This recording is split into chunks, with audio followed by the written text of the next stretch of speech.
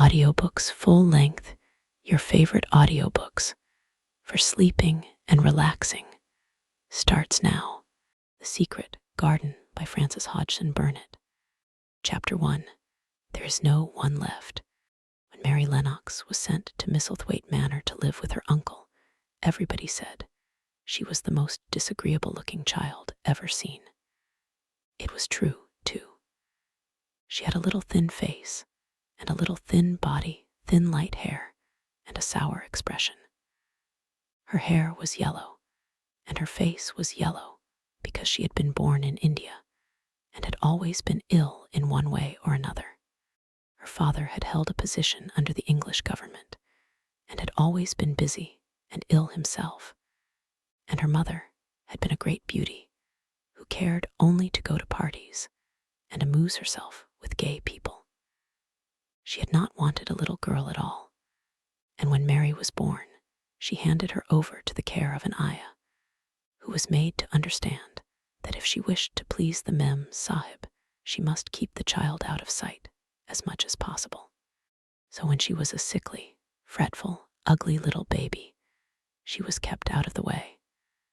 And when she became a sickly, fretful, toddling thing, she was kept out of the way also. She never remembered seeing familiarly anything but the dark faces of her ayah and the other native servants. And as they always obeyed her and gave her her own way in everything, because the Mem Sahib would be angry if she was disturbed by her crying. By the time she was 6 years old, she was as tyrannical and selfish a little pig as ever lived. The young English governess, who came to teach her to read and write, disliked her so much that she gave up her place in 3 months. And when other governesses came to try to fill it, they always went away in a shorter time than the first one. So, if Mary had not chosen to really want to know how to read books, she would never have learned her letters at all. One frightfully hot morning, when she was about 9 years old, she awakened feeling very cross, and she became crosser still when she saw that the servant who stood by her bedside was not her ayah. "Why did you come?" she said to the strange woman. "I will not let you stay. Send my ayah to me." The woman looked frightened, but she only stammered that the ayah could not come. And when Mary threw herself into a passion and beat and kicked her, she looked only more frightened and repeated that it was not possible for the ayah to come to Missy Sahib. There was something mysterious in the air that morning. Nothing was done in its regular order, and several of the native servants seemed missing, while those whom Mary saw slunk or hurried about with ashy and scared faces. But no one would tell her anything, and her ayah did not come. She was actually left alone as the morning went on, and at last she wandered out into the garden and began to play by herself under a tree near the veranda. She pretended that she was making a flower bed, and she stuck big scarlet hibiscus blossoms into little heaps of earth, all the time growing more and more angry and muttering to herself the things she would say and the names she would call Seti when she returned. "Pig, pig, daughter of pigs," she said, because to call a native a pig is the worst insult of all. She was grinding her teeth and saying this over and over again when she heard her mother come out on the veranda with someone. She was with a fair young man, and they stood talking together in low, strange voices. Mary knew the fair young man who looked like a boy. She had heard that he was a very young officer who had just come from England. The child stared at him, but she stared most at her mother. She always did this when she had a chance to see her, because the Mem Sahib, Mary used to call her that oftener than anything else, was such a tall, slim, pretty person, and wore such lovely clothes. Her hair was like curly silk, and she had a delicate little nose which seemed to be disdaining things, and she had large, laughing eyes. All her clothes were thin and floating, and Mary said they were full of lace. They looked fuller of lace than ever this morning, but her eyes were not laughing at all. They were large and scared, and lifted imploringly to the fair boy officer's face. "Is it so very bad?" "Oh, is it?" Mary heard her say. "Awfully," the young man answered in a trembling voice. "Awfully, Mrs. Lennox. You ought to have gone to the hills 2 weeks ago." The Mem Sahib wrung her hands. "Oh, I know I ought," she cried. "I only stayed to go to that silly dinner party. What a fool I was." At that very moment, such a loud sound of wailing broke out from the servants' quarters that she clutched the young man's arm, and Mary stood shivering from head to foot. The wailing grew wilder and wilder. "What is it? What is it?" Mrs. Lennox gasped. "Someone has died," answered the boy officer. "You did not say it had broken out among your servants."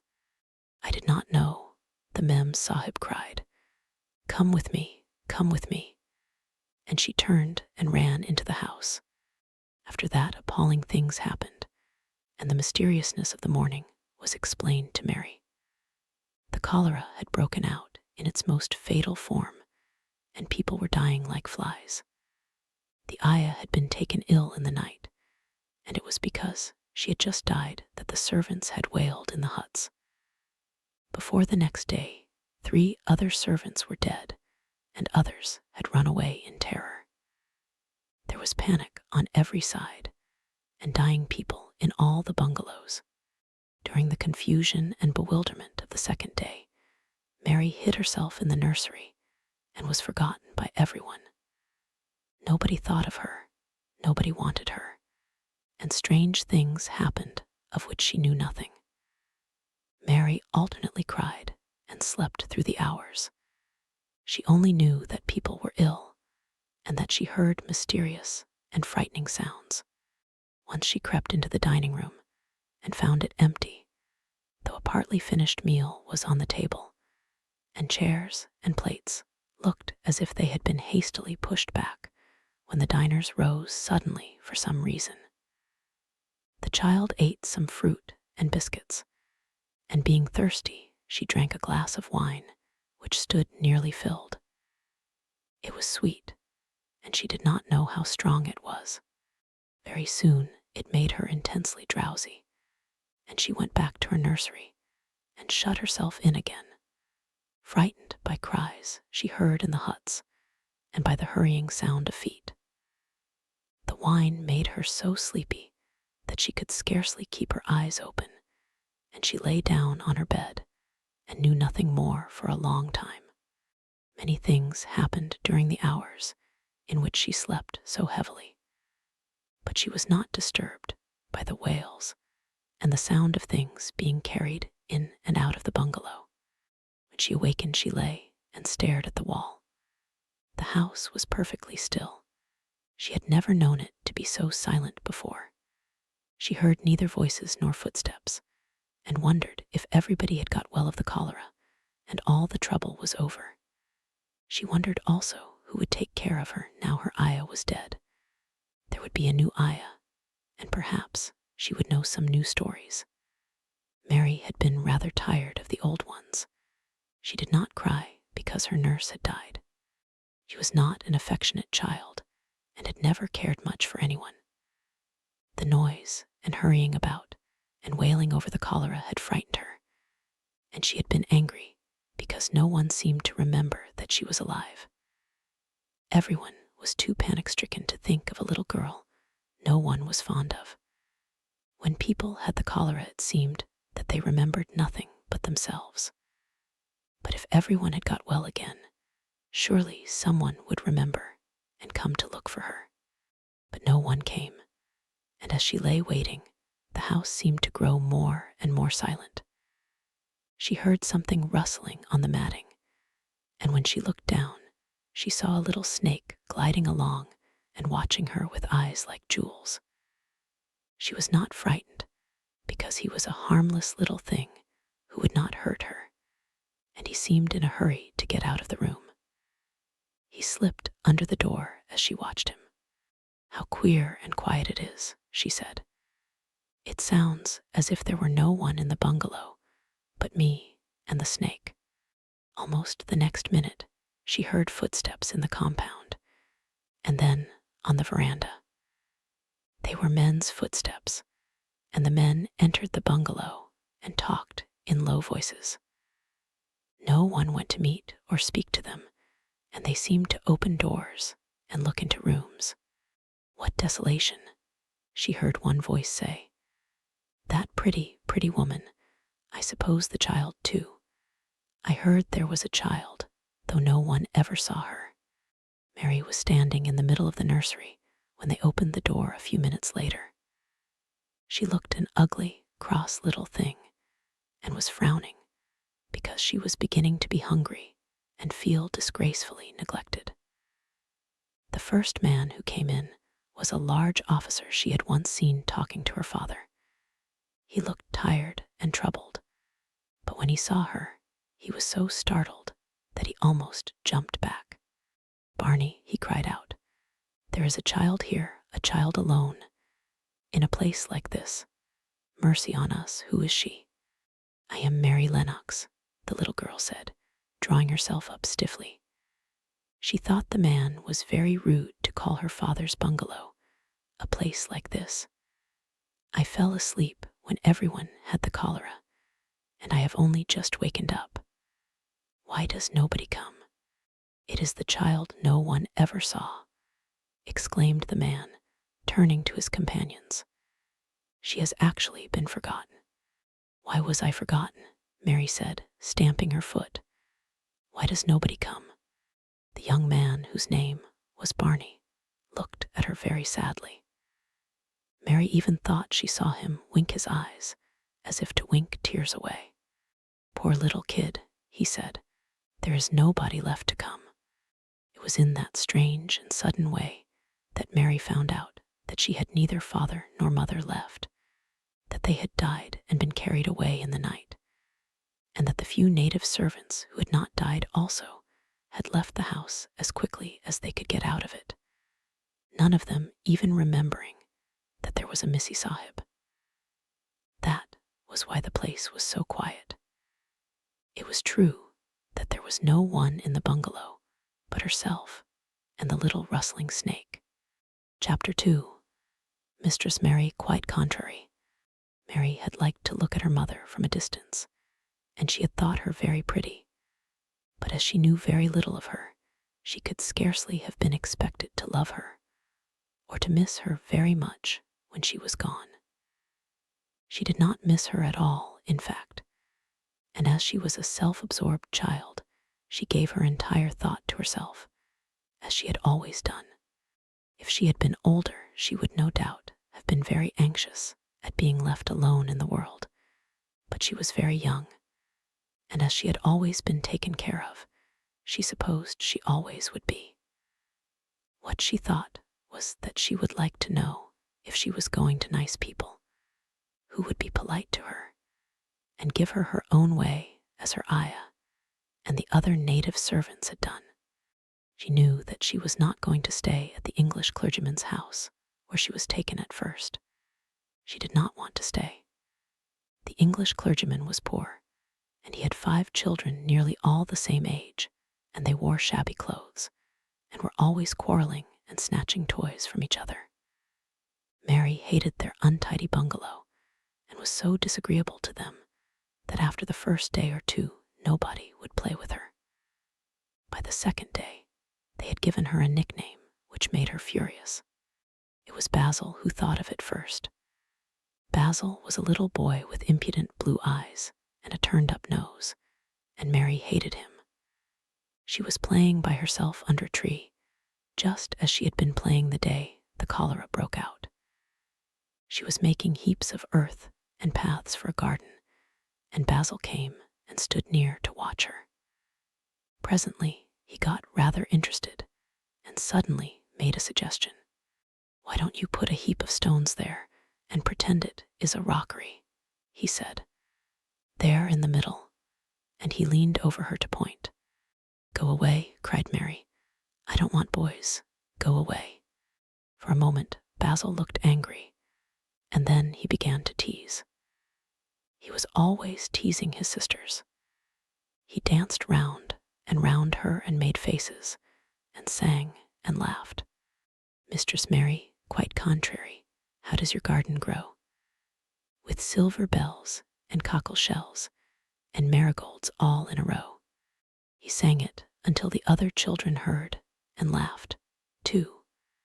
And the crosser Mary got, the more they sang Mistress Mary, quite contrary. And after that, as long as she stayed with them, they called her Mistress Mary, quite contrary, when they spoke of her to each other, and often when they spoke to her. "You are going to be sent home," Basil said to her, "at the end of the week, and we're glad of it."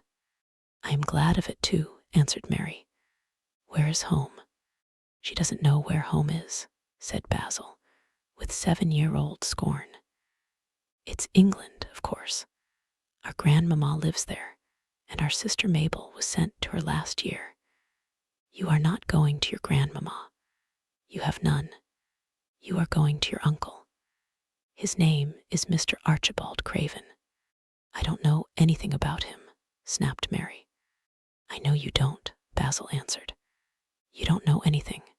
Girls never do. I heard father and mother talking about him. He lives in a great, big, desolate old house in the country, and no one goes near him. He's so cross he won't let them, and they wouldn't come if he would let them. He's a hunchback, and he's horrid." "I don't believe you," said Mary. And she turned her back and stuck her fingers in her ears, because she would not listen any more. But she thought over it a great deal afterward. And when Mrs. Crawford told her that night that she was going to sail away to England in a few days and go to her uncle, Mr. Archibald Craven, who lived at Misselthwaite Manor, she looked so stony and stubbornly uninterested that they did not know what to think about her. They tried to be kind to her, but she only turned her face away when Mrs. Crawford attempted to kiss her, and held herself stiffly when Mr. Crawford patted her shoulder. "She is such a plain child," Mrs. Crawford said pityingly afterward, "and her mother was such a pretty creature. She had a very pretty manner, too, and Mary has the most unattractive ways I ever saw in a child. The children call her Mistress Mary quite contrary, and though it's naughty of them, one can't help understanding it. Perhaps if her mother had carried her pretty face and her pretty manners oftener into the nursery, Mary might have learned some pretty ways too.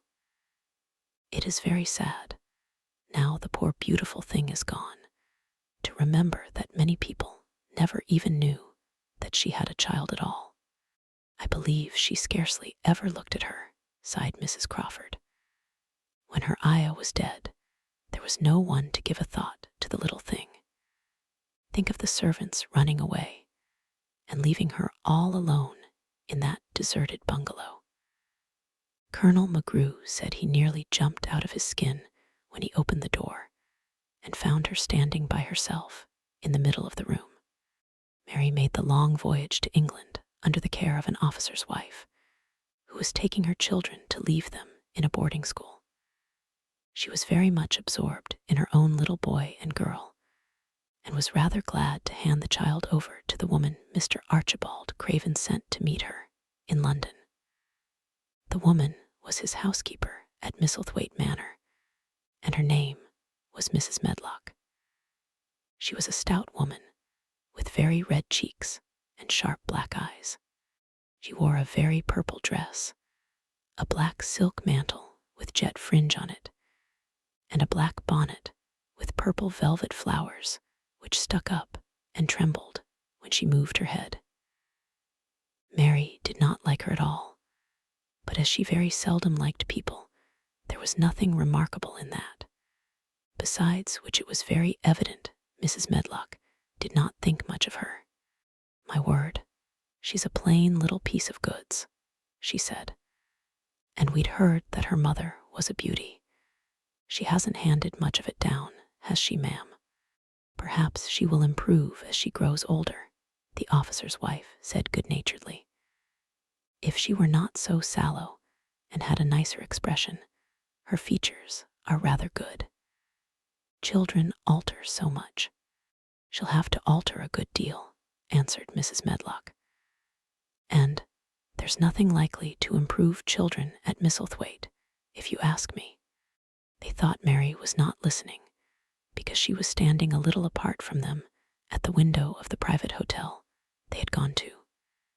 She was watching the passing buses and cabs and people, but she heard quite well and was made very curious about her uncle and the place he lived in. What sort of a place was it, and what would he be like? What was a hunchback? She had never seen one. Perhaps there were none in India, since she had been living in other people's houses and had had no ayah. She had begun to feel lonely and to think queer thoughts which were new to her. She had begun to wonder why she had never seemed to belong to anyone, even when her father and mother had been alive. Other children seemed to belong to their fathers and mothers, but she had never seemed to really be anyone's little girl. She had had servants and food and clothes, but no one had taken any notice of her. She did not know that this was because she was a disagreeable child. But then, of course, she did not know she was disagreeable. She often thought that other people were, but she did not know that she was so herself. She thought Mrs. Medlock the most disagreeable person she had ever seen, with her common, highly colored face and her common fine bonnet. When the next day they set out on their journey to Yorkshire, she walked through the station to the railway carriage with her head up, and trying to keep as far away from her as she could, because she did not want to seem to belong to her. It would have made her angry to think people imagined she was her little girl. But Mrs. Medlock was not in the least disturbed by her and her thoughts. She was the kind of woman who would stand no nonsense from young ones. At least, that is what she would have said if she had been asked. She had not wanted to go to London just when her sister Maria's daughter was going to be married, but she had a comfortable, well-paid place as housekeeper at Misselthwaite Manor, and the only way in which she could keep it was to do at once what Mr. Archibald Craven told her to do. She never dared even to ask a question. Captain Lennox and his wife died of the cholera, Mr. Craven had said in his short, cold way. Captain Lennox was my wife's brother, and I am their daughter's guardian. The child is to be brought here. You must go to London and bring her yourself. So she packed her small trunk and made the journey. Mary sat in her corner of the railway carriage and looked plain and fretful. She had nothing to read or to look at, and she had folded her thin little black-gloved hands in her lap. Her black dress made her look yellower than ever, and her limp, light hair straggled from under her black crape hat. A more marred-looking young one I never saw in my life, Mrs. Medlock thought. Marred is a Yorkshire word and means spoiled and pettish. She had never seen a child who sat so still without doing anything, and at last she got tired of watching her and began to talk in a brisk, hard voice. I suppose I may as well tell you something about where you are going to, she said. Do you know anything about your uncle? No, said Mary. Never heard your father and mother talk about him. No, said Mary, frowning. She frowned because she remembered that her father and mother had never talked to her about anything in particular. Certainly, they had never told her things. Humph, muttered Mrs. Medlock, staring at her queer, unresponsive little face. She did not say any more for a few moments, and then she began again. I suppose you might as well be told something to prepare you. You are going to a queer place.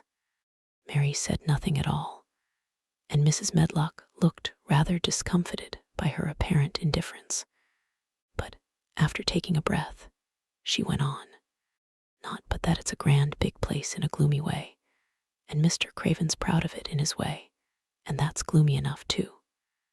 The house is 600 years old, and it's on the edge of the moor, and there's near 100 rooms in it, though most of them's shut up and locked. And there's pictures and fine old furniture and things that's been there for ages, and there's a big park round it, and gardens and trees, with branches trailing to the ground, some of them. She paused and took another breath. But there's nothing else, she ended suddenly. Mary had begun to listen in spite of herself. It all sounded so unlike India, and anything new rather attracted her. But she did not intend to look as if she were interested. That was one of her unhappy, disagreeable ways. So she sat still. "Well," said Mrs. Medlock, "what do you think of it?" "Nothing," she answered. "I know nothing about such places." That made Mrs. Medlock laugh a short sort of laugh. "Eh," she said, "but you are like an old woman. Don't you care?" "It doesn't matter," said Mary, "whether I care or not." "You are right enough there," said Mrs. Medlock. "It doesn't. What you're to be kept at Misselthwaite Manor for I don't know, unless because it's the easiest way. He's not going to trouble himself about you, that's sure and certain. He never troubles himself about no one." She stopped herself, as if she had just remembered something in time. "He's got a crooked back," she said. "That set him wrong. He was a sour young man, and got no good of all his money and big place till he was married." Mary's eyes turned toward her in spite of her intention not to seem to care. She had never thought of the hunchbacks being married, and she was a trifle surprised. Mrs. Medlock saw this, and as she was a talkative woman, she continued with more interest. This was one way of passing some of the time, at any rate. She was a sweet, pretty thing, and he'd have walked the world over to get her a blade o' grass she wanted. Nobody thought she'd marry him, but she did, and people said she married him for his money. But she didn't, positively. When she died, Mary gave a little involuntary jump. "Oh, did she die?" she exclaimed, quite without meaning to. She had just remembered a French fairy story she had once read called Riquet à la Houppe. It had been about a poor hunchback and a beautiful princess, and it had made her suddenly sorry for Mr. Archibald Craven. "Yes, she died," Mrs. Medlock answered, "and it made him queerer than ever. He cares about nobody. He won't see people. Most of the time he goes away, and when he is at Misselthwaite, he shuts himself up in the west wing and won't let anyone but Pitcher see him. Pitcher's an old fellow, but he took care of him when he was a child, and he knows his ways." It sounded like something in a book, and it did not make Mary feel cheerful. A house with 100 rooms, nearly all shut up, and with their doors locked, a house on the edge of a moor, whatsoever a moor was, sounded dreary. A man with a crooked back, who shut himself up also. She stared out of the window with her lips pinched together, and it seemed quite natural that the rain should have begun to pour down in gray slanting lines and splash and stream down the window panes. If the pretty wife had been alive, she might have made things cheerful by being something like her own mother, and by running in and out and going to parties as she had done in frocks full of lace. But she was not there any more. "You needn't expect to see him, because 10 to 1 you won't," said Mrs. Medlock. "And you mustn't expect that there will be people to talk to you. You'll have to play about and look after yourself. You'll be told what rooms you can go into and what rooms you're to keep out of. There's gardens enough. But when you're in the house, don't go wandering and poking about. Mr. Craven won't have it. I shall not want to go poking about, said sour little Mary. And just as suddenly as she had begun to be rather sorry for Mr. Archibald Craven, she began to cease to be sorry, and to think he was unpleasant enough to deserve all that had happened to him. And she turned her face toward the streaming panes of the window of the railway carriage, and gazed out at the gray rainstorm, which looked as if it would go on forever and ever.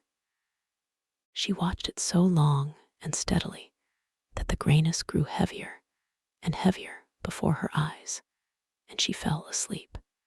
Chapter 3. Across the Moor.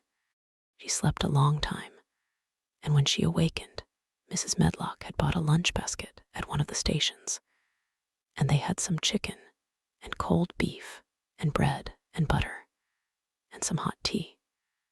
The rain seemed to be streaming down more heavily than ever, and everybody in the station wore wet and glistening waterproofs. The guard lighted the lamps in the carriage, and Mrs. Medlock cheered up very much over her tea and chicken and beef. She ate a great deal, and afterward fell asleep herself, and Mary sat and stared at her, and watched her fine bonnet slip on one side, until she herself fell asleep once more in the corner of the carriage, lulled by the splashing of the rain against the windows. It was quite dark when she awakened again. The train had stopped at a station, and Mrs. Medlock was shaking her. "You have had a sleep," she said. "It's time to open your eyes. We're at Thwaite Station, and we've got a long drive before us." Mary stood up and tried to keep her eyes open while Mrs. Medlock collected her parcels. The little girl did not offer to help her, because in India, native servants always picked up or carried things, and it seemed quite proper that other people should wait on one. The station was a small one, and nobody but themselves seemed to be getting out of the train. The station master spoke to Mrs. Medlock in a rough, good-natured way, pronouncing his words in a queer, broad fashion, which Mary found out afterward was Yorkshire. "I see Thaw's got back," he said, "and Thaw's browt th, young un with thee." "Aye, that's her," answered Mrs. Medlock, speaking with a Yorkshire accent herself, and jerking her head over her shoulder toward Mary. "How's thy missus?" "Well, Eno, th carriage is waitin' outside for thee." A brougham stood on the road before the little outside platform. Mary saw that it was a smart carriage, and that it was a smart footman who helped her in. His long waterproof coat and the waterproof covering of his hat were shining and dripping with rain, as everything was, the burly station master included, when he shut the door, mounted the box with the coachman, and they drove off. The little girl found herself seated in a comfortably cushioned corner, but she was not inclined to go to sleep again. She sat and looked out of the window, curious to see something of the road over which she was being driven to the queer place Mrs. Medlock had spoken of. She was not at all a timid child, and she was not exactly frightened, but she felt that there was no knowing what might happen in a house with 100 rooms nearly all shut up, a house standing on the edge of a moor. "What is a moor?" she said suddenly to Mrs. Medlock. "Look out of the window in about 10 minutes, and you'll see," the woman answered. "We've got to drive 5 miles across Missel Moor before we get to the manor. You won't see much because it's a dark night, but you can see something." Mary asked no more questions, but waited in the darkness of her corner, keeping her eyes on the window. The carriage lamps cast rays of light a little distance ahead of them, and she caught glimpses of the things they passed. After they had left the station, they had driven through a tiny village, and she had seen whitewashed cottages and the lights of a public house. Then they had passed a church and a vicarage, and a little shop window or so in a cottage, with toys and sweets and odd things set out for sale. Then they were on the high road, and she saw hedges and trees. After that, there seemed nothing different for a long time, or at least it seemed a long time to her. At last, the horses began to go more slowly, as if they were climbing uphill, and presently there seemed to be no more hedges and no more trees. She could see nothing, in fact, but a dense darkness on either side. She leaned forward and pressed her face against the window just as the carriage gave a big jolt. We're on the moor now, sure enough," said Mrs. Medlock. The carriage lamps shed a yellow light on a rough-looking road, which seemed to be cut through bushes and low-growing things, which ended in the great expanse of dark, apparently spread out before and around them. A wind was rising and making a singular, wild, low, rushing sound. It's not the sea, is it?" said Mary, looking round at her companion. "No, not it," answered Mrs. Medlock. "Nor it isn't fields nor mountains. It's just miles and miles and miles of wild land that nothing grows on but heather and gorse and broom, and nothing lives on but wild ponies and sheep. I feel as if it might be the sea, if there were water on it," said Mary. "It sounds like the sea just now." "That's the wind blowing through the bushes," Mrs. Medlock said. "It's a wild, dreary enough place to my mind, though there's plenty that likes it, particularly when the heather's in bloom." On and on they drove through the darkness, and though the rain stopped, the wind rushed by and whistled and made strange sounds. The road went up and down, and several times the carriage passed over a little bridge beneath which water rushed very fast with a great deal of noise. Mary felt as if the drive would never come to an end, and that the wide, bleak moor was a wide expanse of black ocean through which she was passing on a strip of dry land. "I don't like it," she said to herself. "I don't like it," and she pinched her thin lips more tightly together. The horses were climbing up a hilly piece of road when she first caught sight of a light. Mrs. Medlock saw it as soon as she did, and drew a long sigh of relief. I am glad to see that bit o' light twinkling," she exclaimed. "It's the light in the lodge window. We shall get a good cup of tea after a bit, at all events." It was after a bit, as she said, for when the carriage passed through the park gates, there was still 2 miles of avenue to drive through, and the trees, which nearly met overhead, made it seem as if they were driving through a long, dark vault. They drove out of the vault into a clear space and stopped before an immensely long but low-built house, which seemed to ramble round a stone court. At first Mary thought that there were no lights at all in the windows, but as she got out of the carriage, she saw that one room in a corner, upstairs, showed a dull glow. The entrance door was a huge one made of massive, curiously shaped panels of oak, studded with big iron nails and bound with great iron bars. It opened into an enormous hall, which was so dimly lighted that the faces in the portraits on the walls and the figures in the suits of armor made Mary feel that she did not want to look at them. As she stood on the stone floor, she looked a very small, odd little black figure, and she felt as small and lost and odd as she looked. A neat, thin old man stood near the manservant, who opened the door for them. "You are to take her to her room," he said in a husky voice. "He doesn't want to see her. He's going to London in the morning." "Very well, Mr. Pitcher," Mrs. Medlock answered. "So long as I know what's expected of me, I can manage." "What's expected of you, Mrs. Medlock," Mr. Pitcher said, "is that you make sure that he's not disturbed, and that he doesn't see what he doesn't want to see." And then Mary Lennox was led up a broad staircase, and down a long corridor, and up a short flight of steps, and through another corridor and another, until a door opened in a wall, and she found herself in a room with a fire in it and a supper on a table. Mrs. Medlock said unceremoniously, "Well, here you are. This room and the next are where you'll live, and you must keep to them. Don't you forget that." It was in this way Mistress Mary arrived at Misselthwaite Manor, and she had perhaps never felt quite so contrary in all her life. Chapter 4. Martha. When she opened her eyes in the morning, it was because a young housemaid had come into her room to light the fire, and was kneeling on the hearthrug, raking out the cinders noisily.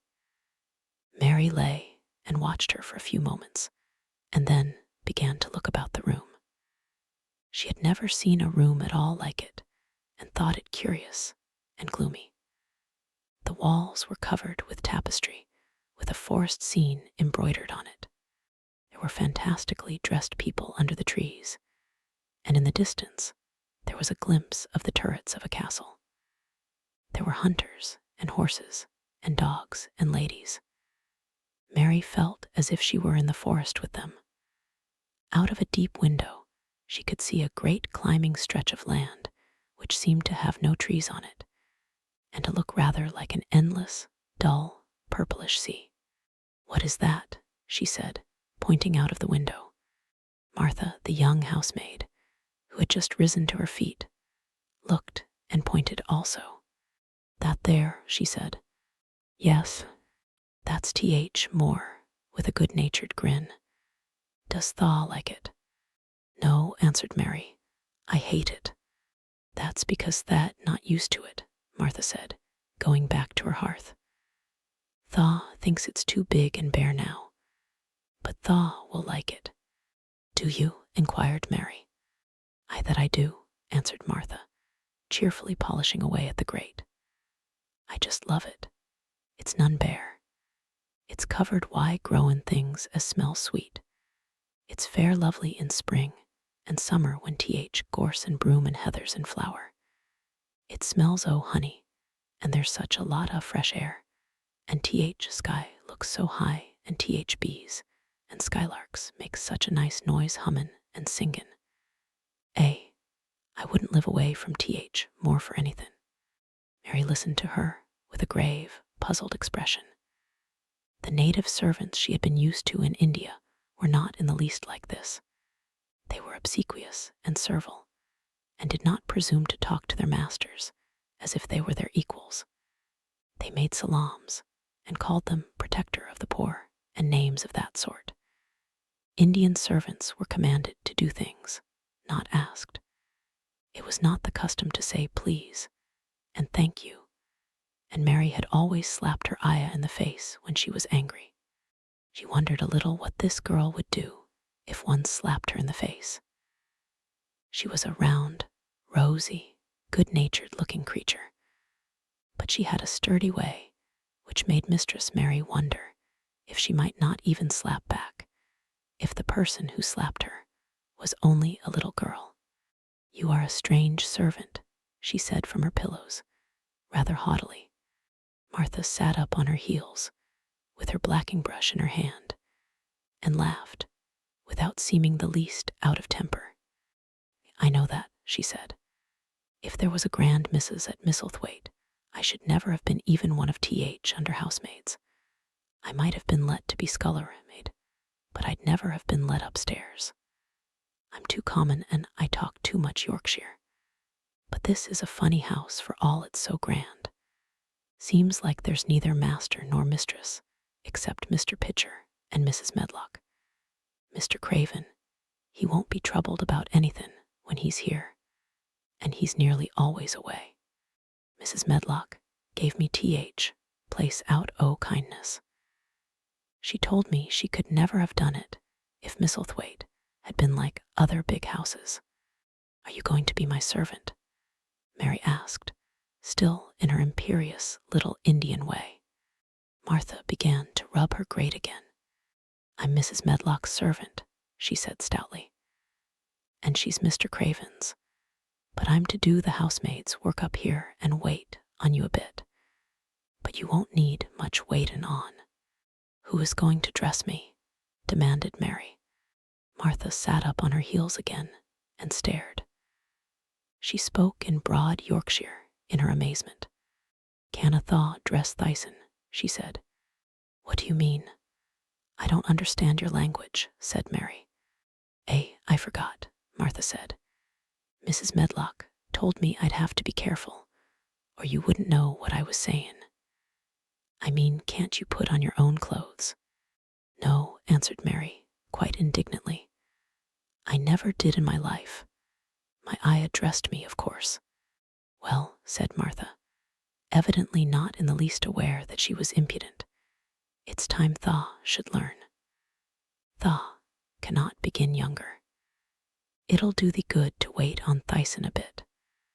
My mother always said she couldn't see why grand people's children didn't turn out fair fools, what with nurses and bane, washed and dressed and took out to walk as if they was puppies. It is different in India, said Mistress Mary disdainfully. She could scarcely stand this, but Martha was not at all crushed. I can see it's different, she answered almost sympathetically. I dare say it's because there's such a lot o' blacks there instead o' respectable white people. When I heard you was common, from India, I thought you was a black too. Mary sat up in bed furious. What, she said. What, you thought I was a native? You daughter of a pig. Martha stared and looked hot. Who are you callin' names? She said. You needn't be so vexed. That's not th way for a young lady to talk. I've nothing against th blacks. When you read about 'em in tracts, they're always very religious. You always read as a black's a man and a brother. I've never seen a black, and I was fair pleased to think I was goin' to see one close. When I come in to light your fire this mornin', I crept up to your bed and pulled cover back careful to look at you. And there you was, disappointedly. No more black than me, for all you're so yeller. Mary did not even try to control her rage and humiliation. You thought I was a native. You dared. You don't know anything about natives. They're not people, they're servants who must salaam to you. You know nothing about India. You know nothing about anything. He was in such a rage and felt so helpless before the girl's simple stare. And somehow, she suddenly felt so horribly lonely and far away from everything she understood and which understood her, that she threw herself face downward on the pillows and burst into passionate sobbing. She sobbed so unrestrainedly that good-natured Yorkshire Martha was a little frightened and quite sorry for her. She went to the bed and bent over her. You mustn't cry like that there, she begged. You mustn't for sure. I didn't know you'd be vexed. I don't know anything about anything, just like you said. I beg your pardon, miss, do stop crying.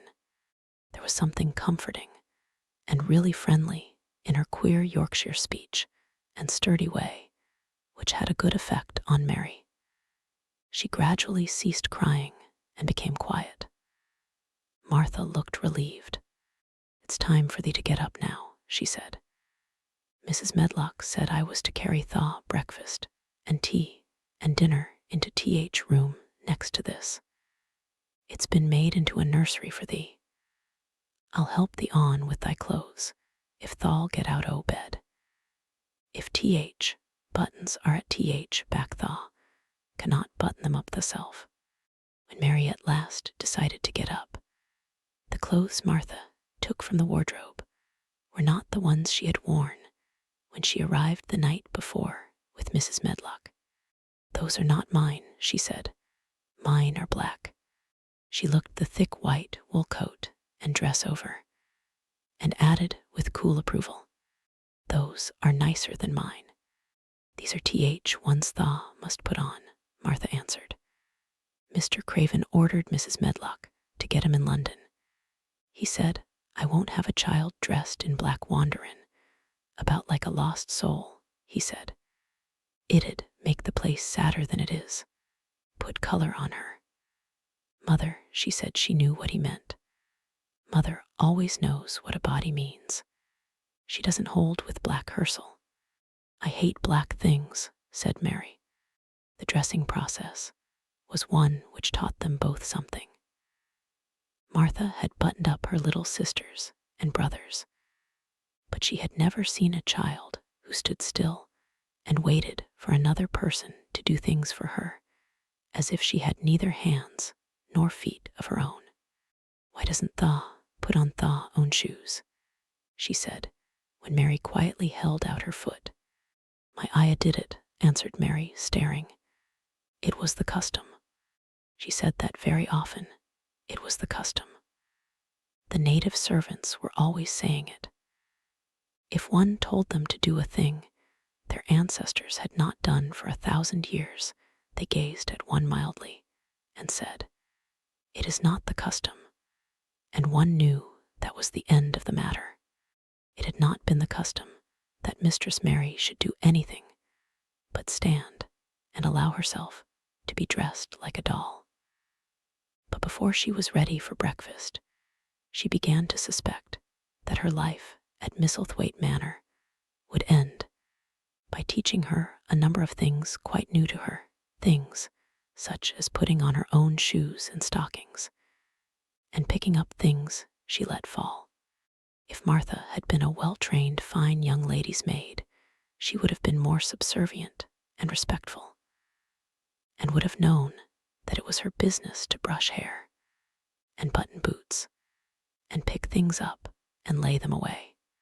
She was, however, only an untrained Yorkshire rustic who had been brought up in a moorland cottage with a swarm of little brothers and sisters who had never dreamed of doing anything but waiting on themselves and on the younger ones who were either babies in arms or just learning to totter about and tumble over things.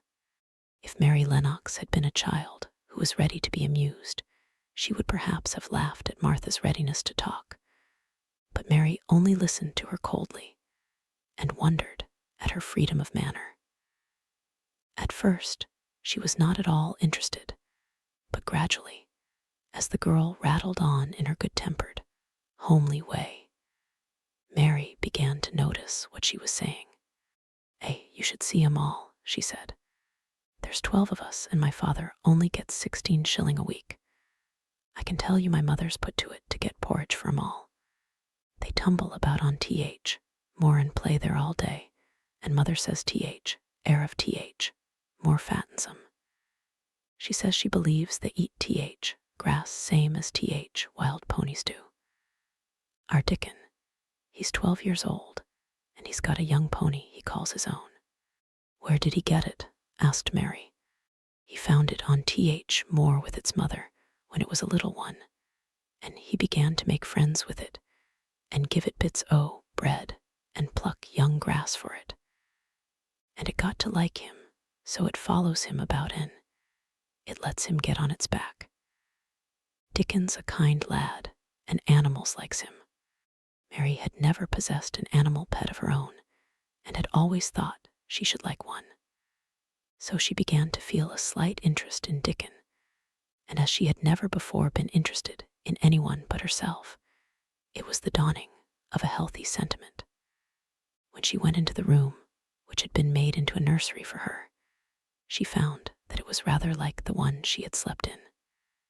It was not a child's room, but a grown-up person's room, with gloomy old pictures on the walls and heavy old oak chairs. A table in the center was set with a good, substantial breakfast. But she had always had a very small appetite, and she looked with something more than indifference at the first plate Martha set before her. "I don't want it," she said. "Thaw doesn't want thy porridge," Martha exclaimed incredulously. "No, Thaw doesn't know how good it is. Put a bit o' treacle on it, or a bit sugar?" "I don't want it," repeated Mary. Said Martha. "I can't abide to see good victuals go to waste. If our children was at this table, they'd clean it bare in 5 minutes." "Why?" said Mary coldly. "Why?" echoed Martha. "Because they scarce ever had their stomachs full in their lives. They're as hungry as young hawks and foxes." "I don't know what it is to be hungry," said Mary, with the indifference of ignorance. Martha looked indignant. "Well, it would do thee good to try it." "I can see that plain enough," she said outspokenly. "I've no patience with folk as sits and just stares at good bread and meat. My word, don't I wish Dickon and Phil and Jane and T.H. rest of 'em had what's here under their pinafores." "Why don't you take it to them?" suggested Mary. "It's not mine," answered Martha stoutly. "And this isn't my day out. I get my day out once a month, same as T.H. rest. Then I go home and clean up for Mother and give her a day's rest." Mary drank some tea and ate a little toast and some marmalade. "You wrap up warm and run out and play you," said Martha. "It'll do you good and give you some stomach for your meat." Mary went to the window. There were gardens and paths and big trees, but everything looked dull and wintry. "Out? Why should I go out on a day like this?" "Well, if Thaw doesn't go out, thou'lt have to stay in. And what has Thaw got to do?" Mary glanced about her. There was nothing to do. When Mrs. Medlock had prepared the nursery, she had not thought of amusement. Perhaps it would be better to go and see what the gardens were like. "Who will go with me?" she inquired. Martha stared. "You'll go by yourself," she answered. "You'll have to learn to play like other children does when they haven't got sisters and brothers. Our Dickon goes off on T.H. more by himself and plays for hours. That's how he made friends with T.H. Pony. He's got sheep on T.H. more that knows him, and birds as comes and eats out of his hand. However little there is to eat, he always saves a bit o' his bread to coax his pets." It was really this mention of Dickon which made Mary decide to go out, though she was not aware of it. There would be birds outside, though there would not be ponies or sheep. They would be different from the birds in India, and it might amuse her to look at them. Martha found her coat and hat for her, and a pair of stout little boots, and she showed her way downstairs. "If Thaw goes round that way, Thaw'll come to T.H. Gardens," she said, pointing to a gate in a wall of shrubbery. "There's lots of flowers in summertime, but there's nothing bloomin' now." She seemed to hesitate a second before she added, "One of T.H. Gardens is locked up. No one has been in it for 10 years. "Why?" asked Mary, in spite of herself. Here was another locked door added to the 100 in the strange house. Mr. Craven had it shut when his wife died so sudden. He won't let no one go inside. It was her garden. He locked T.H. door and dug a hole and buried T.H. key. There's Mrs. Medlock's bell ringing. I must run." After she was gone, Mary turned down the walk which led to the door in the shrubbery. She could not help thinking about the garden, which no one had been into for 10 years. She wondered what it would look like, and whether there were any flowers still alive in it. When she had passed through the shrubbery gate, she found herself in great gardens, with wide lawns and winding walks with clipped borders. There were trees and flower beds and evergreens clipped into strange shapes, and a large pool with an old gray fountain in its midst. But the flower beds were bare and wintry, and the fountain was not playing. This was not the garden which was shut up. How could a garden be shut up? You could always walk into a garden. She was just thinking this when she saw that, at the end of the path she was following, there seemed to be a long wall, with ivy growing over it. She was not familiar enough with England to know that she was coming upon the kitchen gardens where the vegetables and fruit were growing. She went toward the wall and found that there was a green door in the ivy and that it stood open. This was not the closed garden, evidently, and she could go into it. She went through the door and found that it was a garden with walls all round it, and that it was only one of several walled gardens which seemed to open into one another. She saw another open green door, revealing bushes and pathways between beds containing winter vegetables.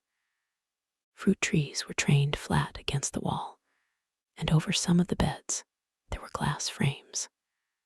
The place was bare and ugly enough, Mary thought, as she stood and stared about her.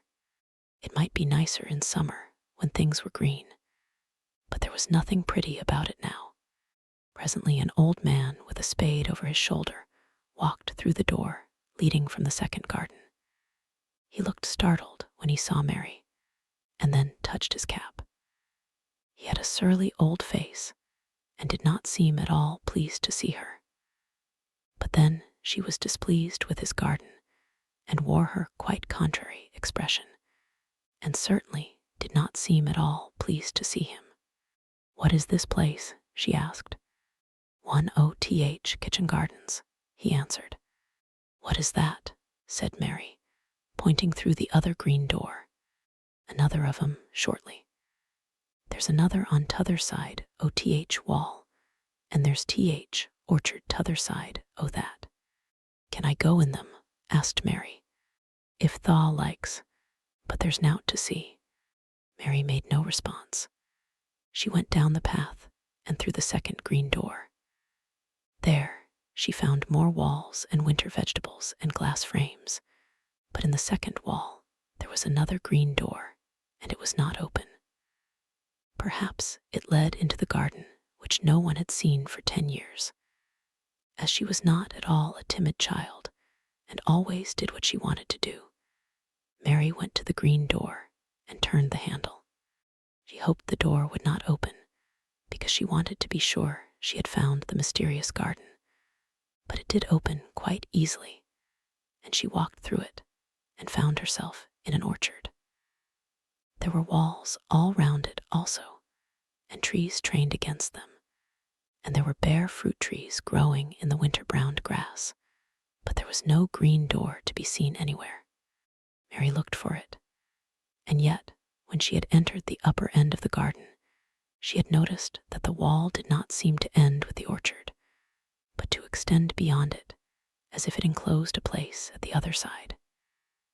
She could see the tops of trees above the wall, and when she stood still, she saw a bird with a bright red breast sitting on the topmost branch of one of them. And suddenly he burst into his winter song, almost as if he had caught sight of her and was calling to her. She stopped and listened to him, and somehow his cheerful, friendly little whistle gave her a pleased feeling. Even a disagreeable little girl may be lonely, and the big closed house and big bare moor and big bare gardens had made this one feel as if there was no one left in the world but herself. If she had been an affectionate child who had been used to being loved, she would have broken her heart. But even though she was Mistress Mary quite contrary, she was desolate, and the bright-breasted little bird brought a look into her sour little face, which was almost a smile. She listened to him until he flew away. He was not like an Indian bird, and she liked him, and wondered if she should ever see him again. Perhaps he lived in the mysterious garden and knew all about it. Perhaps it was because she had nothing whatever to do that she thought so much of the deserted garden. She was curious about it and wanted to see what it was like. Why had Mr. Archibald Craven buried the key? If he had liked his wife so much, why did he hate her garden? She wondered if she should ever see him, but she knew that if she did she should not like him, and he would not like her, and that she should only stand and stare at him and say nothing. though she should be wanting dreadfully to ask him why he had done such a queer thing. People never like me, and I never like people, she thought. And I never can talk as the Crawford children could. They were always talking and laughing and making noises. She thought of the robin and of the way he seemed to sing his song at her. And as she remembered the treetop he perched on, she stopped rather suddenly on the path. I believe that tree was in the secret garden. I feel sure it was, she said. There was a wall round the place, and there was no door. She walked back into the first kitchen garden she had entered and found the old man digging there. She went and stood beside him and watched him a few moments in her cold little way. He took no notice of her, and so at last she spoke to him. I have been into the other gardens, she said. There was nothing to prevent thee, he answered crustily. I went into the orchard. There was no dog at door to bite thee, he answered. There was no door there into the other garden, said Mary. What garden? He said in a rough voice, stopping his digging for a moment. The one on the other side of the wall, answered Mistress Mary. There are trees there, I saw the tops of them. A bird with a red breast was sitting on one of them, and he sang. To her surprise, the surly old weather-beaten face actually changed its expression. A slow smile spread over it, and the gardener looked quite different. It made her think that it was curious how much nicer a person looked when he smiled. She had not thought of it before. He turned about to the orchard side of his garden and began to whistle, a low, soft whistle. She could not understand how such a surly man could make such a coaxing sound. Almost the next moment, a wonderful thing happened.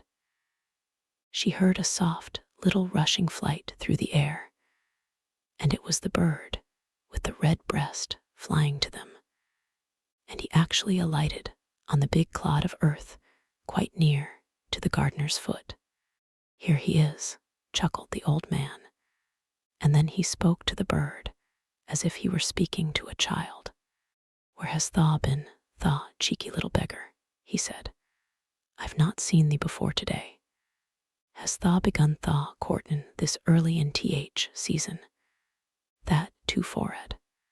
Bird put his tiny head on one side and looked up at him with his soft, bright eye, which was like a black dewdrop. He seemed quite familiar and not the least afraid. He hopped about and pecked the earth briskly, looking for seeds and insects. It actually gave Mary a queer feeling in her heart, because he was so pretty and cheerful and seemed so like a person. He had a tiny, plump body and a delicate beak and slender, delicate legs. Will he always come when you call him? She asked almost in a whisper. Aye, that he will. I've knowed him ever since he was a fledgling. He come out of nest in other garden, and when first he flew over Wall, he was too weak to fly back for a few days, and we got friendly. When he went over Wall again rest of brood was gone, and he was lonely, and he come back to me. What kind of a bird is he? Mary asked. Doesn't tha know? He's a robin redbreast, and they're friendliest, curiousest birds alive. They're almost as friendly as dogs, if you know how to get on with 'em. Watch him peckin' about there and lookin' round at us now and again. He knows we're talkin' about him. It was the queerest thing in the world to see the old fellow. He looked at the plump, little scarlet waistcoated bird as if he were both proud and fond of him. He's a conceited one, he chuckled. He likes to hear folk talk about him. And curious, bless me, there never was his like for curiosity and meddlin'. He's always common to see what I'm plantin'. He knows all things Mester Craven never troubles Hissel to find out. He's head gardener, he is. The robin hopped about busily pecking the soil, and then stopped and looked at them a little. Mary thought his black dewdrop eyes gazed at her with great curiosity. It really seemed as if he were finding out all about her. The queer feeling in her heart increased. "Where did the rest of the brood fly to?" she asked. "There's no knowin'. The old ones turn 'em out o' their nest and make 'em fly, and they're scattered before you know it." This one was a knowin' one, and he knew he was lonely. Mistress Mary went a step nearer to the robin and looked at him very hard. "I'm lonely," she said. She had not known before that this was one of the things which made her feel sour and cross. She seemed to find it out when the robin looked at her, and she looked at the robin. The old gardener pushed his cap back on his bald head and stared at her a minute. "Art thou th, little wench from India?" he asked. Mary nodded. "Then no wonder that lonely. Thou'lt be lonelier before thaw's done," he said. He began to dig again, driving his spade deep into the rich black garden soil, while the robin hopped about very busily employed. "What is your name?" Mary inquired. He stood up to answer her. "Ben Weatherstaff," he answered, and then he added with a surly chuckle, "I'm lonely mysel, except when he's with me," and he jerked his thumb toward the robin. "He's only friend I've got." "I have no friends at all," said Mary. "I never had. My Aya didn't like me, and I never played with anyone. It is a Yorkshire habit to say what you think with blunt frankness, and old Ben Weatherstaff was a Yorkshire moor man. Tha and me are a good bit alike," he said. "We was wove out of same cloth. We're neither of us good lookin', and we're both of us as sour as we look. We've got the same nasty tempers, both of us, I'll warrant." This was plain speaking, and Mary Lennox had never heard the truth about herself in her life. Native servants always salaamed and submitted to you, whatever you did. She had never thought much about her looks, but she wondered if she was as unattractive as Ben Weatherstaff, and she also wondered if she looked as sour as he had looked before the robin came. She actually began to wonder also if she was nasty-tempered. She felt uncomfortable. Suddenly, a clear, rippling little sound broke out near her, and she turned round. She was standing a few feet from a young apple tree, and the robin had flown on to one of its branches and had burst out into a scrap of a song. Ben Weatherstaff laughed outright. "What did he do that for?" asked Mary. "He's made up his mind to make friends with thee," replied Ben. "Dang me, if he hasn't took a fancy to thee." "To me," said Mary, and she moved toward the little tree softly and looked up. "Would you make friends with me?" she said to the robin, just as if she was speaking to a person. "Would you?" And she did not say it either in her hard little voice or in her imperious Indian voice, but in a tone so soft and eager and coaxing that Ben Weatherstaff was as surprised as she had been when she heard him whistle. "Why," he cried out, "Tha said that as nice and human as if Tha was a real child instead of a sharp old woman. Tha said it almost like Dickon talks to his wild things on Moore." "Do you know Dickon?" Mary asked, turning round rather in a hurry. "Everybody knows him. Dickon's wanderin' about everywhere. Very blackberries and heatherbells knows him. I warrant foxes shows him where their cubs lies, and skylarks doesn't hide their nests from him." Mary would have liked to ask some more questions. She was almost as curious about Dickon as she was about the deserted garden. But just that moment, the robin, who had ended his song, gave a little shake of his wings, spread them, and flew away. He had made his visit and had other things to do. He has flown over the wall, Mary cried out, watching him. He has flown into the orchard. He has flown across the other wall into the garden where there is no door. He lives there, said old Ben. He came out egg there. If he's courtin', he's mackin' up to some young madam of a robin that lives among old rose trees there. Rose trees, said Mary. Are there rose trees? Ben Weatherstaff took up his spade again and began to dig. There was 10 years ago, he mumbled. I should like to see them, said Mary. Where is the green door? There must be a door somewhere. Ben drove his spade deep and looked as uncompanionable as he had looked when she first saw him. There was 10 years ago, but there isn't now, he said. No door, cried Mary. There must be. None as anyone can find, and none as is anyone's business. Don't you be a meddlesome wench and poke your nose where it's no cause to go. Here, I must go on with my work. Get you gone and play you. I've no more time. And he actually stopped digging, threw his spade over his shoulder, and walked off, without even glancing at her or saying goodbye. Chapter 5. The Cry in the Corridor. At first each day, which passed by for Mary Lennox, was exactly like the others.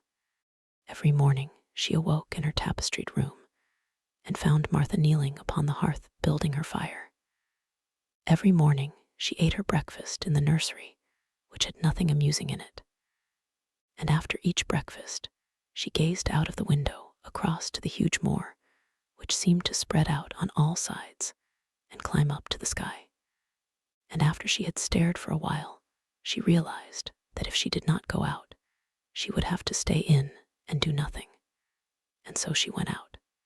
She did not know that this was the best thing she could have done, and she did not know that, when she began to walk quickly, or even run along the paths and down the avenue, she was stirring her slow blood and making herself stronger by fighting with the wind which swept down from the moor. She ran only to make herself warm, and she hated the wind which rushed at her face and roared and held her back as if it were some giant she could not see. But the big breaths of rough, fresh air blown over the heather filled her lungs with something which was good for her whole thin body, and whipped some red color into her cheeks, and brightened her dull eyes when she did not know anything about it. But after a few days, spent almost entirely out of doors, she wakened one morning knowing what it was to be hungry. And when she sat down to her breakfast, she did not glance disdainfully at her porridge and push it away, but took up her spoon and began to eat it, and went on eating it until her bowl was empty. Tha got on well enough with that this morning, didn't tha? Said Martha. It tastes nice today, said Mary, feeling a little surprised herself. It's air of more that's given thee stomach for tha victuals, answered Martha. It's lucky for thee that tha's got victuals as well as appetite. There's been 12 in our cottage as had stomach, and nothing to put in it. You go on playin', you out o' doors, every day, and you'll get some flesh on your bones, and you won't be so yeller. I don't play, said Mary. I have nothing to play with. Nothing to play with, exclaimed Martha. Our children plays with sticks and stones. They just runs about and shouts and looks at things. Mary did not shout, but she looked at things. There was nothing else to do. She walked round and round the gardens and wandered about the paths in the park. Sometimes she looked for Ben Weatherstaff, but though several times she saw him at work, he was too busy to look at her or was too surly. Once when she was walking toward him, he picked up his spade and turned away as if he did it on purpose. One place she went oftener than to any other. It was the long walk outside the gardens with the walls round them. There were bare flower beds on either side of it, and against the walls ivy grew thickly. There was one part of the wall where the creeping dark green leaves were more bushy than elsewhere. It seemed as if for a long time that part had been neglected. The rest of it had been clipped and made to look neat. But at this lower end of the walk, it had not been trimmed at all. A few days after she had talked to Ben Weatherstaff, Mary stopped to notice this and wondered why it was so. She had just paused and was looking up at a long spray of ivy swinging in the wind when she saw a gleam of scarlet and heard a brilliant chirp. And there, on the top of the wall, perched Ben Weatherstaff's robin redbreast, tilting forward to look at her with his small head on one side. "Oh," she cried out, "is it you, is it you?" And it did not seem at all queer to her that she spoke to him as if she were sure that he would understand and answer her. He did answer. He twittered and chirped and hopped along the wall as if he were telling her all sorts of things. It seemed to Mistress Mary as if she understood him too, though he was not speaking in words. It was as if he said, "Good morning. Isn't the wind nice? Isn't the sun nice? Isn't everything nice? Let us both chirp and hop and twitter. Come on, come on." Mary began to laugh, and as he hopped and took little flights along the wall, she ran after him. Poor little thin, sallow, ugly Mary. She actually looked almost pretty for a moment. "I like you, I like you," she cried out, pattering down the walk, and she chirped and tried to whistle, which last she did not know how to do in the least. But the robin seemed to be quite satisfied and chirped and whistled back at her. At last he spread his wings and made a darting flight to the top of a tree, where he perched and sang loudly. That reminded Mary of the first time she had seen him. He had been swinging on a treetop then, and she had been standing in the orchard. Now she was on the other side of the orchard and standing in the path outside a wall much lower down, and there was the same tree inside. "It's in the garden no one can go into," she said to herself. "It's the garden without a door. He lives in there. How I wish I could see what it is like." She ran up the walk to the green door she had entered the first morning. Then she ran down the path through the other door, and then into the orchard. And when she stood and looked up, there was the tree on the other side of the wall. And there was the robin just finishing his song and beginning to preen his feathers with his beak. "It is the garden," she said. "I am sure it is." She walked round and looked closely at that side of the orchard wall, but she only found what she had found before, that there was no door in it. Then she ran through the kitchen gardens again and out into the walk outside the long ivy-covered wall, and she walked to the end of it and looked at it, but there was no door. And then she walked to the other end, looking again, but there was no door.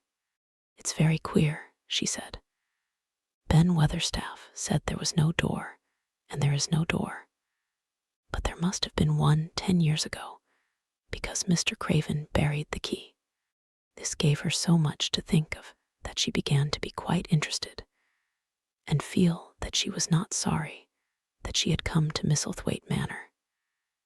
In India, she had always felt hot and too languid to care much about anything. The fact was that the fresh wind from the moor had begun to blow the cobwebs out of her young brain and to waken her up a little. She stayed out of doors nearly all day, and when she sat down to her supper at night, she felt hungry and drowsy and comfortable. She did not feel cross when Martha chattered away. She felt as if she rather liked to hear her, and at last she thought she would ask her a question. She asked it after she had finished her supper and had sat down on the hearthrug before the fire. Why did Mr. Craven hate the garden? She said. He had made Martha stay with her, and Martha had not objected at all. She was very young and used to a crowded cottage full of brothers and sisters, and she found it dull in the great servants' hall downstairs, where the footmen and upper housemaids made fun of her Yorkshire speech and looked upon her as a common little thing, and sat and whispered among themselves. Martha liked to talk, and the strange child who had lived in India and been waited upon by blacks was novelty enough to attract her. She sat down on the hearth herself, without waiting to be asked. "Art thaw thinkin' about that garden yet?" she said. "I knew thaw would. That was just the way with me when I first heard about it." "Why did he hate it?" Mary persisted. Martha tucked her feet under her and made herself quite comfortable. "Listen to Th. Wind wutherin' round the house," she said. "You could bear stand up on the moor if you was out on it tonight." Mary did not know what wutherin' meant until she listened, and then she understood. It must mean that hollow, shuddering sort of roar which rushed round and round the house, as if the giant no one could see were buffeting it and beating at the walls and windows to try to break in. But one knew he could not get in, and somehow it made one feel very safe and warm inside a room with a red coal fire. "But why did he hate it so?" she asked, after she had listened. She intended to know if Martha did. Then Martha gave up her store of knowledge. "Mind," she said, "Mrs. Medlock said it's not to be talked about. There's lots o' things in this place that's not to be talked over. That's Mr. Craven's orders. His troubles are none servant's business, he says. But for Th. Garden, he wouldn't be like he is. It was Mrs. Craven's garden that she had made when first they were married, and she just loved it. And they used to tend the flowers themselves. And none o' Th. gardeners was ever let to go in. And her used to go in and shut Th. door and stay there hours and hours, readin' and talkin'. And she was just a bit of a girl, and there was an old tree with a branch bent like a seat on it. And she made roses grow over it, and she used to sit there. But one day when she was sittin', their Th. branch broke, and she fell on Th. ground and was hurt so bad that next day she died. Th. Doctors thought he'd go out o' his mind and die too. That's why he hates it. No one's never gone in since, and he won't let anyone talk about it." Mary did not ask any more questions. She looked at the red fire and listened to the wind wutherin'. It seemed to be wutherin' louder than ever. At that moment, a very good thing was happening to her. 4 good things had happened to her, in fact, since she came to Misselthwaite Manor. She had felt as if she had understood a robin, and that he had understood her. She had run in the wind until her blood had grown warm. She had been healthily hungry for the first time in her life, and she had found out what it was to be sorry for someone. But as she was listening to the wind, she began to listen to something else. She did not know what it was, because at first she could scarcely distinguish it from the wind itself. It was a curious sound. It seemed almost as if a child were crying somewhere. Sometimes the wind sounded rather like a child crying, but presently Mistress Mary felt quite sure this sound was inside the house, not outside it. It was far away, but it was inside. She turned round and looked at Martha.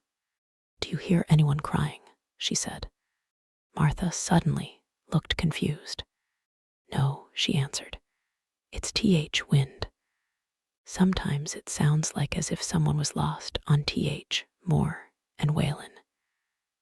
It's got all sorts o' sounds. But listen," said Mary. "It's in the house, down one of those long corridors."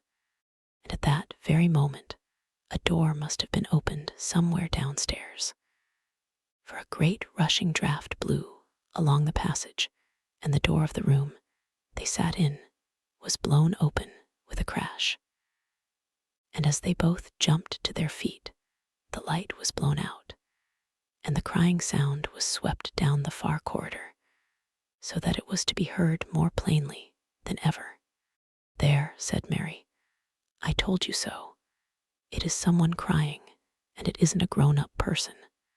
Martha ran and shut the door and turned the key. But before she did it, they both heard the sound of a door in some far passage shutting with a bang. And then everything was quiet, for even the wind ceased wutherin for a few moments. "It was Th. wind," said Martha stubbornly. "And if it wasn't, it was little Betty Butterworth, Th. scullery maid. She's had toothache all day." But something troubled and awkward in her manner made Mistress Mary stare very hard at her. She did not believe she was speaking the truth. Chapter 6. There was someone crying, there was. The next day, the rain poured down in torrents again, and when Mary looked out of her window, the moor was almost hidden by gray mist and cloud. There could be no going out today. "What do you do in your cottage when it rains like this?" she asked Martha. "Try to keep from under each other's feet mostly," Martha answered. There does seem a lot of us then. Mother's a good-tempered woman, but she gets fair-mothered. The biggest ones goes out in Th. cowshed and plays there. Dickon, he doesn't mind Th. wet. He goes out just Th. same as if Th. sun was shinin'. He says he sees things on rainy days as doesn't show when it's fair weather. He once found a little fox cub half drowned in its hole, and he brought it home in Th. bosom of his shirt to keep it warm. Its mother had been killed nearby, and Th. hole was swum out, and Th. rest o' Th. litter was dead. He's got it at home now. He found a half-drowned young crow another time, and he brought it home too, and tamed it. It's named Soot because it's so black, and it hops and flies about with him everywhere. The time had come when Mary had forgotten to resent Martha's familiar talk. She had even begun to find it interesting, and to be sorry when she stopped or went away. The stories she had been told by her ayah when she lived in India had been quite unlike those Martha had to tell about the moorland cottage, which held 14 people who lived in 4 little rooms, and never had quite enough to eat. The children seemed to tumble about and amuse themselves like a litter of rough, good-natured collie puppies. Mary was most attracted by the mother and Dickon. When Martha told stories of what mother said or did, they always sounded comfortable. "If I had a raven or a fox cub, I could play with it," said Mary. "But I have nothing." Martha looked perplexed. "Can thaw knit?" she asked. "No," answered Mary. "Can thaw sew?" "No." "Can thaw read?"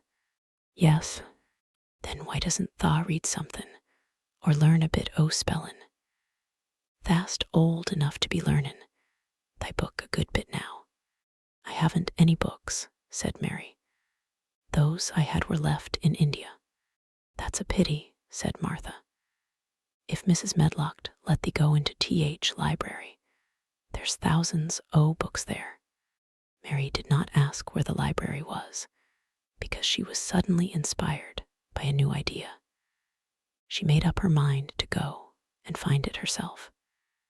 She was not troubled about Mrs. Medlock. Mrs. Medlock seemed always to be in her comfortable housekeeper's sitting room downstairs. In this queer place, one scarcely ever saw anyone at all. In fact, there was no one to see but the servants, and when their master was away, they lived a luxurious life below stairs, where there was a huge kitchen hung about with shining brass and pewter, and a large servants' hall where there were 4 or 5 abundant meals eaten every day, and where a great deal of lively romping went on when Mrs. Medlock was out of the way. Mary's meals were served regularly, and Martha waited on her, but no one troubled themselves about her in the least. Mrs. Medlock came and looked at her every day or two, but no one inquired what she did or told her what to do. She supposed that perhaps this was the English way of treating children. In India, she had always been attended by her ayah, who had followed her about and waited on her hand and foot. She had often been tired of her company.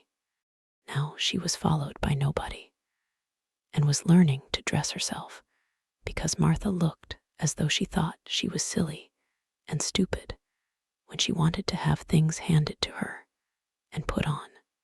"Hasn't Thaw got good sense?" she said once, when Mary had stood waiting for her to put on her gloves for her. "Our Susan Ann is twice as sharp as the N. She's only 4-year-old. Sometimes Thaw looks fair soft in th head." Mary had worn her contrary scowl for an hour after that, but it made her think several entirely new things. She stood at the window for about 10 minutes this morning, after Martha had swept up the hearth for the last time and gone downstairs. She was thinking over the new idea which had come to her when she heard of the library. She did not care very much about the library itself, because she had read very few books, but to hear of it brought back to her mind the 100 rooms with closed doors. She wondered if they were all really locked, and what she would find if she could get into any of them. Were there 100 really? Why shouldn't she go and see how many doors she could count? It would be something to do on this morning when she could not go out. She had never been taught to ask permission to do things, and she knew nothing at all about authority, so she would not have thought it necessary to ask Mrs. Medlock if she might walk about the house, even if she had seen her. She opened the door of the room and went into the corridor, and then she began her wanderings. It was a long corridor, and it branched into other corridors, and it led her up short flights of steps which mounted to others again. There were doors and doors, and there were pictures on the walls. Sometimes they were pictures of dark, curious landscapes, but oftenest they were portraits of men and women in queer, grand costumes made of satin and velvet. She found herself in one long gallery whose walls were covered with these portraits. She had never thought there could be so many in any house. She walked slowly down this place and stared at the faces, which also seemed to stare at her. She felt as if they were wondering what a little girl from India was doing in their house. Some were pictures of children, little girls in thick satin frocks, which reached to their feet and stood out about them, and boys with puffed sleeves and lace collars and long hair, or with big ruffs around their necks.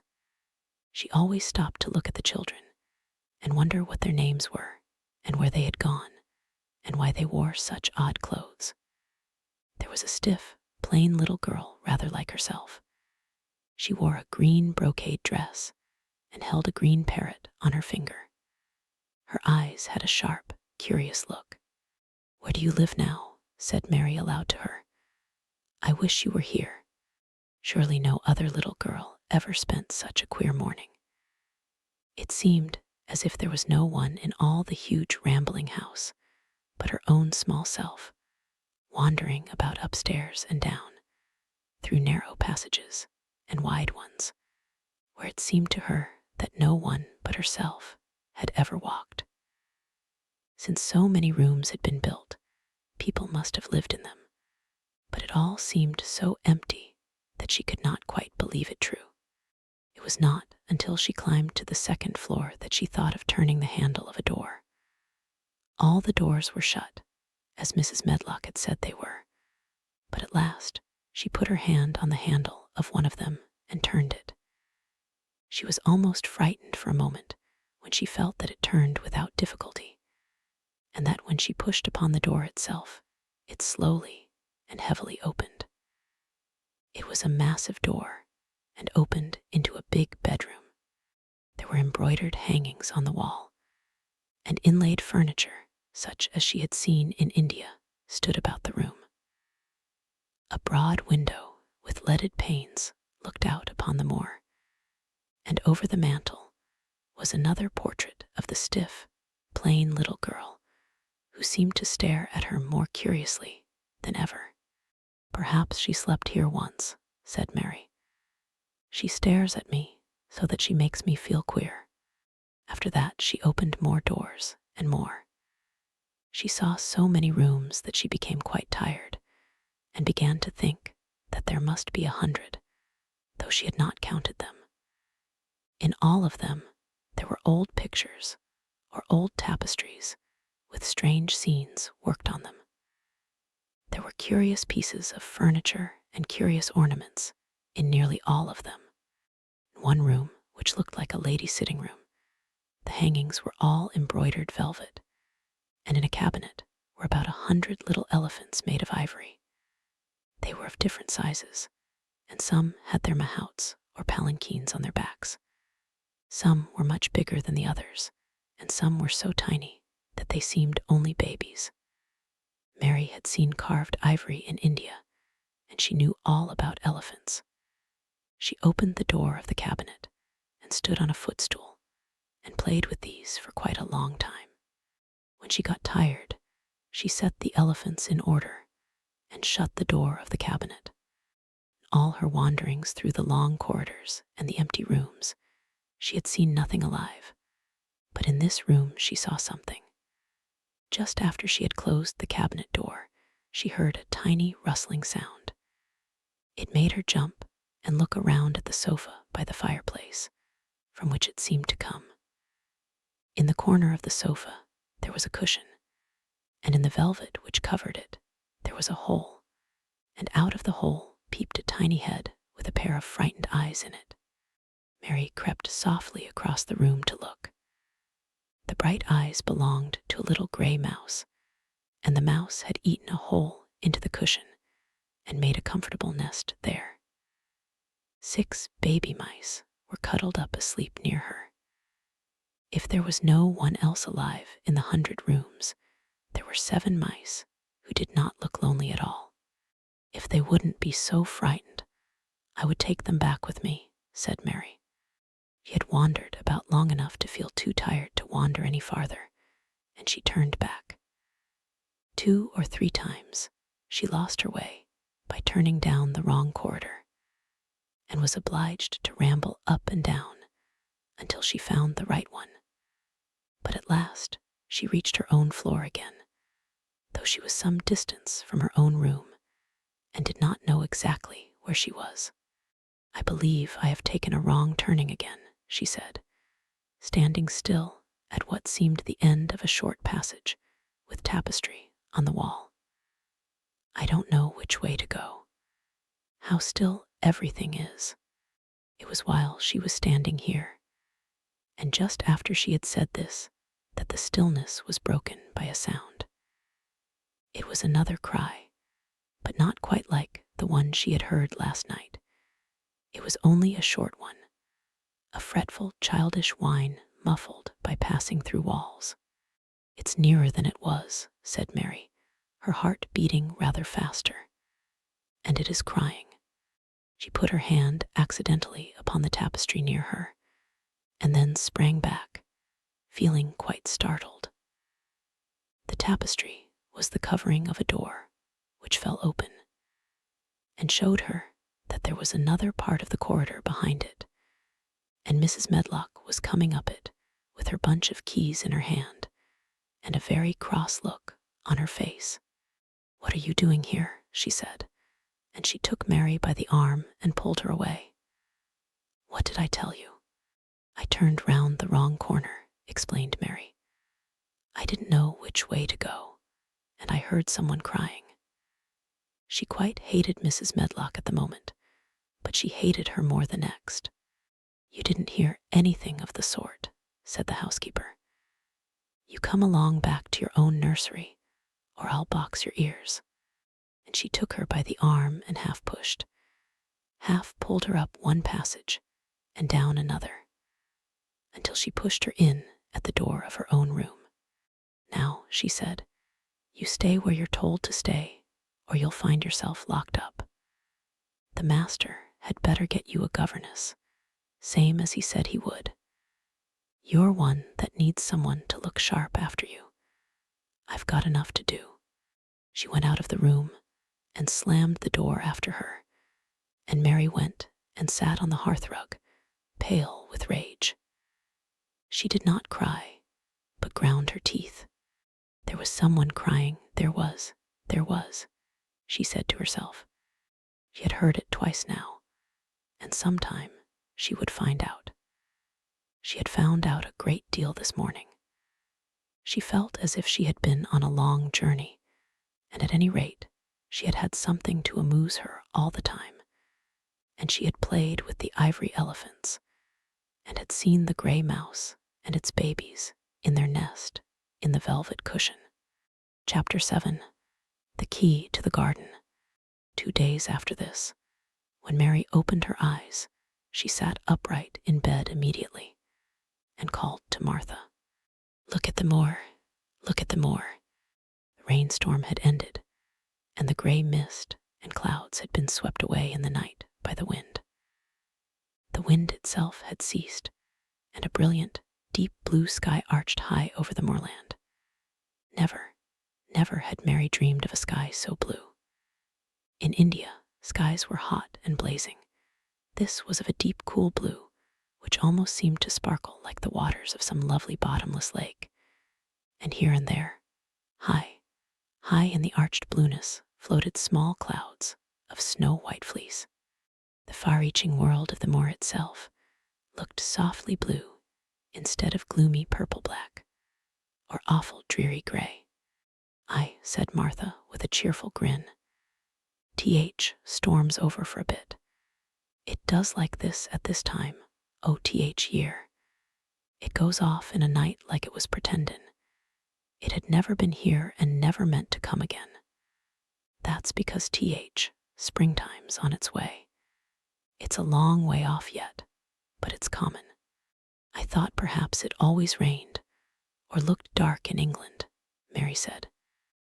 No," said Martha, sitting up on her heels among her black lead brushes. "Nout sort." "What does that mean?" asked Mary seriously. In India, the natives spoke different dialects, which only a few people understood, so she was not surprised when Martha used words she did not know. Martha laughed, as she had done the first morning. "There now," she said. "I've talked broad Yorkshire again like Mrs. Medlock said I mustn't. Nout sort means nothing of the sort, slowly and carefully, but it takes so long to say it. Yorkshire's sunniest place on earth when it is sunny. I told thee tha'd like more after a bit.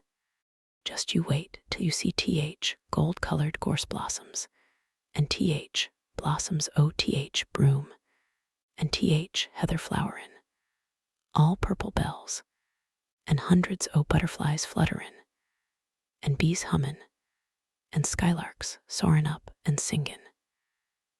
You'll want to get out on it at sunrise and live out on it all day like Dickon does." "Could I ever get there?" asked Mary wistfully, looking through her window at the far-off blue.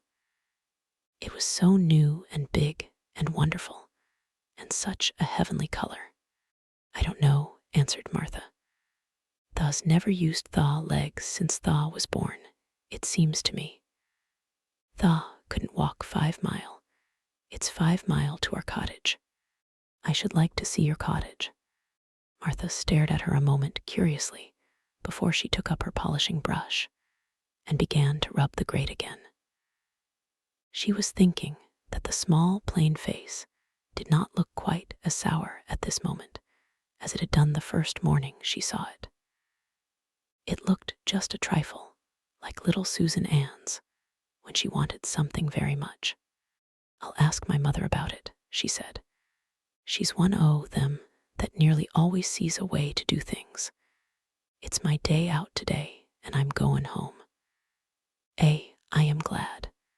Mrs. Medlock thinks a lot o' mother. Perhaps she could talk to her." "I like your mother," said Mary. I should think Thaw did, agreed Martha, polishing away. I've never seen her, said Mary.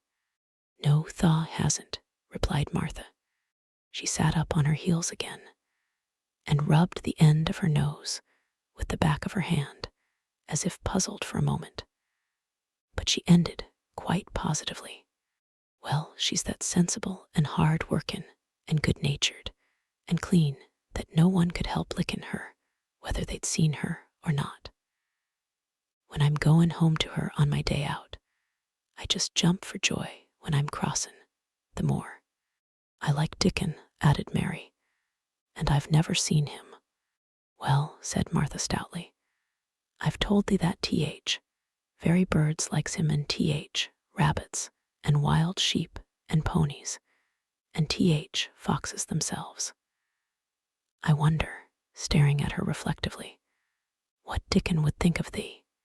He wouldn't like me, said Mary in her stiff, cold little way. No one does. Martha looked reflective again. How does Thaw like Thistle?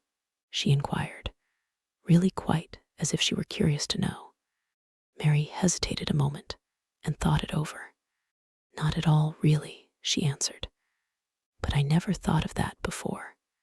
Martha grinned a little, as if at some homely recollection. Mother said that to me once, she said.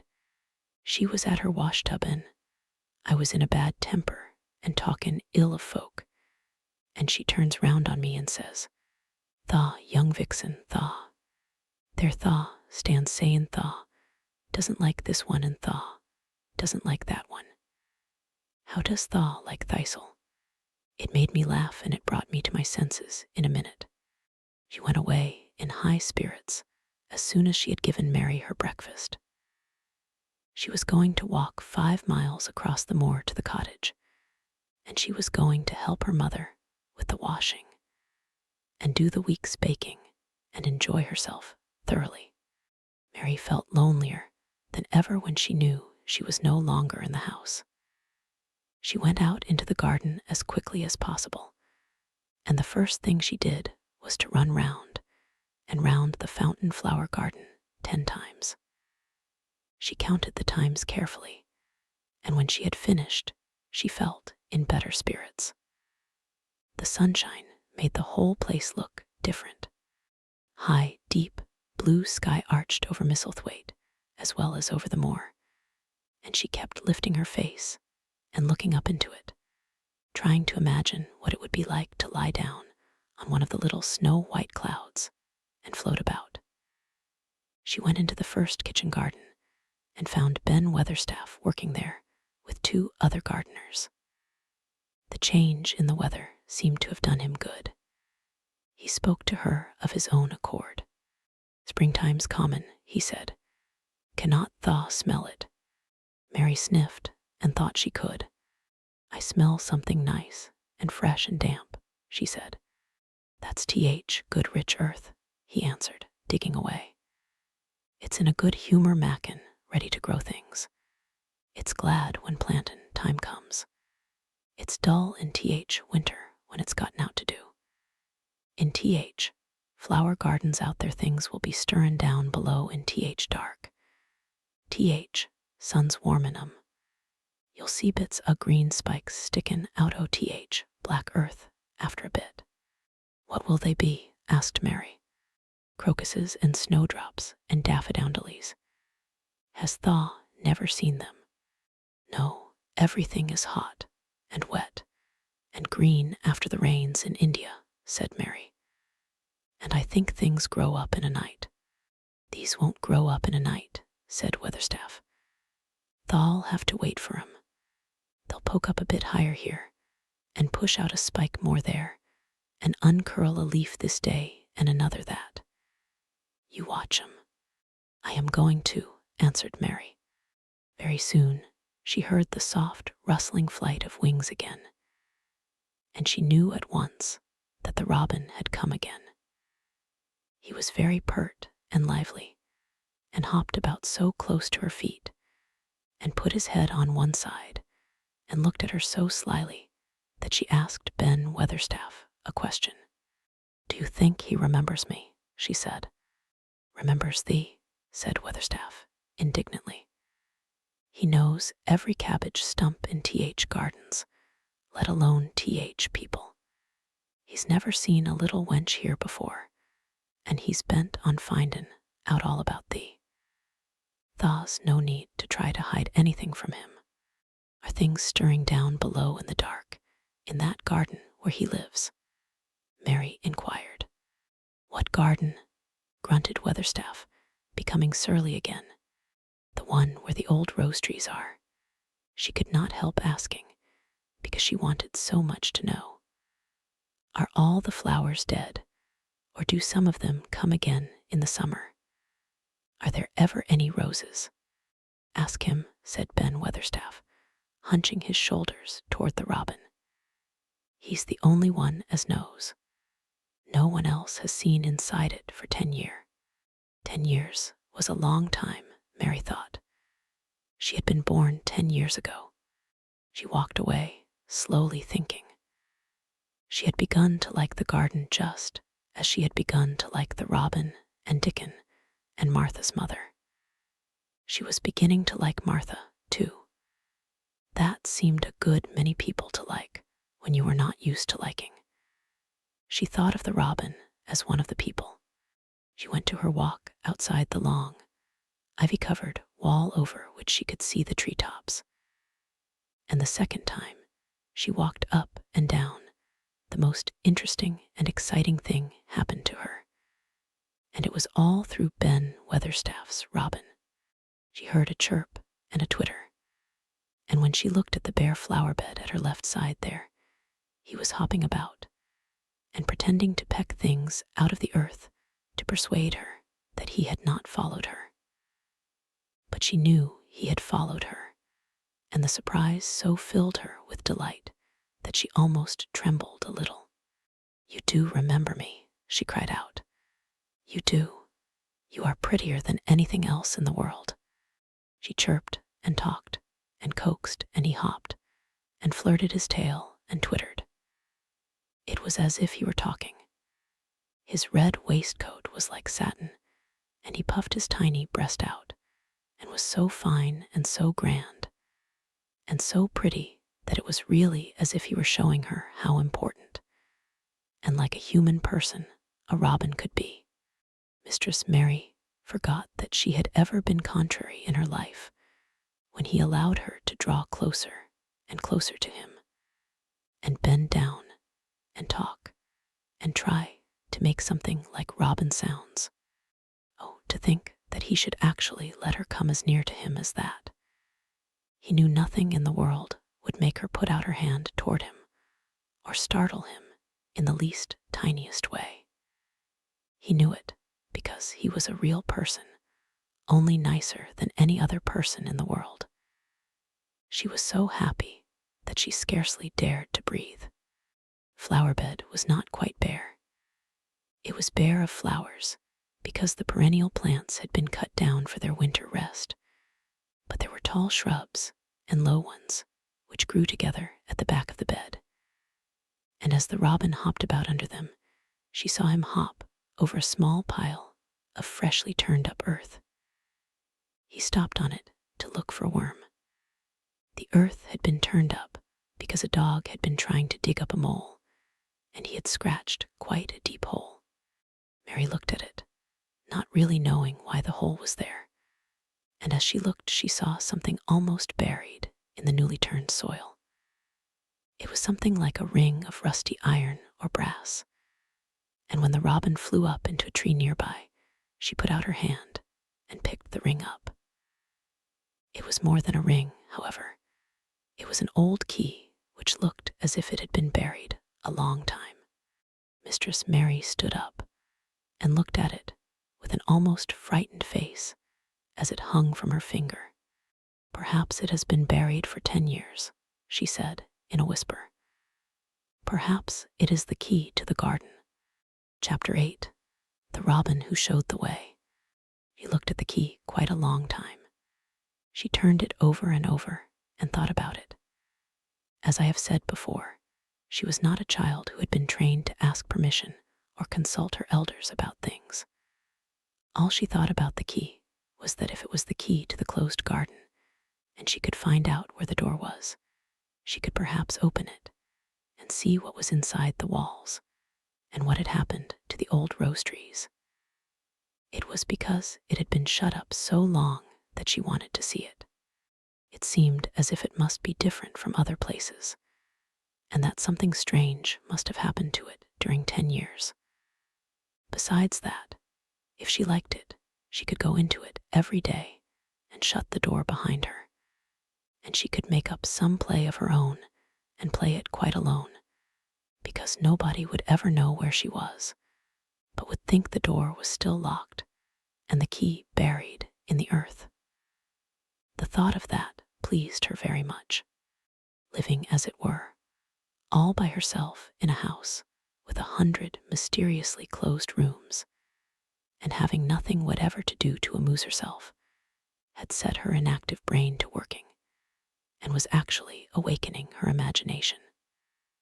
There is no doubt that the fresh, strong, pure air from the moor had a great deal to do with it, just as it had given her an appetite, and fighting with the wind had stirred her blood, so the same things had stirred her mind.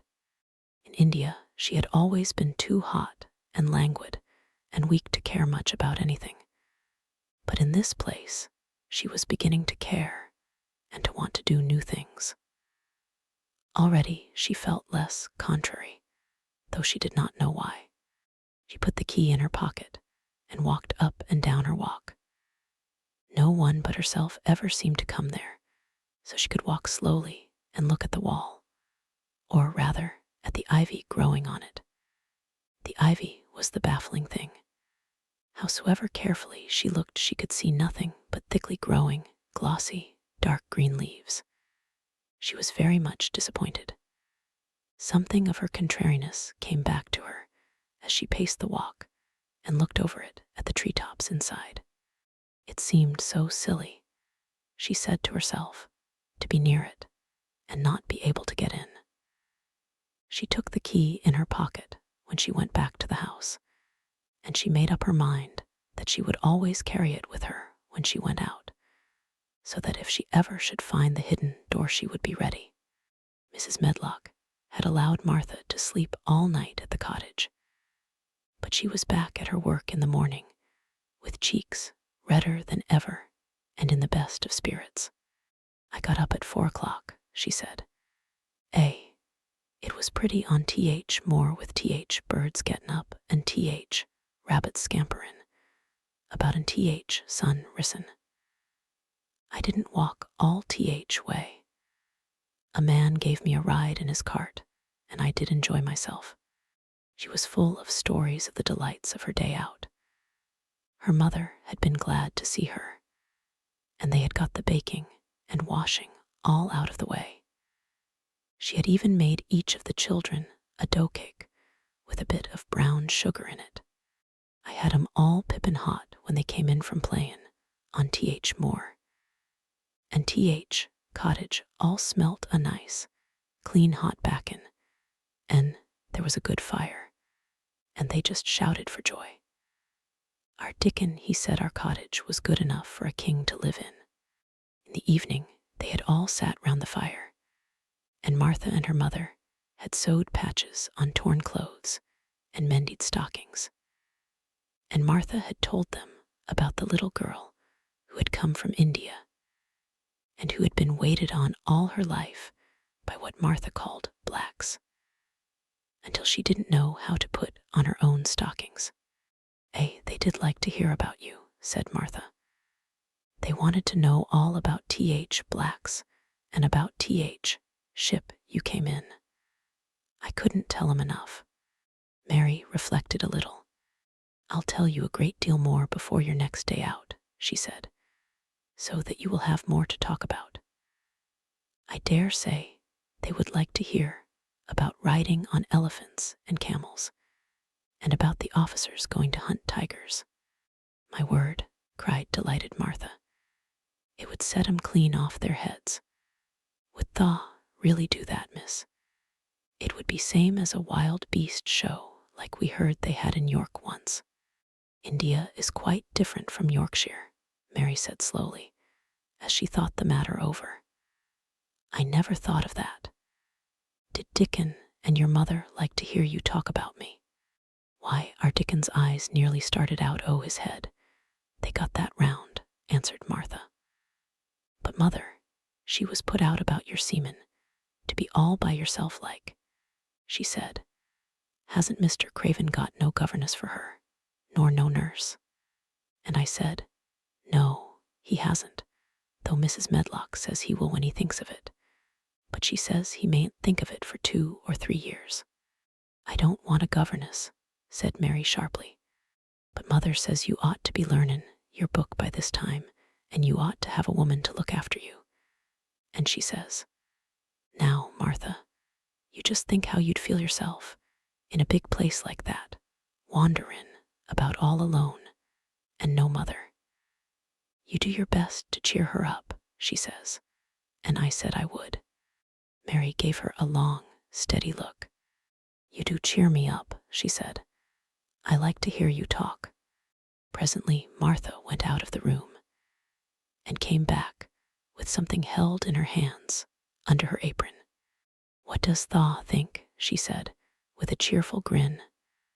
I've brought thee a present. A present, exclaimed Mistress Mary. How could a cottage full of 14 hungry people give anyone a present? A man was driven across the moor peddlin', Martha explained, and he stopped his cart at our door. He had pots and pans and odds and ends, but mother had no money to buy anything.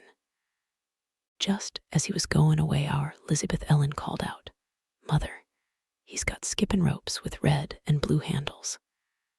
And mother, she calls out quite sudden, Here, stop, mister. How much are they? And he says, 2pence. And mother, she began fumblin' in her pocket, and she says to me, Martha, Thaw's brought me thy wages like a good lass, and I've got 4 places to put every penny, but I'm just goin' to take 2pence out of it to buy that child a skippin' rope. And she bought one, and here it is. She brought it out from under her apron and exhibited it quite proudly. It was a strong, slender rope with a striped red and blue handle at each end. But Mary Lennox had never seen a skipping rope before. She gazed at it with a mystified expression. What is it for? She asked curiously.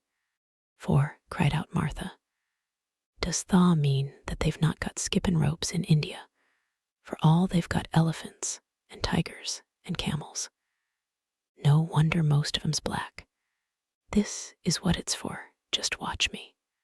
And she ran into the middle of the room, and taking a handle in each hand, began to skip and skip and skip, while Mary turned in her chair to stare at her.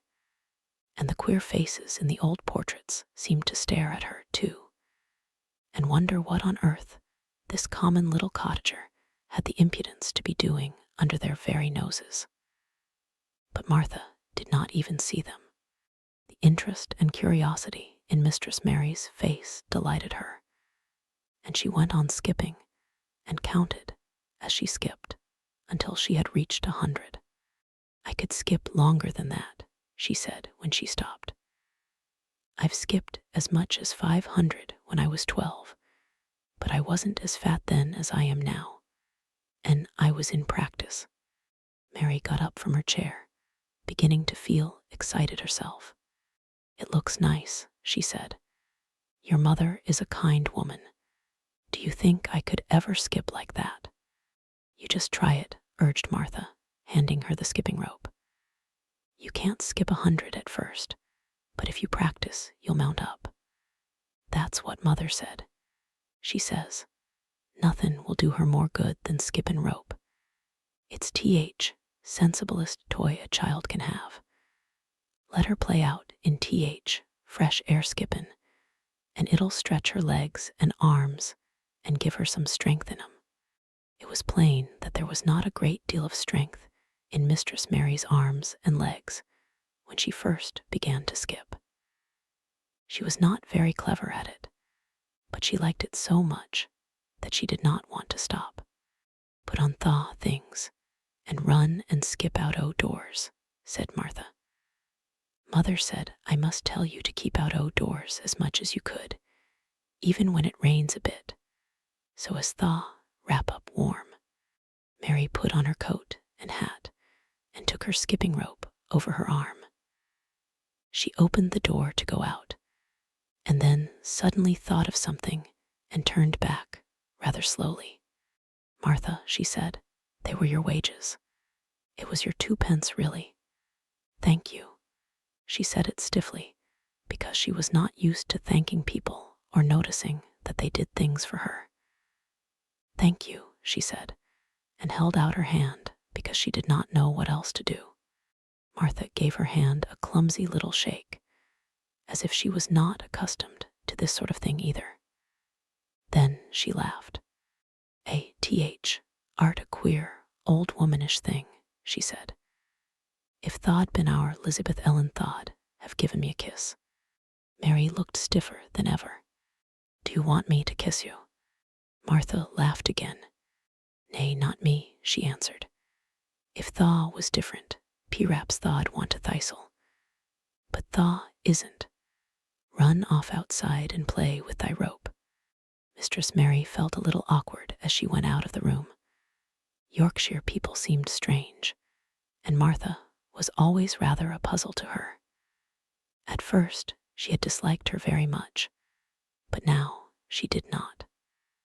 The skipping rope was a wonderful thing. She counted and skipped and counted until her cheeks were quite red, and she was more interested than she had ever been since she was born. The sun was shining, and a little wind was blowing, not a rough wind, but one which came in delightful little gusts and brought a fresh scent of newly turned earth with it. She skipped round the fountain garden and up one walk and down another. She skipped at last into the kitchen garden and saw Ben Weatherstaff digging and talking to his robin, which was hopping about him. She skipped down the walk toward him, and he lifted his head and looked at her with a curious expression. She had wondered if he would notice her. She wanted him to see her skip. "Well," he exclaimed, "upon my word, p'raps tha art a young after all, and p'raps tha's got child's blood in thy veins instead of sour buttermilk. Tha's skipped red into thy cheeks, as sure as my name's Ben Weatherstaff. I wouldn't have believed tha could do it." "I never skipped before," Mary said. "I'm just beginning. I can only go up to 20. "Tha keep on," said Ben. "Tha shapes well enough at it for a young un that's lived with heathen. Just see how he's watching thee," jerking his head toward the robin. "He followed after the yesterday. He'll be at it again today. He'll be bound to find out what skippin' rope is. He's never seen one. Shaking his head at the bird. "Tha curiosity will be death of thee sometime if tha doesn't look sharp." Mary skipped round all the gardens and round the orchard, resting every few minutes. At length, she went to her own special walk and made up her mind to try if she could skip the whole length of it. It was a good long skip, and she began slowly. But before she had gone halfway down the path, she was so hot and breathless that she was obliged to stop. She did not mind much, because she had already counted up to 30. She stopped with a little laugh of pleasure, and there, lo and behold, was the robin swaying on a long branch of ivy. He had followed her, and he greeted her with a chirp. As Mary had skipped toward him, she felt something heavy in her pocket strike against her at each jump, and when she saw the robin she laughed again. "You showed me where the key was yesterday," she said. "You ought to show me the door today, but I don't believe you know." The robin flew from his swinging spray of ivy onto the top of the wall, and he opened his beak and sang a loud, lovely trill, merely to show off. Nothing in the world is quite as adorably lovely as a robin when he shows off, and they are nearly always doing it. Mary Lennox had heard a great deal about magic in her Aya's stories, and she always said that what happened almost at that moment was magic. One of the nice little gusts of wind rushed down the walk, and it was a stronger one than the rest. It was strong enough to wave the branches of the trees, and it was more than strong enough to sway the trailing sprays of untrimmed ivy hanging from the wall. Mary had stepped close to the robin, and suddenly the gust of wind swung aside some loose ivy trails, and more suddenly still, she jumped toward it and caught it in her hand. This she did because she had seen something under it, a round knob, which had been covered by the leaves hanging over it. It was the knob of a door. She put her hands under the leaves and began to pull and push them aside. Thick as the ivy hung, it nearly all was a loose and swinging curtain, though some had crept over wood and iron. Mary's heart began to thump and her hands to shake a little in her delight and excitement. The robin kept singing and twittering away, and tilting his head on one side, as if he were as excited as she was. What was this under her hands, which was square and made of iron, and which her fingers found a hole in? It was the lock of the door, which had been closed 10 years, and she put her hand in her pocket, drew out the key, and found it fitted the keyhole. She put the key in and turned it. It took 2 hands to do it, but it did turn. And then she took a long breath and looked behind her up the long walk to see if anyone was coming. No one was coming. No one ever did come, it seemed, and she took another long breath because she could not help it, and she held back the swinging curtain of ivy and pushed back the door, which opened slowly, slowly. Then she slipped through it and shut it behind her and stood with her back against it, looking about her and breathing quite fast with excitement and wonder and delight. She was standing inside the secret garden. Chapter 9. The strangest house anyone ever lived in. It was the sweetest, most mysterious-looking place anyone could imagine. The high walls which shut it in were covered with the leafless stems of climbing roses, which were so thick that they were matted together. Mary Lennox knew they were roses because she had seen a great many roses in India. All the ground was covered with grass of a wintry brown, and out of it grew clumps of bushes, which were surely rose bushes if they were alive. There were numbers of standard roses, which had so spread their branches that they were like little trees. There were other trees in the garden, and one of the things which made the place look strangest and loveliest was that climbing roses had run all over them and swung down long tendrils which made light, swaying curtains, and here and there they had caught at each other or at a far-reaching branch, and had crept from one tree to another and made lovely bridges of themselves. There were neither leaves nor roses on them now, and Mary did not know whether they were dead or alive, but their thin gray or brown branches and sprays looked like a sort of hazy mantle spreading over everything, walls and trees, and even brown grass, where they had fallen from their fastenings and run along the ground. It was this hazy tangle from tree to tree which made it all look so mysterious. Mary had thought it must be different from other gardens, which had not been left all by themselves so long. And indeed, it was different from any other place she had ever seen in her life. "How still it is," she whispered. "How still." Then she waited a moment and listened at the stillness. The robin, who had flown to his treetop, was still as all the rest. He did not even flutter his wings. He sat without stirring and looked at Mary. "No wonder it is still," she whispered again. "I am the first person who has spoken in here for 10 years. She moved away from the door, stepping as softly as if she were afraid of awakening someone. She was glad that there was grass under her feet and that her steps made no sounds. She walked under one of the fairy-like gray arches between the trees and looked up at the sprays and tendrils which formed them. "I wonder if they are all quite dead," she said. "Is it all a quite dead garden? I wish it wasn't." If she had been Ben Weatherstaff, she could have told whether the wood was alive by looking at it. But she could only see that there were only gray or brown sprays and branches, and none showed any signs of even a tiny leaf bud anywhere. But she was inside the wonderful garden, and she could come through the door under the ivy any time, and she felt as if she had found a world all her own. Sun was shining inside the four walls, and the high arch of blue sky over this particular piece of Misselthwaite seemed even more brilliant and soft than it was over the moor. The robin flew down from his treetop and hopped about or flew after her from one bush to another. He chirped a good deal and had a very busy air, as if he were showing her things. Everything was strange and silent, and she seemed to be hundreds of miles away from anyone. But somehow she did not feel lonely at all.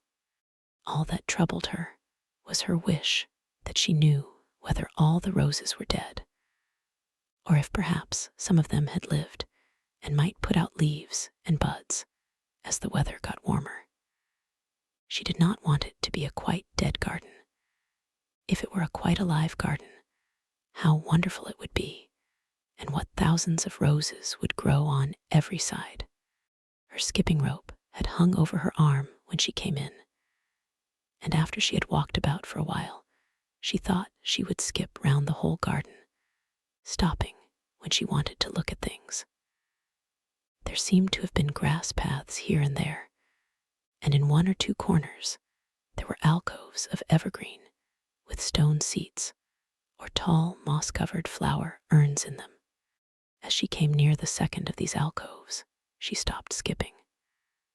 There had once been a flower bed in it, and she thought she saw something sticking out of the black earth, some sharp little pale green points. She remembered what Ben Weatherstaff had said, and she knelt down to look at them. Yes, they are tiny growing things, and they might be crocuses or snowdrops or daffodils, she whispered. She bent very close to them and sniffed the fresh scent of the damp earth. She liked it very much. "Perhaps there are some other ones coming up in other places," she said. "I will go all over the garden and look." She did not skip, but walked. She went slowly and kept her eyes on the ground. She looked in the old border beds and among the grass, and after she had gone round, trying to miss nothing, she had found ever so many more sharp, pale green points, and she had become quite excited again. "It isn't a quite dead garden," she cried out softly to herself. "Even if the roses are dead, there are other things alive." She did not know anything about gardening, but the grass seemed so thick in some of the places where the green points were pushing their way through that she thought they did not seem to have room enough to grow. She searched about until she found a rather sharp piece of wood, and knelt down and dug and weeded out the weeds and grass until she made nice little clear places around them. "Now they look as if they could breathe," she said, after she had finished with the first ones. "I am going to do ever so many more. I'll do all I can see. If I haven't time today, I can come tomorrow." She went from place to place and dug and weeded and enjoyed herself so immensely that she was led on from bed to bed and into the grass under the trees. The exercise made her so warm that she first threw her coat off and then her hat, and without knowing it, she was smiling down onto the grass and the pale green points all the time. The robin was tremendously busy. He was very much pleased to see gardening begun on his own estate. He had often wondered at Ben Weatherstaff, where gardening is done, all sorts of delightful things to eat are turned up with the soil.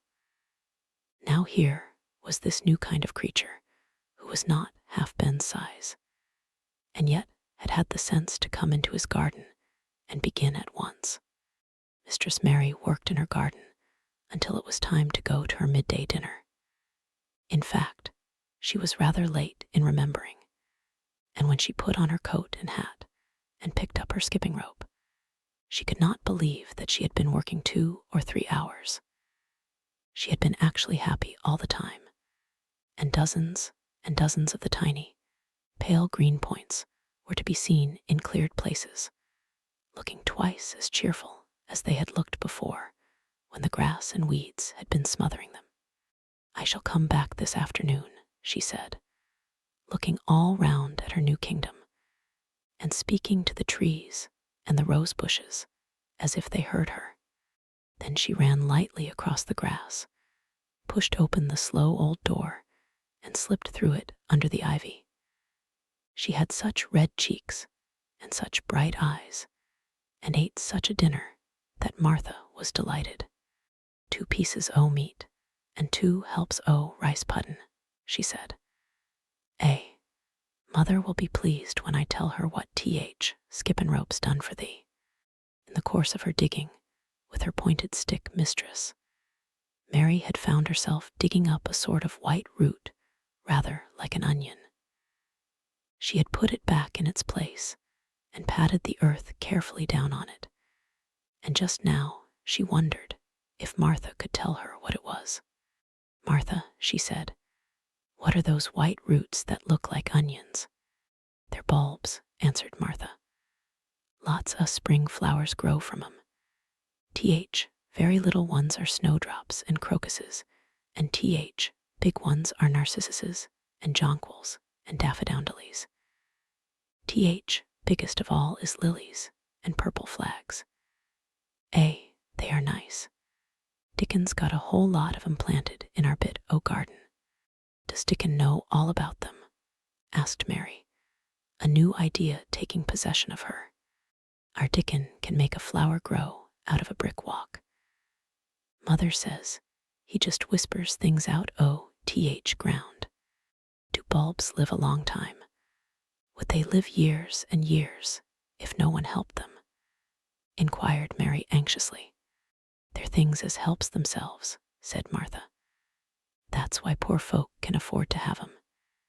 If you don't trouble 'em, most of 'em'll work away underground for a lifetime and spread out and have little uns. There's a place in Park Woods here where there's snowdrops by thousands. They're the prettiest sight in Yorkshire when spring comes. No one knows when they was first planted. I wish the spring was here now," said Mary. "I want to see all the things that grow in England." She had finished her dinner and gone to her favorite seat on the hearthrug. I wish I had a little spade," she said. "Whatever does thaw want a spade for?" asked Martha, laughing. "Art thaw goin' to take to diggin'? I must tell Mother that too." Mary looked at the fire and pondered a little. She must be careful if she meant to keep her secret kingdom. She wasn't doing any harm, but if Mr. Craven found out about the open door, he would be fearfully angry and get a new key and lock it up forevermore. She really could not bear that. "This is such a big, lonely place," she said slowly, as if she were turning matters over in her mind. "The house is lonely, and the park is lonely, and the gardens are lonely. So many places seem shut up. I never did many things in India, but there were more people to look at, natives and soldiers marching by, and sometimes bands playing, and my ayah told me stories. There is no one to talk to here except you and Ben Weatherstaff, and you have to do your work, and Ben Weatherstaff won't speak to me often. I thought if I had a little spade, I could dig somewhere as he does, and I might make a little garden if he would give me some seeds. Martha's face quite lighted up. There now, she exclaimed. If that wasn't one of T.H. things Mother said. She says, there's such a lot o' room in that big place. Why don't they give her a bit for herself? Even if she doesn't plant nothin' but parsley and radishes. She'd dig and rake away and be right down happy over it. Them was the very words she said. Were they? Said Mary. How many things she knows, doesn't she? Said Martha. It's like she says, a woman as brings up 12 children learns something besides her A, B, C children's, as good as arithmetic to set you findin' out things. How much would a spade cost? A little one, Mary asked. Well, was Martha's reflective answer. At Thwaite Village, there's a shop or so, and I saw little garden sets with a spade and a rake and a fork all tied together for 2 shillings. And they was stout enough to work with too. I've got more than that in my purse, said Mary. Mrs. Morrison gave me 5 shillings, and Mrs. Medlock gave me some money from Mr. Craven. Did he remember thee that much? Exclaimed Martha. Mrs. Medlock, said I, was to have 1 shilling a week to spend. She gives me 1 every Saturday. I didn't know what to spend it on. My word, that's riches, said Martha. Thaw can buy anything in T.H. world Thaw wants. T.H. rent of our cottage is only 1 and 3pence, and it's like pullin' eye teeth to get it. Now, I've just thought of somethin', putting her hands on her hips. What? Said Mary eagerly. In the shop at Thwaite, they sell packages o' flower seeds for 1 penny each, and our Dickon he knows, which is T.H. prettiest ones, and how to make 'em grow. He walks over to Thwaite many a day just for T.H. fun of it. Does Thaw know how to print letters? Suddenly, I know how to write, Mary answered. Martha shook her head. Our Dickon can only read printin'. If Thaw could print, we could write a letter to him and ask him to go and buy T.H. garden tools and T.H. seeds at T.H. same time. Oh, you're a good girl, Mary cried. You are, really. I didn't know you were so nice. I know I can print letters if I try. Let's ask Mrs. Medlock for a pen and ink and some paper. I've got some of my own, said Martha. I bought 'em so I could print a bit of a letter to Mother of a Sunday. I'll go and get it. She ran out of the room, and Mary stood by the fire and twisted her thin little hands together with sheer pleasure. If I have a spade, she whispered, I can make the earth nice and soft and dig up weeds. If I have seeds and can make flowers grow, the garden won't be dead at all. It will come alive. He did not go out again that afternoon, because when Martha returned with her pen and ink and paper, she was obliged to clear the table and carry the plates and dishes downstairs. And when she got into the kitchen, Mrs. Medlock was there and told her to do something. So Mary waited for what seemed to her a long time before she came back. Then it was a serious piece of work to write to Dickon. Mary had been taught very little because her governesses had disliked her too much to stay with her. She could not spell particularly well, but she found that she could print letters when she tried. This was the letter Martha dictated to her. My dear Dickon, this comes hoping to find you well as it leaves me at present. Miss Mary has plenty of money, and will you go to Thwaite and buy her some flower seeds and a set of garden tools to make a flower bed? Pick the prettiest ones and easy to grow, because she has never done it before and lived in India, which is different. Give my love to Mother and every one of you. Miss Mary is going to tell me a lot more, so that on my next day out, you can hear about elephants and camels and gentlemen going hunting lions and tigers. Your loving sister, Martha Phoebe Sowerby. We'll put the money in TH envelope, and I'll get TH, butcher boy, to take it in his cart.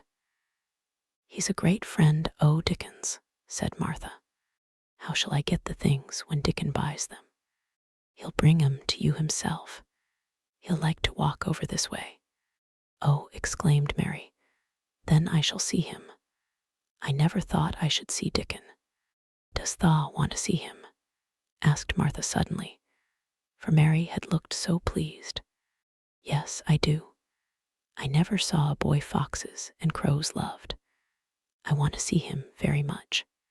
Martha gave a little start, as if she remembered something. Now to think, she broke out. To think, oh, me forgettin' that there. And I thought I was goin' to tell you first thing this mornin'. I asked Mother, and she said she'd ask Mrs. Medlock her own self. Do you mean, Mary began, what I said Tuesday? Ask her if you might be driven over to our cottage some day and have a bit Mother's hot oat cake and butter and a glass o' milk. It seemed as if all the interesting things were happening in one day. To think of going over the moor in the daylight and when the sky was blue. To think of going into the cottage, which held 12 children. Does she think Mrs. Medlock would let me go? She asked, quite anxiously. Aye, she thinks she would. She knows what a tidy woman Mother is, and how clean she keeps the cottage. If I went, I should see your mother as well as Dickon, said Mary, thinking it over and liking the idea very much. She doesn't seem to be like the mothers in India. Her work in the garden and the excitement of the afternoon ended by making her feel quiet and thoughtful. Martha stayed with her until tea time, but they sat in comfortable quiet and talked very little. But just before Martha went downstairs for the tea tray, Mary asked a question. Martha, she said, has the scullery maid had the toothache again today? Martha certainly started slightly. What makes thee ask that? She said. Because when I waited so long for you to come back, I opened the door and walked down the corridor to see if you were coming. And I heard that far off crying again, just as we heard it the other night. There isn't a wind today, so you see it couldn't have been the wind. Eh, said Martha restlessly. Tha mustn't go walkin' about in corridors and listenin'. Mr. Craven would be that they're angry there's no knowin' what he'd do. I wasn't listening, said Mary. I was just waiting for you, and I heard it. That's 3 times. My word. There's Mrs. Medlock's bell, said Martha, and she almost ran out of the room. It's the strangest house anyone ever lived in, said Mary drowsily, as she dropped her head on the cushioned seat of the armchair near her.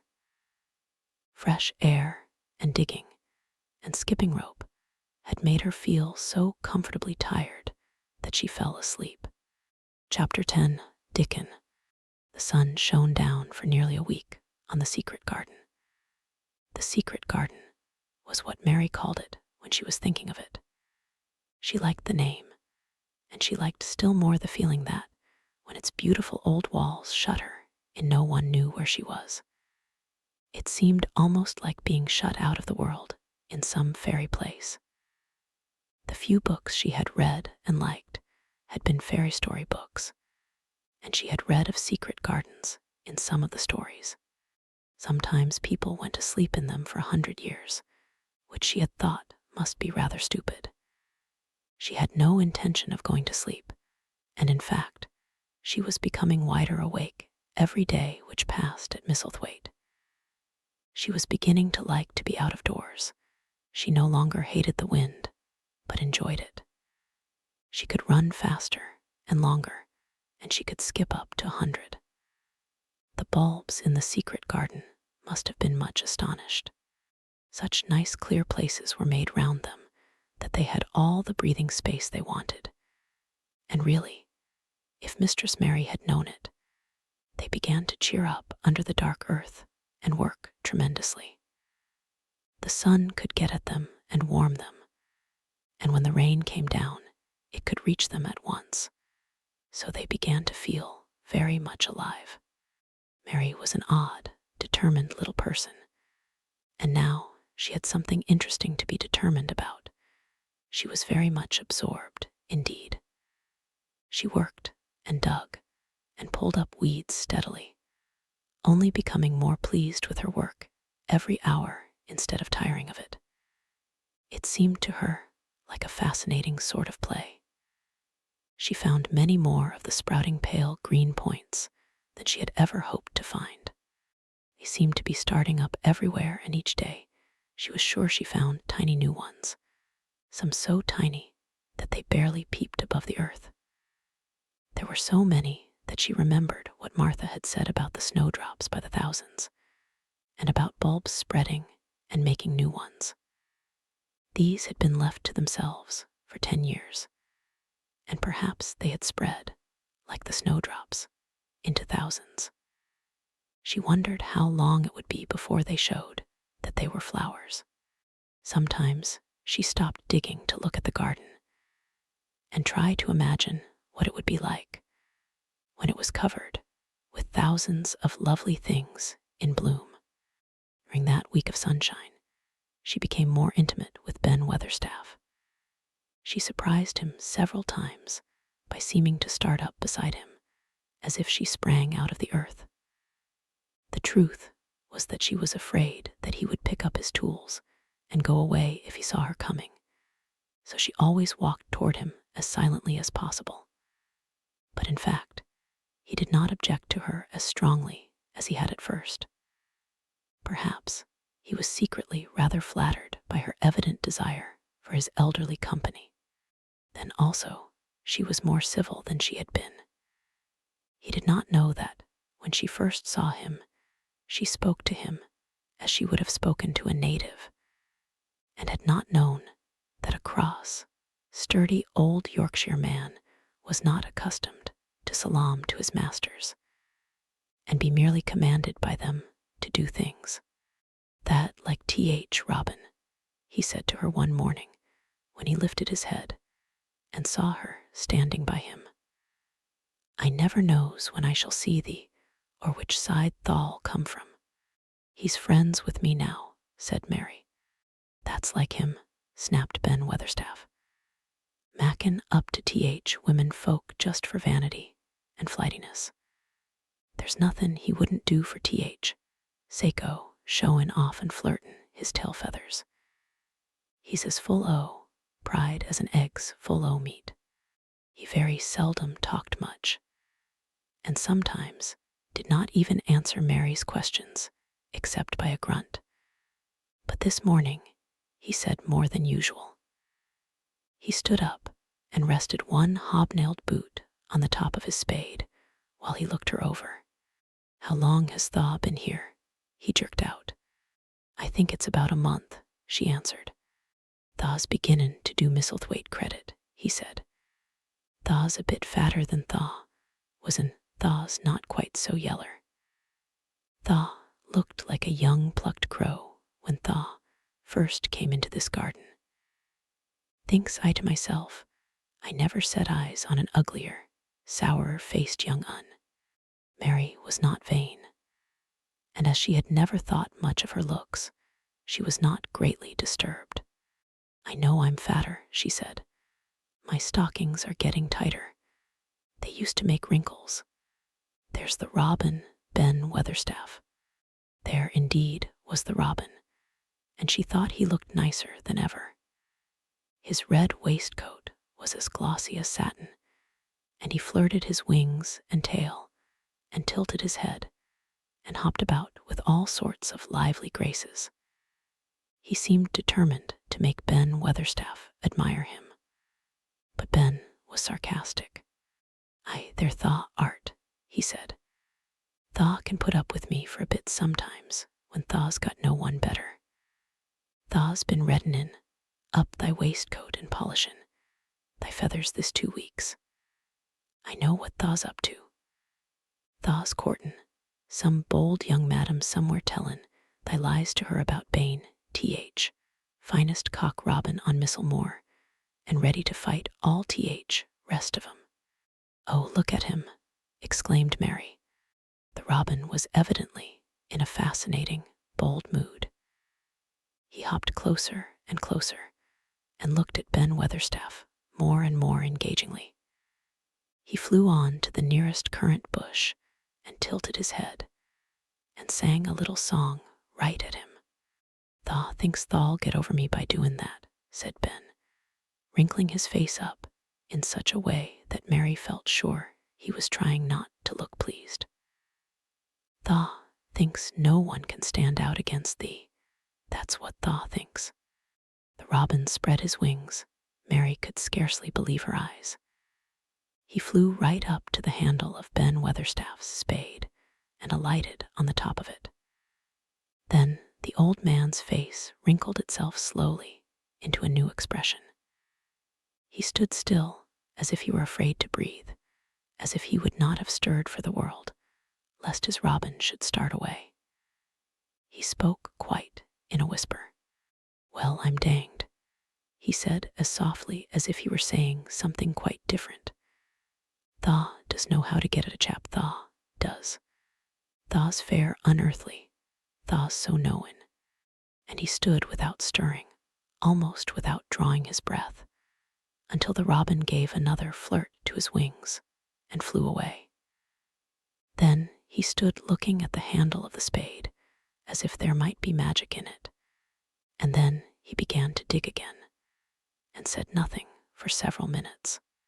But because he kept breaking into a slow grin now and then, Mary was not afraid to talk to him.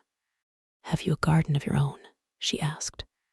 "No, I'm Bachelder in Lodge with Martin at Gate." "If you had one," said Mary, "what would you plant?" "Cabbages and taters and onions."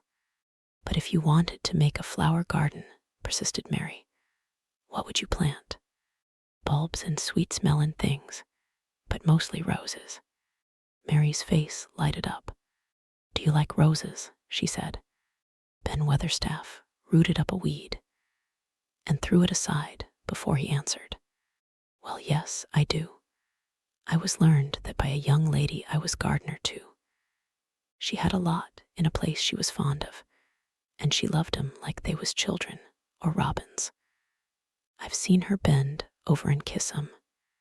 He dragged out another weed and scowled at it. "That were as much as 10 year ago." "Where is she now?" asked Mary, much interested. "Heaven," he answered, and drove his spade deep into the soil, according to what Parson says. "What happened to the roses?" Mary asked again, more interested than ever. "They was left to themselves." Mary was becoming quite excited.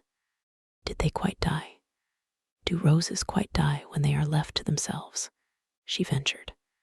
"Well, I'd got to like 'em, and I liked her, and she liked 'em," Ben Weatherstaff admitted reluctantly. "Once or twice a year I'd go and work at 'em a bit, prune 'em and dig about roots. They run wild, but they was in rich soil, so some of 'em lived. When they have no leaves and look gray and brown and dry, how can you tell whether they are dead or alive?" inquired Mary. "Wait till spring gets at 'em. Wait till sun shines on rain, and rain falls on sunshine, and then tha'll find out." How, cried Mary, forgetting to be careful. "Look along twigs and branches, and if thaw see a bit of a brown lump swelling here and there, watch it after warm rain and see what happens." He stopped suddenly and looked curiously at her eager face. "Why does thaw care so much about roses and such, all of a sudden?" he demanded. Mistress Mary felt her face grow red. She was almost afraid to answer. I want to play that I have a garden of my own," she stammered. There is nothing for me to do. I have nothing and no one."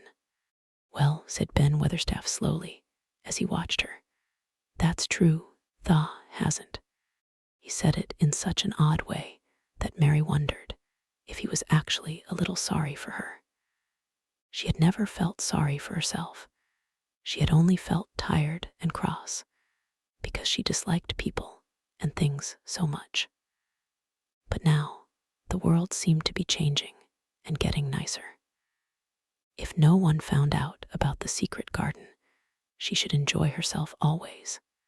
She stayed with him for 10 or 15 minutes longer and asked him as many questions as she dared. He answered every one of them in his queer, grunting way, and he did not seem really cross and did not pick up his spade and leave her. He said something about roses just as she was going away, and it reminded her of the ones he had said he had been fond of. "Do you go and see those other roses now?" she asked. "Not been this year. My rheumatics has made me too stiff in th joints." He said it in his grumbling voice, and then quite suddenly he seemed to get angry with her, though she did not see why he should. "Now look here," he said sharply. "Don't Thaw ask so many questions. That worst wench for askin' questions I've ever come across. Get thee gone and play thee. I've done talkin' for today." And he said it so crossly that she knew there was not the least use in staying another minute. She went skipping slowly down the outside walk, thinking him over and saying to herself that, queer as it was, here was another person whom she liked in spite of his crossness. She liked old Ben Weatherstaff. Yes, she did like him. She always wanted to try to make him talk to her. Also, she began to believe that he knew everything in the world about flowers. There was a laurel-hedged walk which curved round the secret garden and ended at a gate which opened into a wood in the park. She thought she would slip round this walk and look into the wood and see if there were any rabbits hopping about. She enjoyed the skipping very much, and when she reached the little gate, she opened it and went through because she heard a low, peculiar whistling sound and wanted to find out what it was. It was a very strange thing indeed. She quite caught her breath as she stopped to look at it. A boy was sitting under a tree with his back against it, playing on a rough wooden pipe. He was a funny-looking boy about 12. He looked very clean, and his nose turned up, and his cheeks were as red as poppies. And never had Mistress Mary seen such round and such blue eyes in any boy's face. And on the trunk of the tree he leaned against, a brown squirrel was clinging and watching him. And from behind a bush nearby, a cock pheasant was delicately stretching his neck to peep out. And quite near him were 2 rabbits sitting up and sniffing with tremulous noses. And actually, it appeared as if they were all drawing near to watch him and listen to the strange, low little call his pipe seemed to make.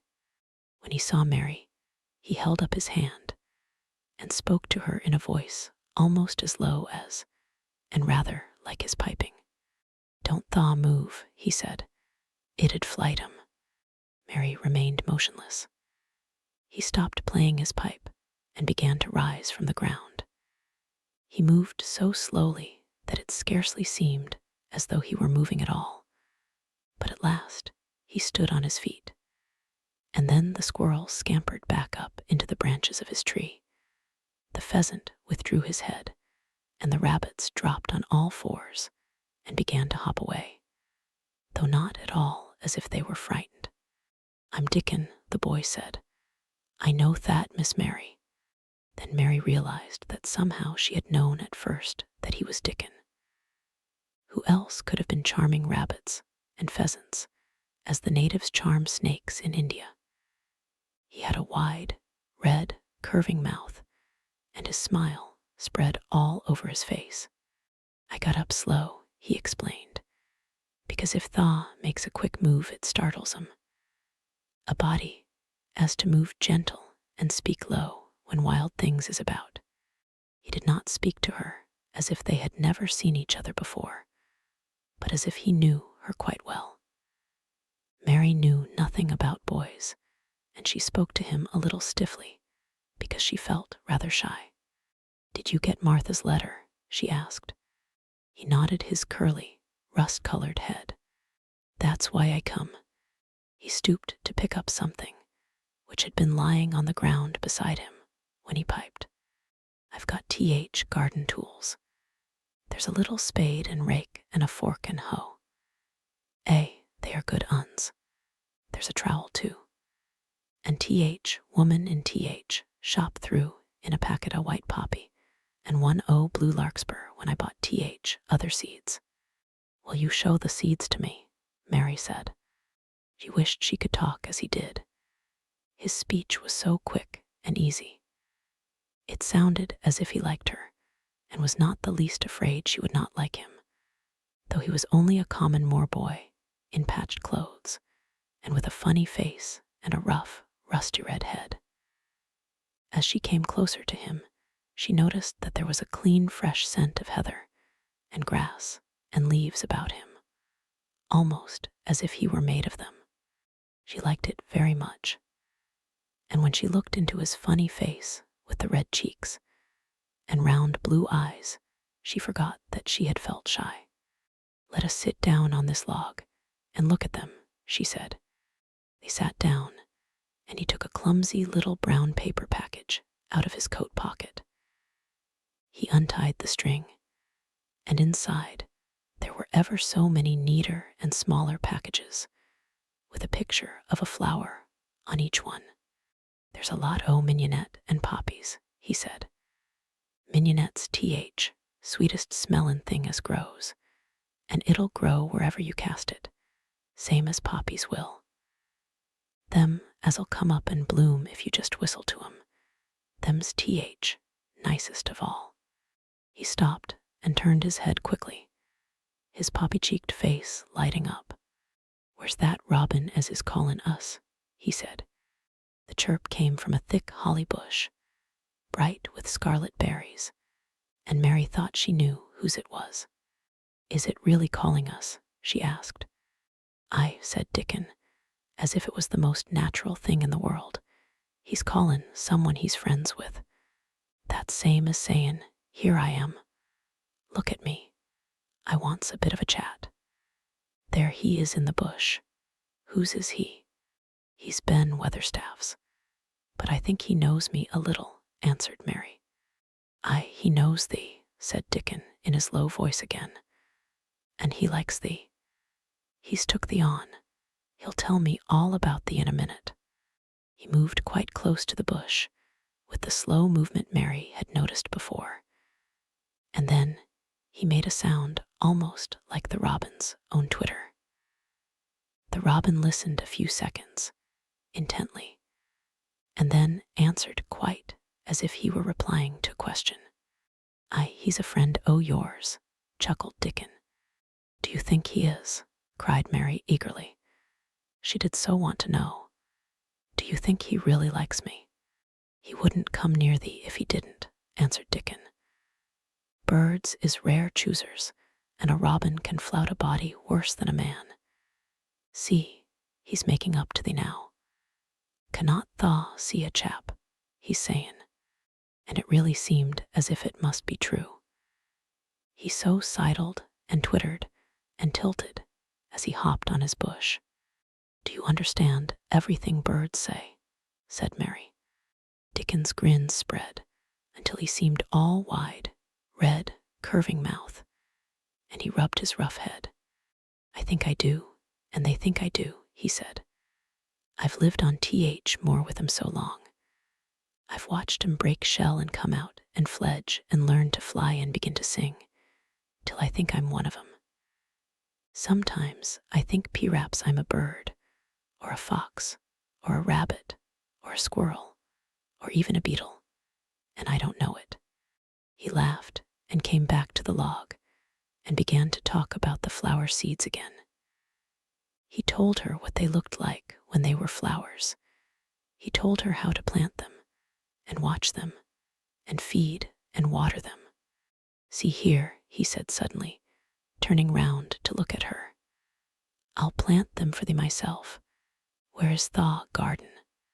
Mary's thin hands clutched each other as they lay on her lap. She did not know what to say, so for a whole minute she said nothing. She had never thought of this.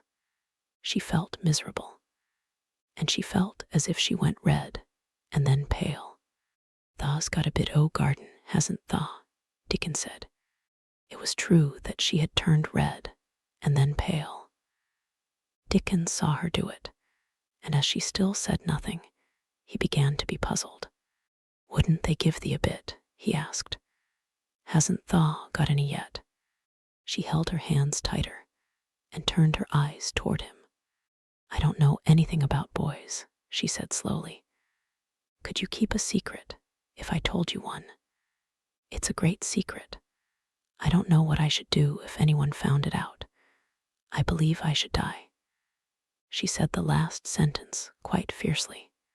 Dickon looked more puzzled than ever, and even rubbed his hand over his rough head again.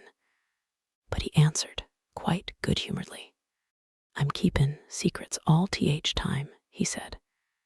If I couldn't keep secrets from other lads, secrets about foxes' cubs and birds' nests and wild things' holes, there'd be not safe on more.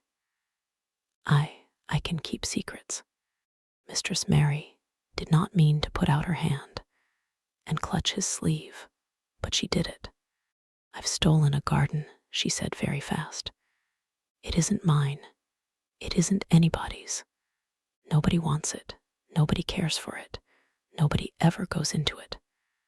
Perhaps everything is dead in it already. I don't know. She began to feel hot and as contrary as she had ever felt in her life. I don't care. I don't care. Nobody has any right to take it from me when I care about it, and they don't. They're letting it die, all shut in by itself, she ended passionately, and she threw her arms over her face and burst out crying, poor little Mistress Mary. Dickon's curious blue eyes grew rounder and rounder. AHH, he said, drawing his exclamation out slowly, and the way he did it meant both wonder and sympathy. I've nothing to do, said Mary. Nothing belongs to me. I found it myself, and I got into it myself. I was only just like the robin, and they wouldn't take it from the robin. Where is it? Asked Dickon in a dropped voice. Mistress Mary got up from the log at once. She knew she felt contrary again, and obstinate, and she did not care at all. She was imperious and Indian, and at the same time hot and sorrowful. Come with me and I'll show you, she said. She led him round the laurel path and to the walk where the ivy grew so thickly. Dickon followed her with a queer, almost pitying look on his face. He felt as if he were being led to look at some strange bird's nest and must move softly. When she stepped to the wall and lifted the hanging ivy, he started. There was a door, and Mary pushed it slowly open, and they passed in together. And then Mary stood and waved her hand round defiantly. It's this, she said. It's a secret garden, and I'm the only one in the world who wants it to be alive. Dickon looked round and round about it, and round again. He almost whispered. It is a queer, pretty place. It's like as if a body was in a dream. Chapter 11. The Nest of the Missel Thrush. For 2 or 3 minutes he stood looking round him, while Mary watched him, and then he began to walk about softly, even more lightly than Mary had walked the first time she had found herself inside the 4 walls. His eyes seemed to be taking in everything, the gray trees with the gray creepers climbing over them and hanging from their branches, the tangle on the walls and among the grass, the evergreen alcoves with the stone seats and tall flower urns standing in them. I never thought I'd see this place, he said at last, in a whisper. "Did you know about it?"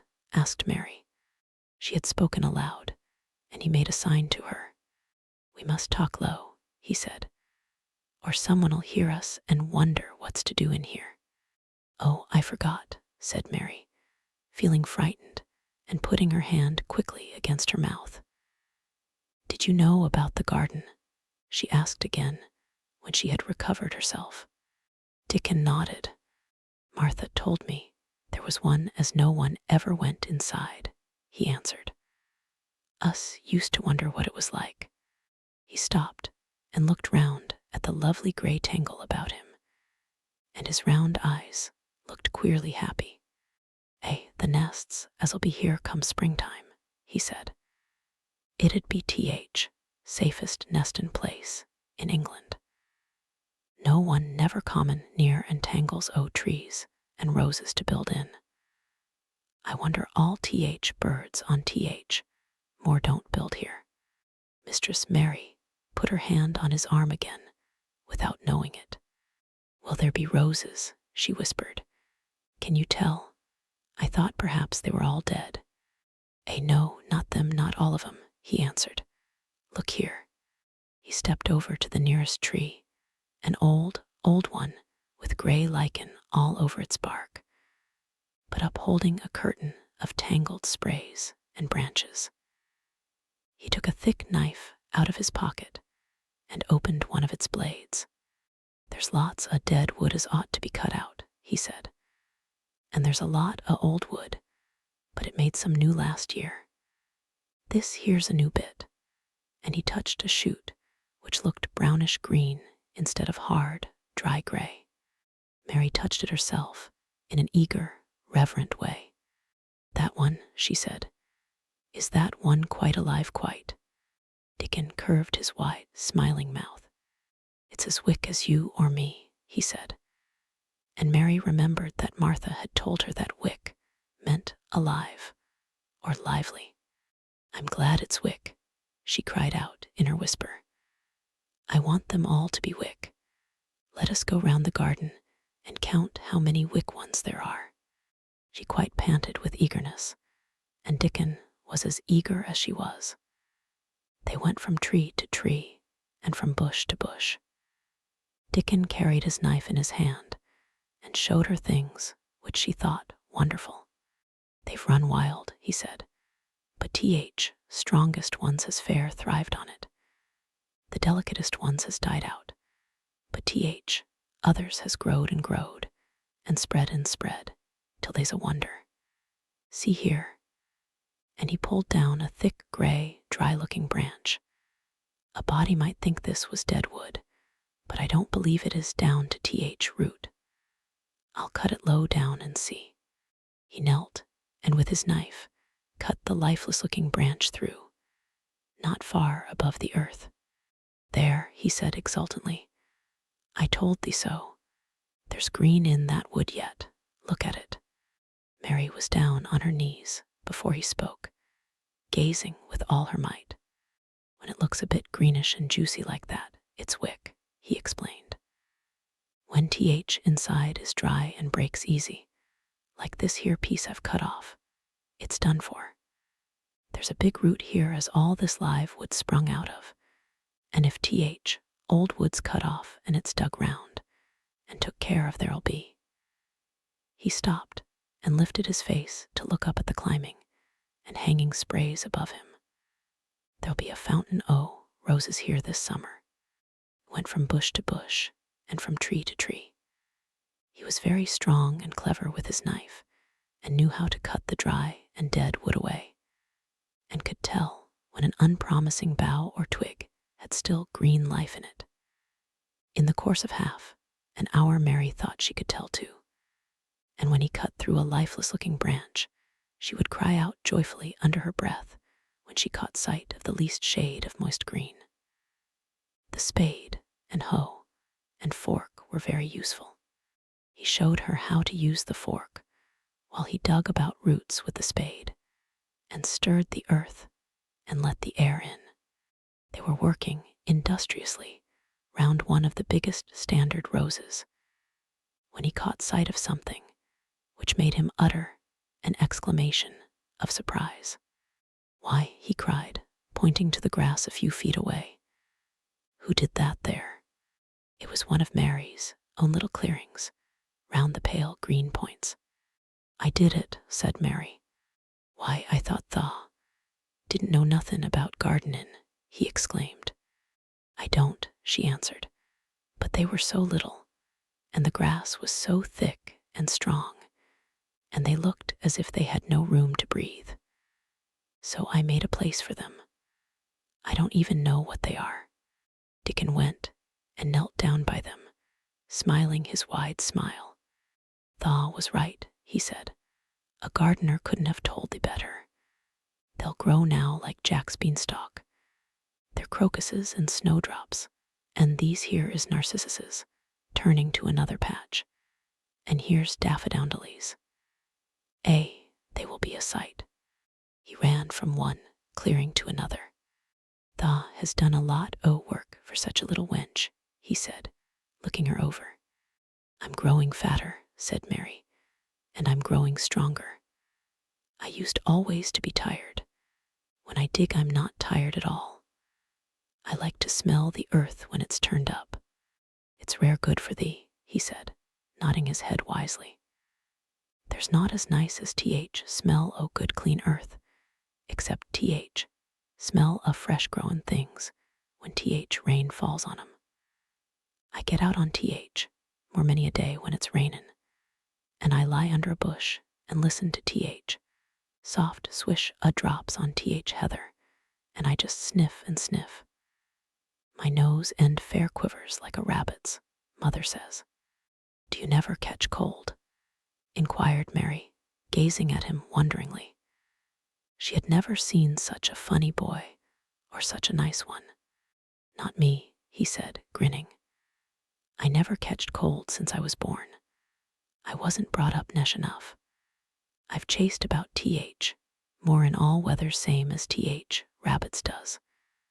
Mother says I've sniffed up too much fresh air for 12 year to ever get to sniffin' with cold. I'm as tough as a white thorn knobstick."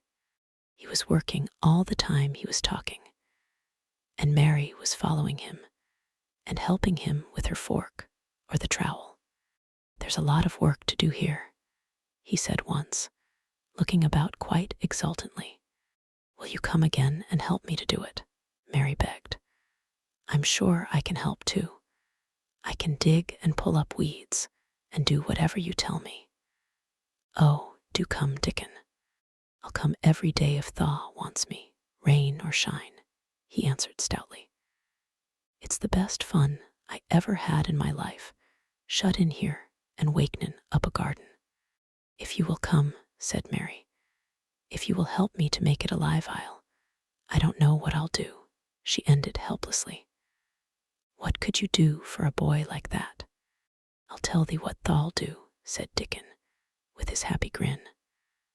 "Tha'll get fat and tha'll get as hungry as a young fox, and tha'll learn how to talk to Robin same as I do.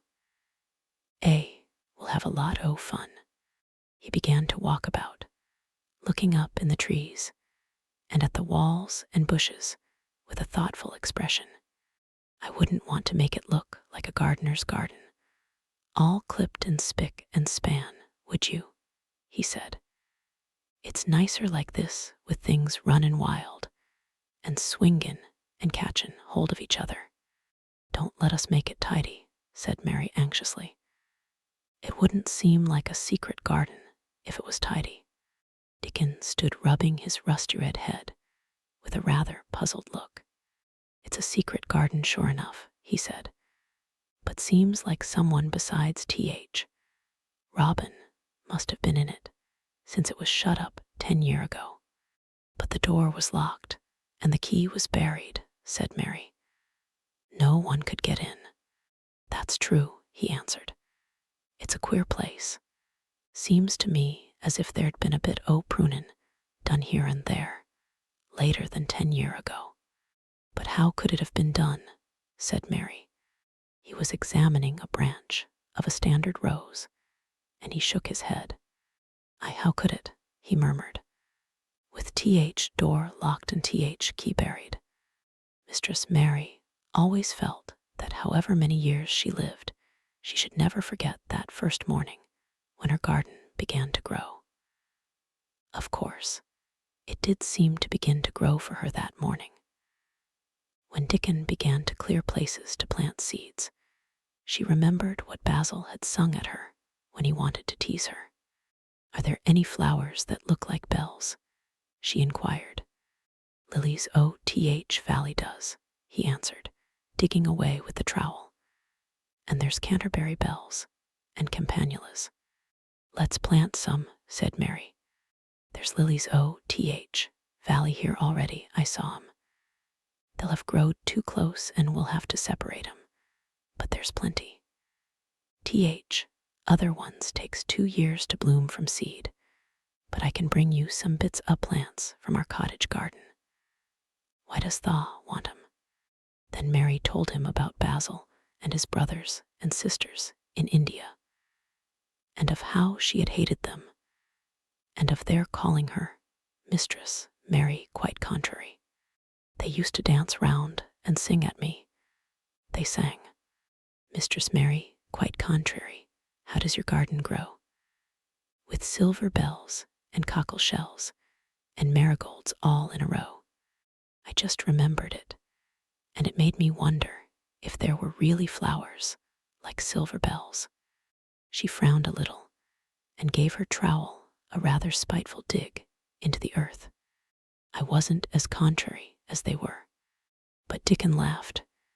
"Eh," he said, and as he crumbled the rich black soil, she saw he was sniffing up the scent of it.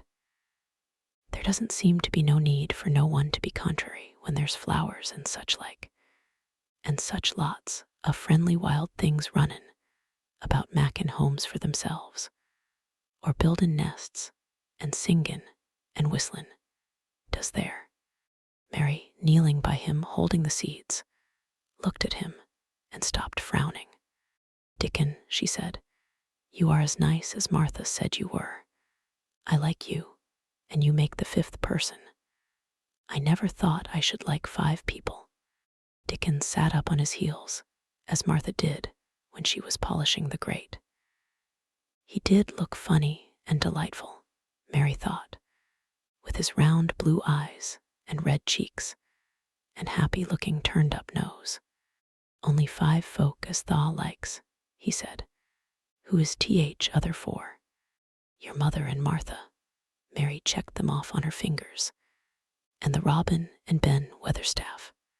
Dickon laughed so that he was obliged to stifle the sound by putting his arm over his mouth. "I know Thaw thinks I'm a queer lad," he said, "but I think Thaw art TH, queerest little lass I ever saw." Then Mary did a strange thing. She leaned forward and asked him a question she had never dreamed of asking anyone before. And she tried to ask it in Yorkshire, because that was his language. And in India, a native was always pleased if you knew his speech. "Does Thaw like me?" she said. "Eh," he answered heartily, "that I does. I likes thee wonderful, and so does TH Robin, I do believe." "That's 2 then," said Mary. "That's 2 for me." And then they began to work harder than ever and more joyfully. Mary was startled and sorry when she heard the big clock in the courtyard strike the hour of her midday dinner. "I shall have to go," she said mournfully. "And you will have to go too, won't you?" Dickon grinned. "My dinner's easy to carry about with me," he said. "Mother always lets me put a bit o' somethin' in my pocket."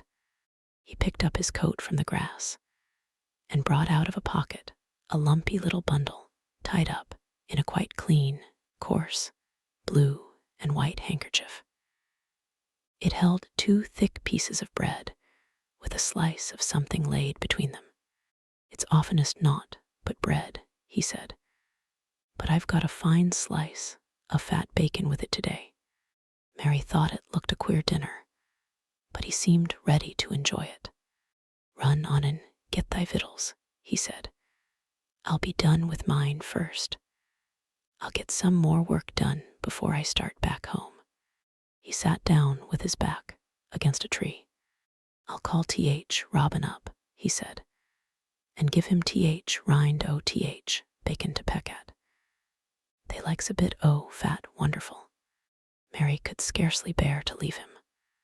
Suddenly, it seemed as if he might be a sort of wood fairy who might be gone when she came into the garden again.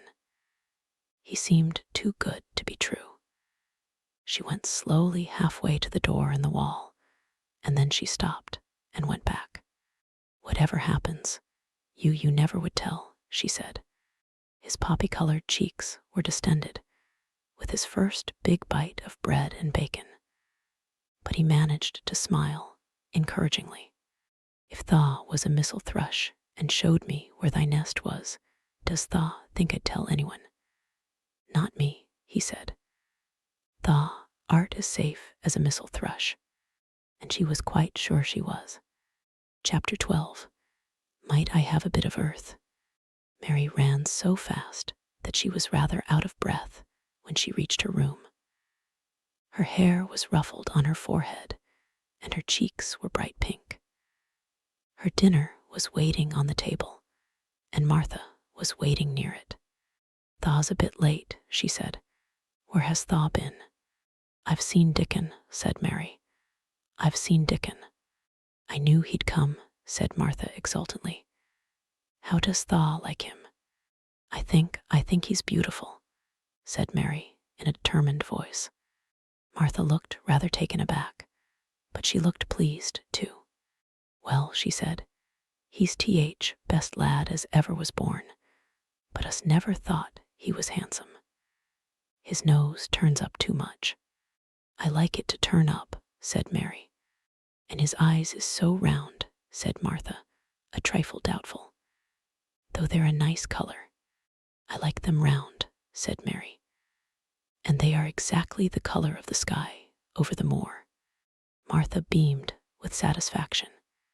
Mother says he made 'em that color with always lookin' up at T.H. birds and T.H. clouds. But he has got a big mouth, hasn't he now? I love his big mouth, said Mary obstinately. I wish mine were just like it. Martha chuckled delightedly. It'd look rare and funny in thy bit of a face, she said. But I knowed it would be that way when Thaw saw him.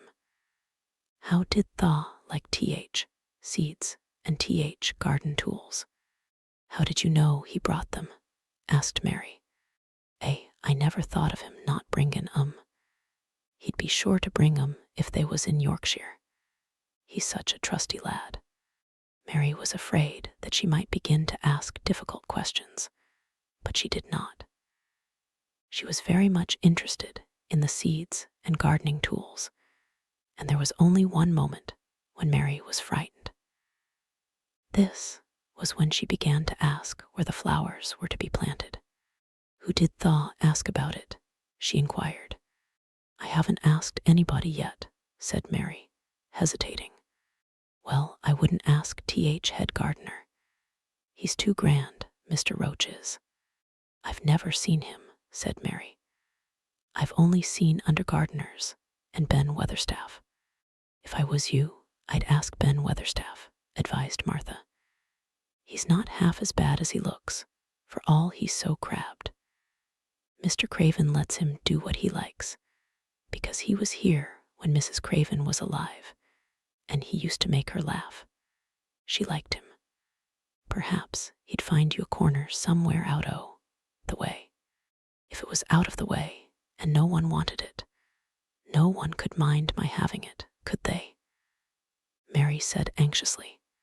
There wouldn't be no reason, answered Martha. You wouldn't do no harm. Mary ate her dinner as quickly as she could. And when she rose from the table, she was going to run to her room to put on her hat again. But Martha stopped her. I've got something to tell you, she said. I thought I'd let you eat your dinner first. Mr. Craven came back this morning, and I think he wants to see you. Mary turned quite pale. Oh, she said. Why, He didn't want to see me when I came. I heard Pitcher say he didn't. Well, explained Martha, Mrs. Medlock says it's because, oh, Mother. She was walkin' to Thwaite Village and she met him. She'd never spoke to him before, but Mrs. Craven had been to our cottage 2 or 3 times. He'd forgot, but Mother hadn't, and she made bold to stop him. I don't know what she said to him about you, but she said something as put him in mind to see you before he goes away again tomorrow. Oh, cried Mary, is he going away tomorrow? I am so glad. He's goin' for a long time. He mayn't come back till autumn or winter. He's goin' to travel in foreign places. He's always doin' it. Oh, I'm so glad, said Mary thankfully. If he did not come back until winter, or even autumn, there would be time to watch the secret garden come alive. Even if he found out then and took it away from her, she would have had that much at least. When do you think he will want to see? He did not finish the sentence because the door opened and Mrs. Medlock walked in. She had on her best black dress and cap, and her collar was fastened with a large brooch with a picture of a man's face on it. It was a colored photograph of Mr. Medlock, who had died years ago, and she always wore it when she was dressed up. She looked nervous and excited. Your hair's rough, she said quickly. Go and brush it. Martha, help her to slip on her best dress. Mr. Craven sent me to bring her to him in his study. All the pink left Mary's cheeks. Her heart began to thump, and she felt herself changing into a stiff, plain, silent child again. She did not even answer Mrs. Medlock, but turned and walked into her bedroom, followed by Martha. She said nothing while her dress was changed and her hair brushed, and after she was quite tidy, she followed Mrs. Medlock down the corridors in silence. What was there for her to say? She was obliged to go and see Mr. Craven, and he would not like her, and she would not like him. She knew what he would think of her. She was taken to a part of the house she had not been into before. At last, Mrs. Medlock knocked at a door, and when someone said, "Come in," they entered the room together. A man was sitting in an armchair before the fire, and Mrs. Medlock spoke to him. This is Miss Mary, sir, she said. You can go and leave her here. I will ring for you when I want you to take her away, said Mr. Craven. When she went out and closed the door, Mary could only stand waiting, a plain little thing, twisting her thin hands together. She could see that the man in the chair was not so much a hunchback as a man with high, rather crooked shoulders, and he had black hair streaked with white.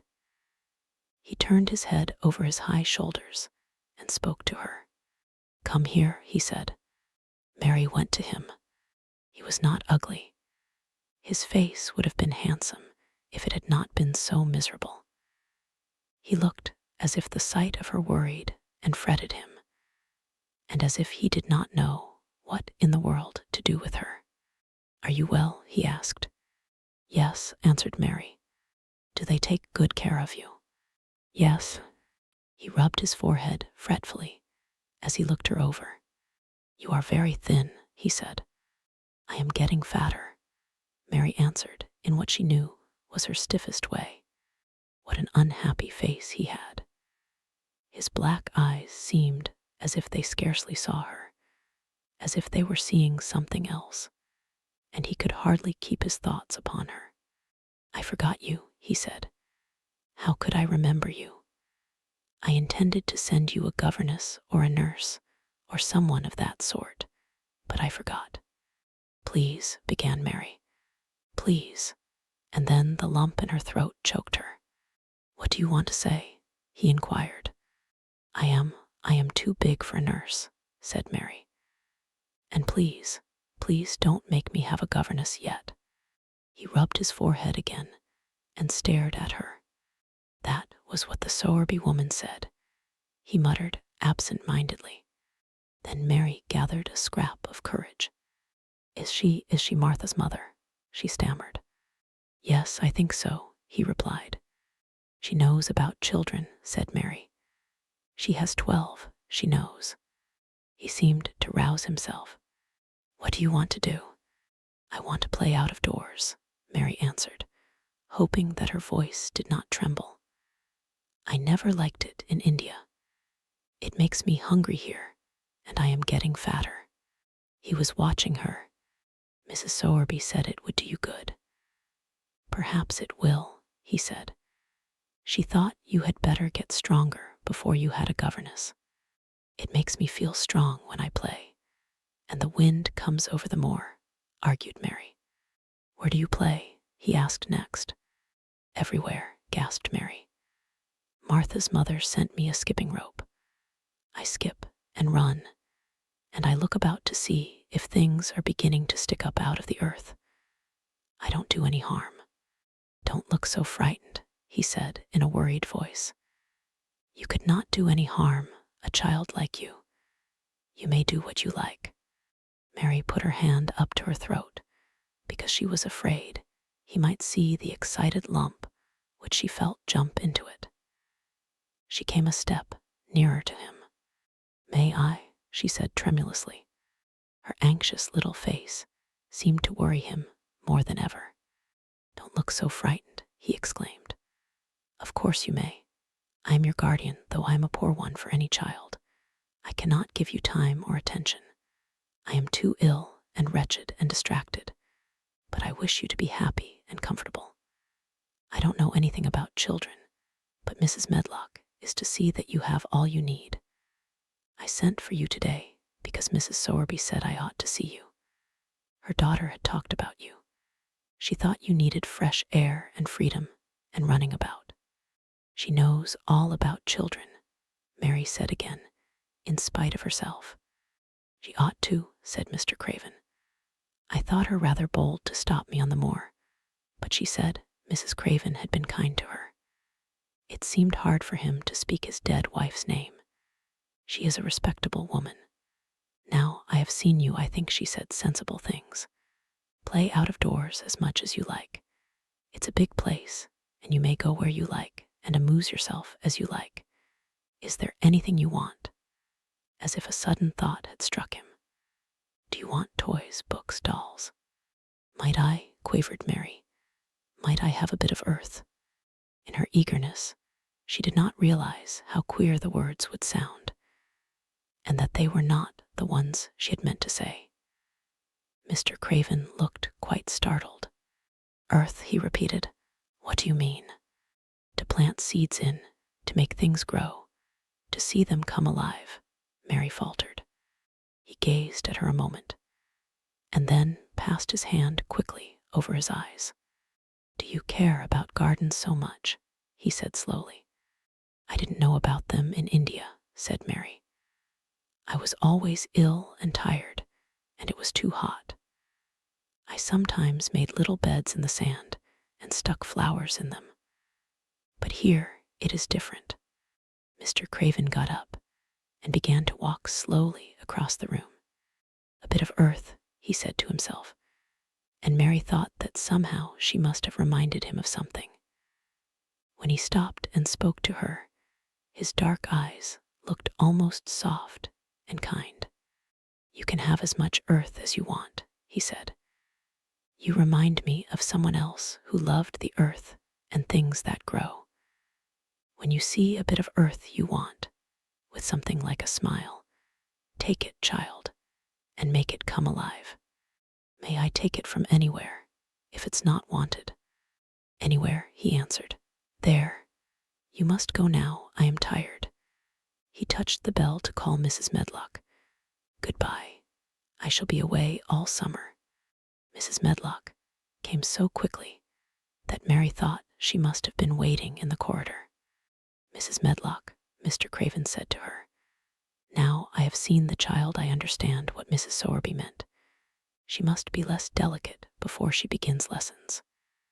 Give her simple, healthy food. Let her run wild in the garden. Don't look after her too much.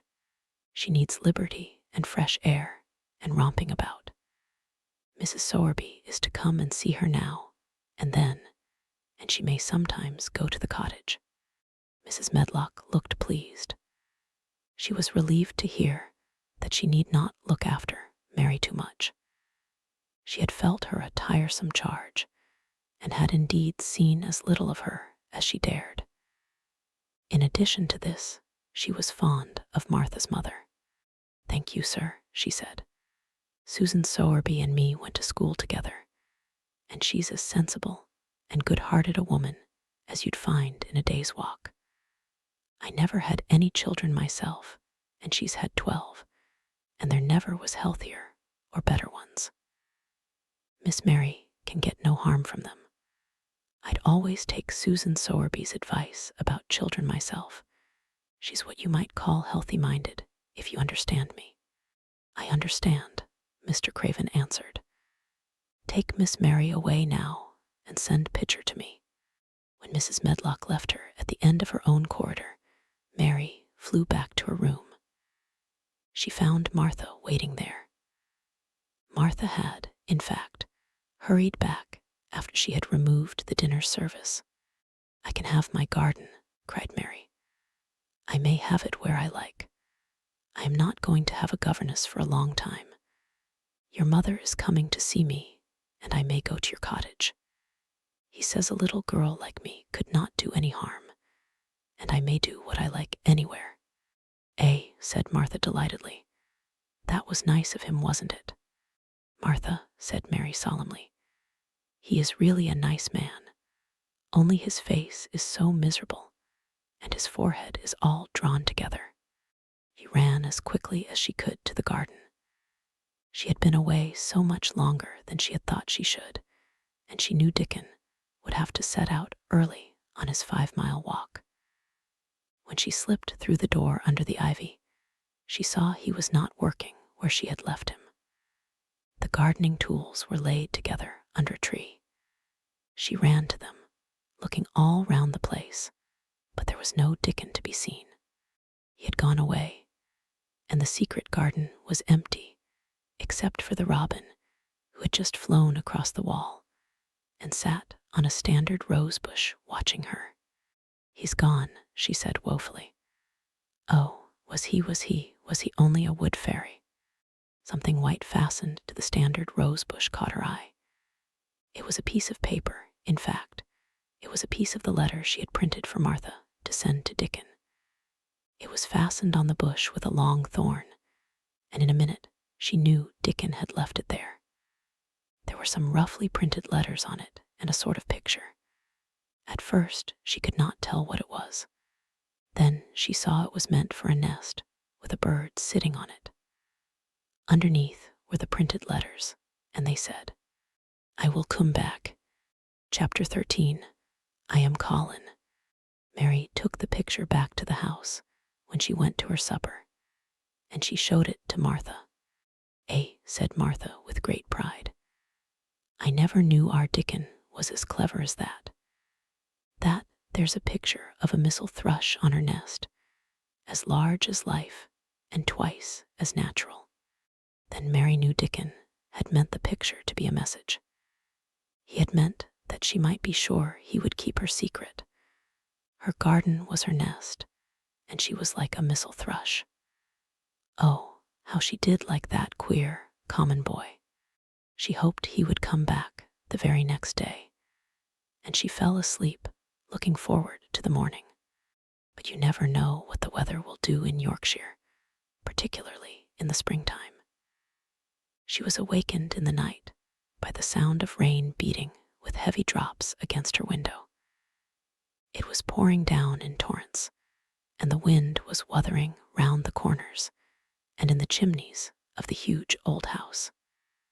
Mary sat up in bed and felt miserable and angry. "The rain is as contrary as I ever was," she said.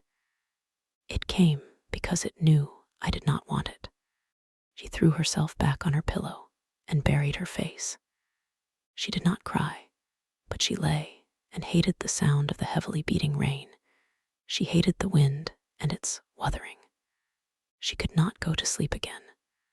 The mournful sound kept her awake because she felt mournful herself. If she had felt happy, it would probably have lulled her to sleep.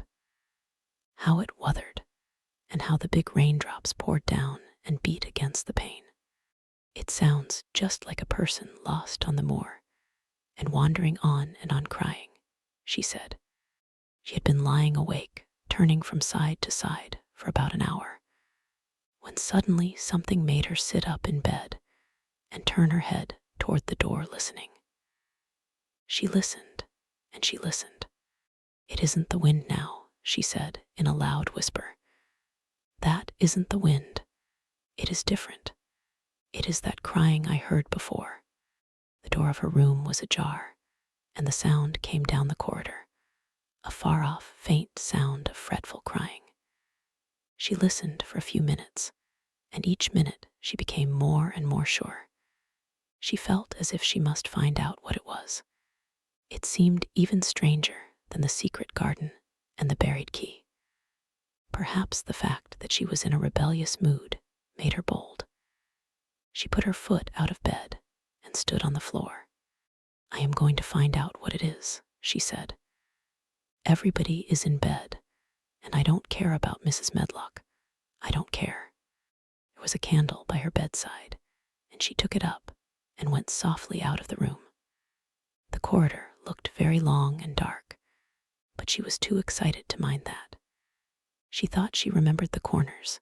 She must turn to find the short corridor with the door covered with tapestry, the one Mrs. Medlock had come through the day she lost herself.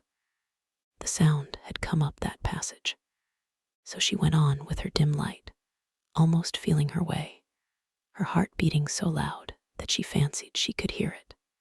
The far-off, faint crying went on and led her. Sometimes it stopped for a moment or so, and then began again. Was this the right corner to turn? She stopped and thought. Yes, it was. Down this passage, and then to the left, and then up 2 broad steps, and then to the right again. Yes, there was the tapestry door. She pushed it open very gently and closed it behind her, and she stood in the corridor and could hear the crying quite plainly, though it was not loud. It was on the other side of the wall at her left, and a few yards farther on there was a door. She could see a glimmer of light coming from beneath it. The someone was crying in that room, and it was quite a young someone. So she walked to the door and pushed it open, and there she was standing in the room. It was a big room with ancient, handsome furniture in it. There was a low fire glowing faintly on the hearth, and a night light burning by the side of a carved 4-posted bed hung with brocade. And on the bed was lying a boy, crying fretfully. Mary wondered if she was in a real place, or if she had fallen asleep again and was dreaming without knowing it. The boy had a sharp, delicate face the color of ivory, and he seemed to have eyes too big for it. He had also a lot of hair, which tumbled over his forehead in heavy locks, and made his thin face seem smaller. He looked like a boy who had been ill, but he was crying more as if he were tired and cross than as if he were in pain. Mary stood near the door with her candle in her hand, holding her breath. Then she crept across the room, and as she drew nearer, the light attracted the boy's attention, and he turned his head on his pillow and stared at her, his gray eyes opening so wide that they seemed immense. "Who are you?" he said at last in a half-frightened whisper. "Are you a ghost?" "No, I am not," Mary answered, her own whisper sounding half-frightened. "Are you one?" He stared and stared and stared. Mary could not help noticing what strange eyes he had. They were agate gray, and they looked too big for his face because they had black lashes all round them. "No," he replied after waiting a moment or so. "I am Colin." "Who is Colin?" she faltered. "I am Colin Craven, Who are you? I am Mary Lennox. Mr. Craven is my uncle. He is my father, said the boy. Your father, gasped Mary. No one ever told me he had a boy. Why didn't they? Come here, he said, still keeping his strange eyes fixed on her with an anxious expression. She came close to the bed, and he put out his hand and touched her. You are real, aren't you? He said. I have such real dreams very often. You might be one of them. Mary had slipped on a woolen wrapper before she left her room, and she put a piece of it between his fingers. Rub that and see how thick and warm it is, she said. I will pinch you a little if you like, to show you how real I am. For a minute, I thought you might be a dream too. Where did you come from? He asked. From my own room. The wind wuthered, so I couldn't go to sleep, and I heard someone crying and wanted to find out who it was. What were you crying for? Because I couldn't go to sleep either, and my head ached. Tell me your name again. Mary Lennox. Did no one ever tell you I had come to live here? He was still fingering the fold of her wrapper, but he began to look a little more as if he believed in her reality. No, he answered, they daren't. Why? Asked Mary. Because I should have been afraid you would see me. I won't let people see me and talk me over.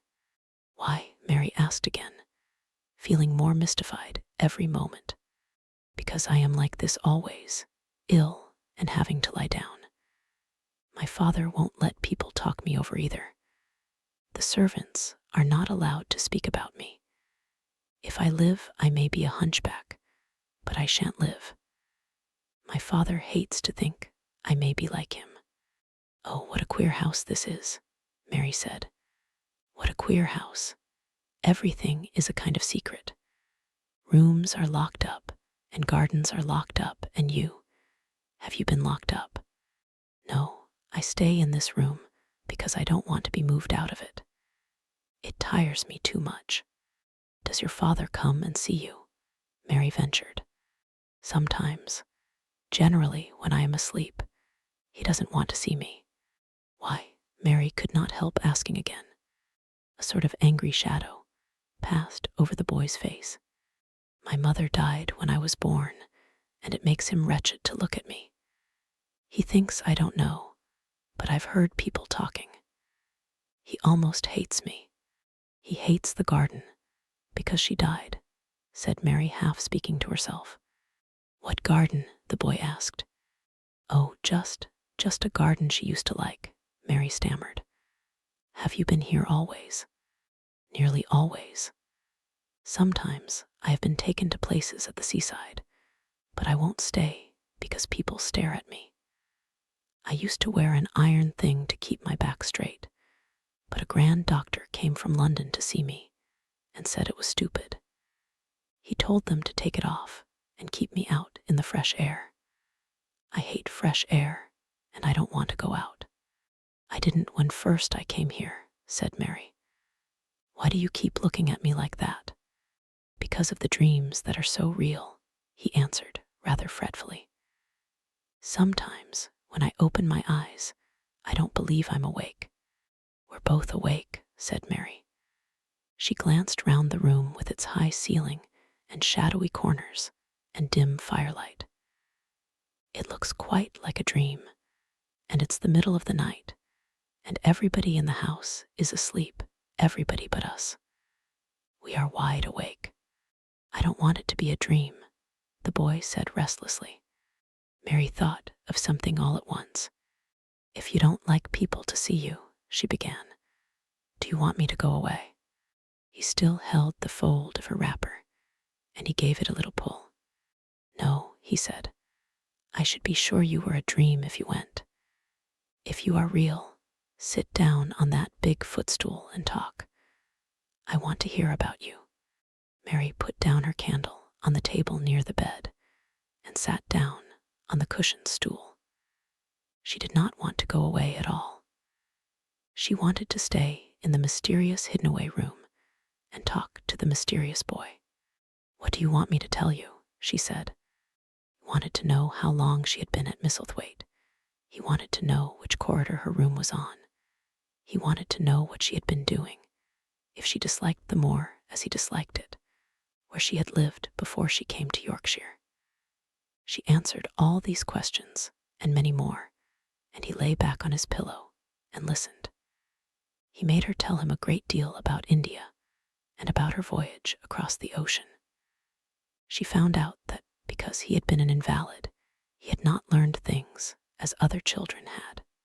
One of his nurses had taught him to read when he was quite little, and he was always reading and looking at pictures in splendid books. Though his father rarely saw him when he was awake, he was given all sorts of wonderful things to amuse himself with. He never seemed to have been amused, however. He could have anything he asked for, and was never made to do anything he did not like to do. "Everyone is obliged to do what pleases me," he said indifferently. "It makes me ill to be angry. No one believes I shall live to grow up." He said it as if he was so accustomed to the idea that it had ceased to matter to him at all. He seemed to like the sound of Mary's voice. As she went on talking, he listened in a drowsy, interested way. Once or twice, she wondered if he were not gradually falling into a doze. But at last, he asked a question which opened up a new subject. "How old are you?" he asked. "I am 10, answered Mary, forgetting herself for the moment. "And so are you." "How do you know that?" he demanded in a surprised voice. "Because when you were born, the garden door was locked and the key was buried. And it has been locked for 10 years. Colin half sat up, turning toward her, leaning on his elbows. "What garden door was locked? Who did it? Where was the key buried?" he exclaimed, as if he were suddenly very much interested. It was the garden Mr. Craven hates," said Mary nervously. "He locked the door. No one knew where he buried the key." "What sort of a garden is it?" Colin persisted eagerly. "No one has been allowed to go into it for 10 years, was Mary's careful answer. But it was too late to be careful. He was too much like herself. He too had had nothing to think about, and the idea of a hidden garden attracted him as it had attracted her. He asked question after question. Where was it? Had she never looked for the door? Had she never asked the gardeners? "They won't talk about it," said Mary. "I think they have been told not to answer questions." "I would make them," said Colin. "Could you?" Mary faltered, beginning to feel frightened. If he could make people answer questions, who knew what might happen? "Everyone is obliged to please me." "I told you that," he said. "If I were to live, this place would sometime belong to me. They all know that. I would make them tell me." Mary had not known that she herself had been spoiled, but she could see quite plainly that this mysterious boy had been. He thought that the whole world belonged to him. How peculiar he was, and how coolly he spoke of not living. "Do you think you won't live?" she asked, partly because she was curious, and partly in hope of making him forget the garden. "I don't suppose I shall," he answered as indifferently as he had spoken before. "Ever since I remember anything, I have heard people say I shan't. At first, they thought I was too little to understand, and now they think I don't hear. But I do. My doctor is my father's cousin. He is quite poor, and if I die, he will have all Misselthwaite when my father is dead. I should think he wouldn't want me to live." "Do you want to live?" inquired Mary. "No," he answered in a cross, tired fashion. "But I don't want to die. When I feel ill, I lie here and think about it until I cry and cry." "I have heard you crying 3 times, Mary said, "but I did not know who it was. Were you crying about that?" She did so want him to forget the garden. I dare say, he answered. Let us talk about something else. Talk about that garden. Don't you want to see it? Yes, answered Mary, in quite a low voice. I do, he went on persistently. I don't think I ever really wanted to see anything before, but I want to see that garden. I want the key dug up. I want the door unlocked. I would let them take me there in my chair. That would be getting fresh air. I am going to make them open the door. He had become quite excited, and his strange eyes began to shine like stars, and looked more immense than ever. They have to please me, he said. I will make them take me there, and I will let you go too. Mary's hands clutched each other. Everything would be spoiled, everything. Dickon would never come back. She would never again feel like a missel thrush with a safe hidden nest. Oh, don't do that, she cried out. He stared as if he thought she had gone crazy. Why, he exclaimed, you said you wanted to see it. I do, she answered almost with a sob in her throat. But if you make them open the door and take you in like that, it will never be a secret again. He leaned still farther forward. A secret, he said. What do you mean? Tell me. Mary's words almost tumbled over one another. You see, she panted. If no one knows but ourselves, if there was a door, hidden somewhere under the ivy, if there was, and we could find it, and if we could slip through it together and shut it behind us, and no one knew anyone was inside, and we called it our garden, and pretended that we were missel thrushes, and it was our nest, and if we played there almost every day and dug, and planted seeds, and made it all come alive. Is it dead? He interrupted her. It soon will be if no one cares for it, she went on. The bulbs will live, but the roses. He stopped her again, as excited as she was herself. What are bulbs? He put in quickly. They are daffodils and lilies and snowdrops. They are working in the earth now, pushing up pale green points, because the spring is coming. Is the spring coming? He said. What is it like? You don't see it in rooms if you are ill. It is the sun shining on the rain, and the rain falling on the sunshine, and things pushing up and working under the earth, said Mary. If the garden was a secret and we could get into it, we could watch the things grow bigger every day and see how many roses are alive. Don't you see? Oh, don't you see how much nicer it would be if it was a secret? He dropped back on his pillow and lay there with an odd expression on his face. I never had a secret, he said, except that one about not living to grow up. They don't know I know that, so it is a sort of secret. But I like this kind better. If you won't make them take you to the garden, pleaded Mary.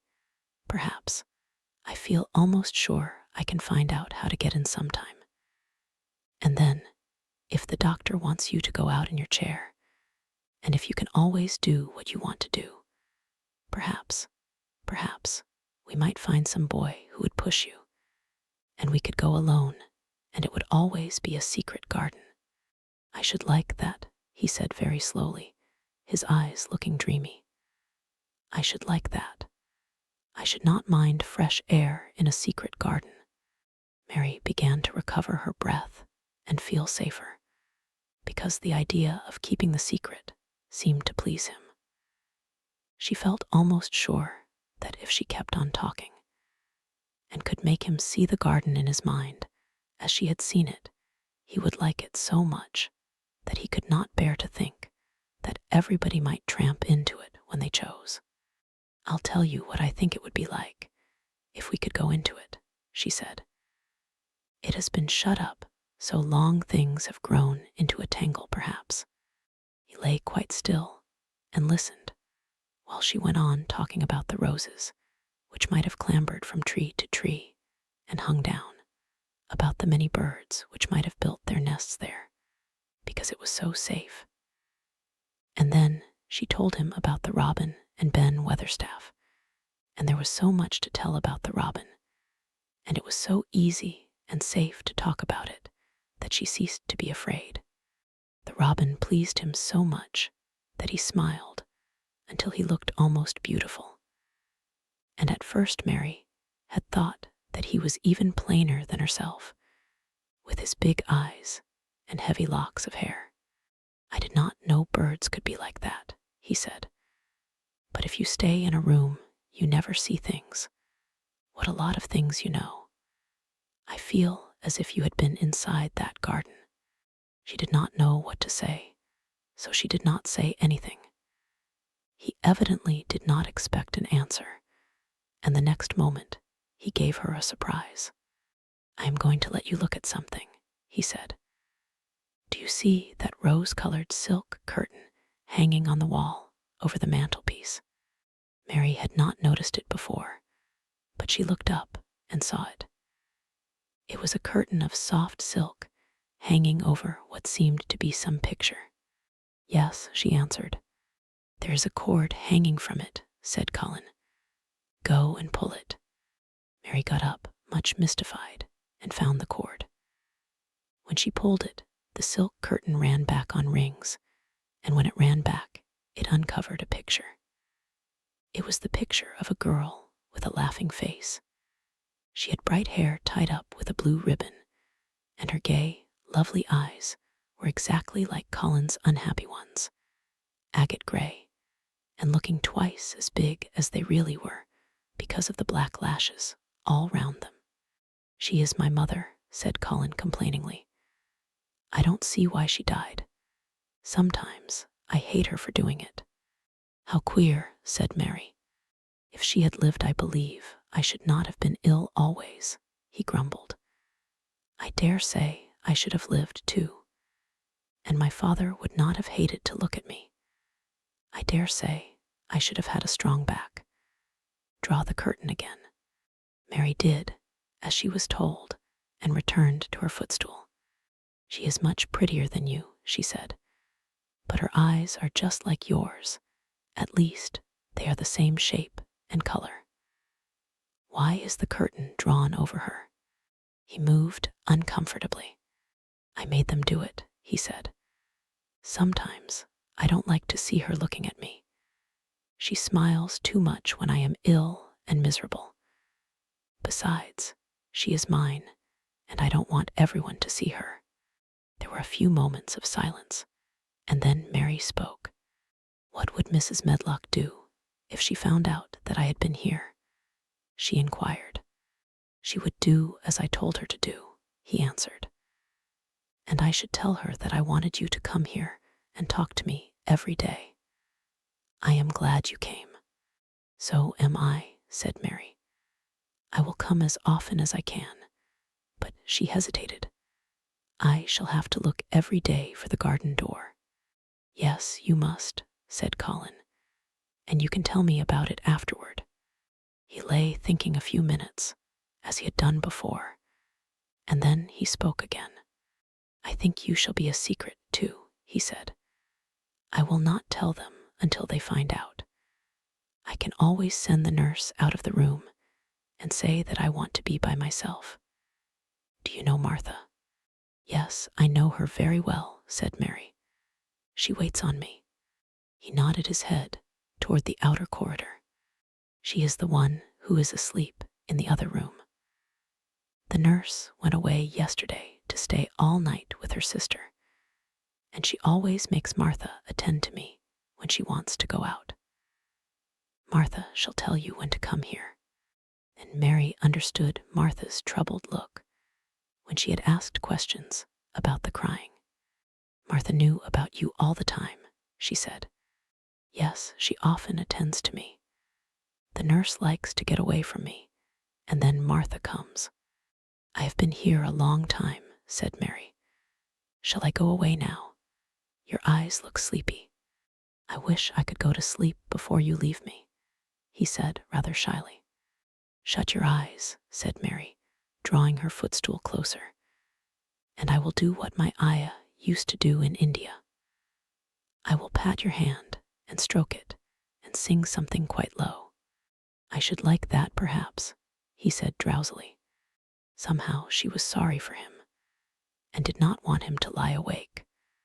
So she leaned against the bed and began to stroke and pat his hand and sing a very low little chanting song in Hindustani.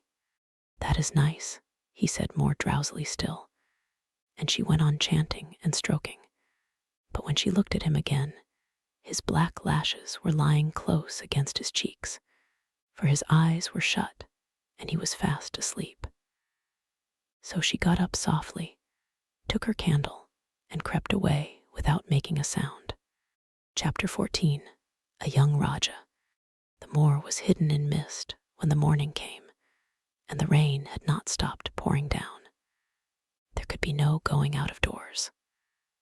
Martha was so busy that Mary had no opportunity of talking to her, but in the afternoon she asked her to come and sit with her in the nursery.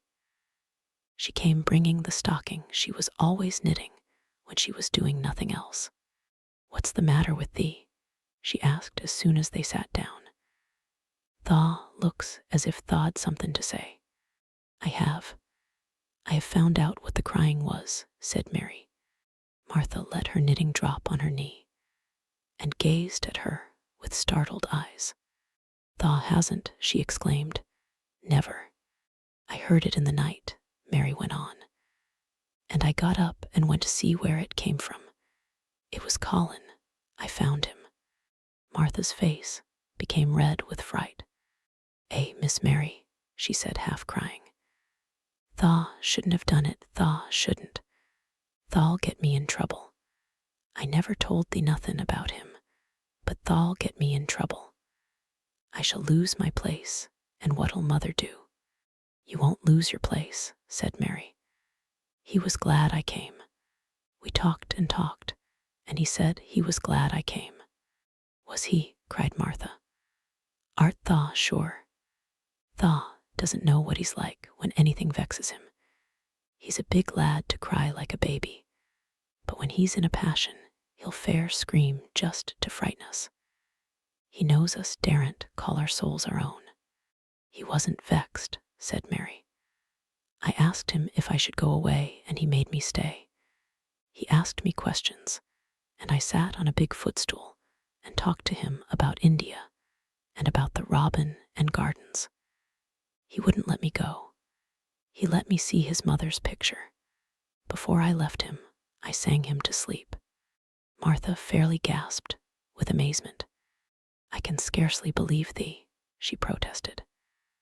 "It's as if Tha'd walked straight into a lion's den. If he'd been like he is most times, he'd have throwed himself into one of his tantrums and roused T.H. House. He won't let strangers look at him. He let me look at him. I looked at him all the time, and he looked at me." "We stared," said Mary. "I don't know what to do," cried agitated Martha. "If Mrs. Medlock finds out, she'll think I broke orders and told thee, and I shall be packed back to mother. He is not going to tell Mrs. Medlock anything about it yet. It's to be a sort of secret just at first," said Mary firmly. "And he says everybody is obliged to do as he pleases." "Aye, that's true enough, T.H. bad lad," sighed Martha, wiping her forehead with her apron. "He says Mrs. Medlock must, and he wants me to come and talk to him every day. And you are to tell me when he wants me." "Me," said Martha. "I shall lose my place, I shall for sure. You can't if you are doing what he wants you to do. And everybody is ordered to obey him," Mary argued. "Does Thaw mean to say," cried Martha with wide open eyes, "that he was nice to thee?" "I think he almost liked me," Mary answered. "Then Thaw must have bewitched him," decided Martha, drawing a long breath. "You mean magic?" inquired Mary. "I've heard about magic in India, but I can't make it. I just went into his room, and I was so surprised to see him I stood and stared. And then he turned round and stared at me. and he thought I was a ghost or a dream, and I thought perhaps he was. And it was so queer being there alone together in the middle of the night and not knowing about each other. And we began to ask each other questions. And when I asked him if I must go away, he said I must not. World's coming to an end, gasped Martha. What is the matter with him? Asked Mary. Nobody knows for sure and certain, said Martha. Mr. Craven went off his head like when he was born. Doctors thought he'd have to be put in asylum. It was because Mrs. Craven died, like I told you. He wouldn't set eyes on baby. He just raved and said it'd be another hunchback like him, and it'd better die. Is Colin a hunchback? Mary asked. He didn't look like one. He isn't yet, said Martha.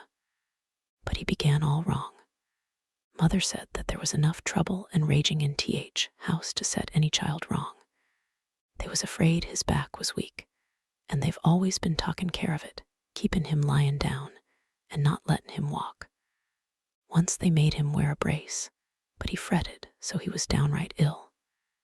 Then a big doctor came to see him and made them take it off. He talked to other doctor quite rough, in a polite way. He said there'd been too much medicine and too much lettin' him have his own way. I think he's a very spoiled boy, said Mary. He's worst young nowt as ever was, said Martha. I won't say as he hasn't been ill a good bit. He's had coughs and colds that's nearly killed him 2 or 3 times. Once he had rheumatic fever, and once he had typhoid. Mrs. Medlock did get a fright then. He'd been out of his head, and she was talking to nurse, thinkin' he didn't know nothin'. And she said, he'll die this time sure enough, and best thing for him and for everybody. And she looked at him, and there he was with his big eyes open, starin' at her as sensible as she was herself. She didn't know what'd happen, but he just stared at her and says, You give me some water and stop talkin'. Do you think he will die? Asked Mary. Mother says there's no reason why any child should live that gets no fresh air and doesn't do nothin', but lie on his back and read picture books and take medicine. He's weak and hates trouble obeying, taken out doors. And he gets cold so easy he says it makes him ill. Mary sat and looked at the fire.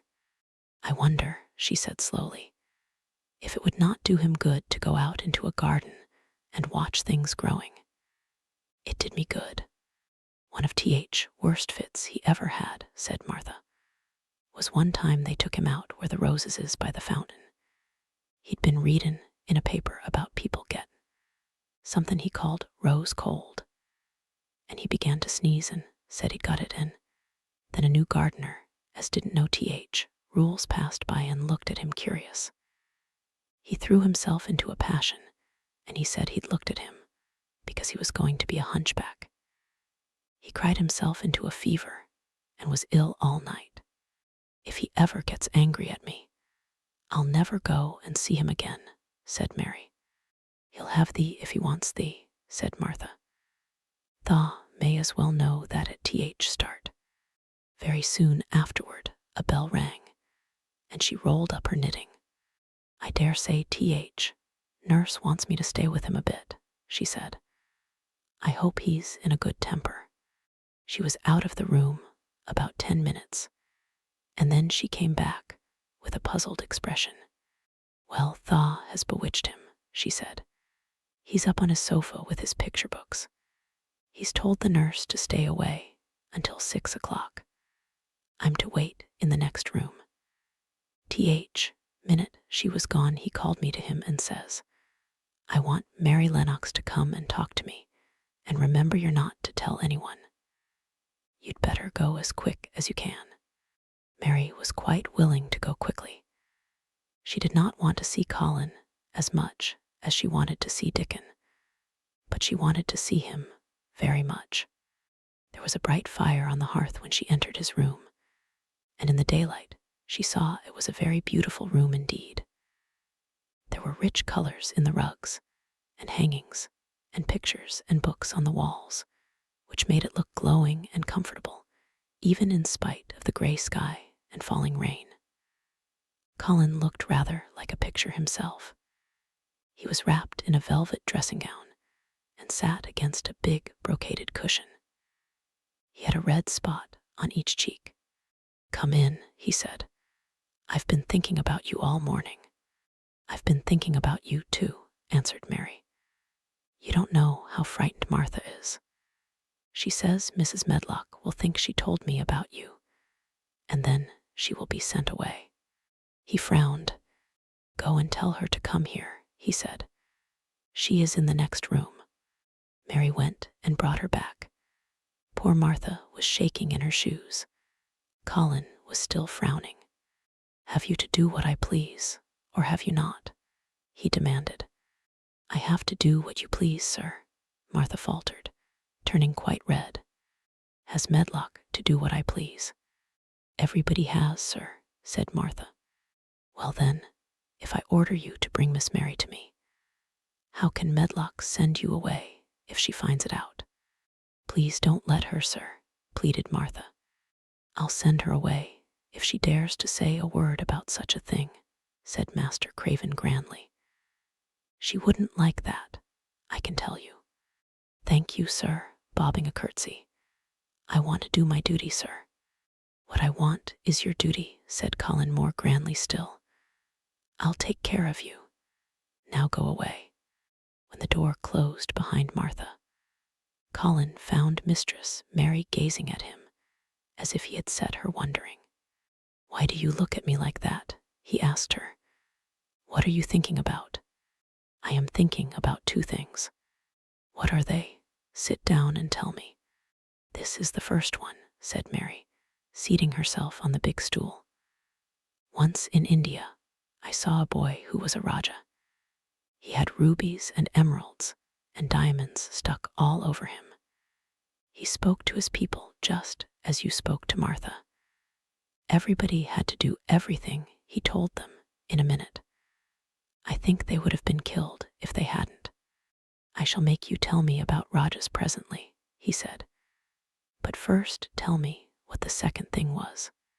"I was thinking," said Mary, "how different you are from Dickon." "Who is Dickon?" he said. "What a queer name." She might as well tell him. She thought she could talk about Dickon without mentioning the secret garden. She had liked to hear Martha talk about him. Besides, she longed to talk about him. It would seem to bring him nearer. "He is Martha's brother. He is 12 years old," she explained. "He is not like anyone else in the world. He can charm foxes and squirrels and birds, just as the natives in India charm snakes. He plays a very soft tune on a pipe, and they come and listen." There were some big books on a table at his side, and he dragged one suddenly toward him. "There is a picture of a snake charmer in this," he exclaimed. "Come and look at it." The book was a beautiful one, with superb colored illustrations, and he turned to one of them. "Can he do that?" he asked eagerly. "He played on his pipe, and they listened," Mary explained. "But he doesn't call it magic. He says it's because he lives on the moor so much, and he knows their ways. He says he feels sometimes as if he was a bird or a rabbit himself. He likes them so. I think he asked the robin questions. It seemed as if they talked to each other in soft chirps." Colin lay back on his cushion, and his eyes grew larger and larger, and the spots on his cheeks burned. "Tell me some more about him," he said. "He knows all about eggs and nests," Mary went on. "And he knows where foxes and badgers and otters live. He keeps them secret so that other boys won't find their holes and frighten them. He knows about everything that grows or lives on the moor." "Does he like the moor?" said Colin. "How can he when it's such a great, bare, dreary place?" "It's the most beautiful place," protested Mary.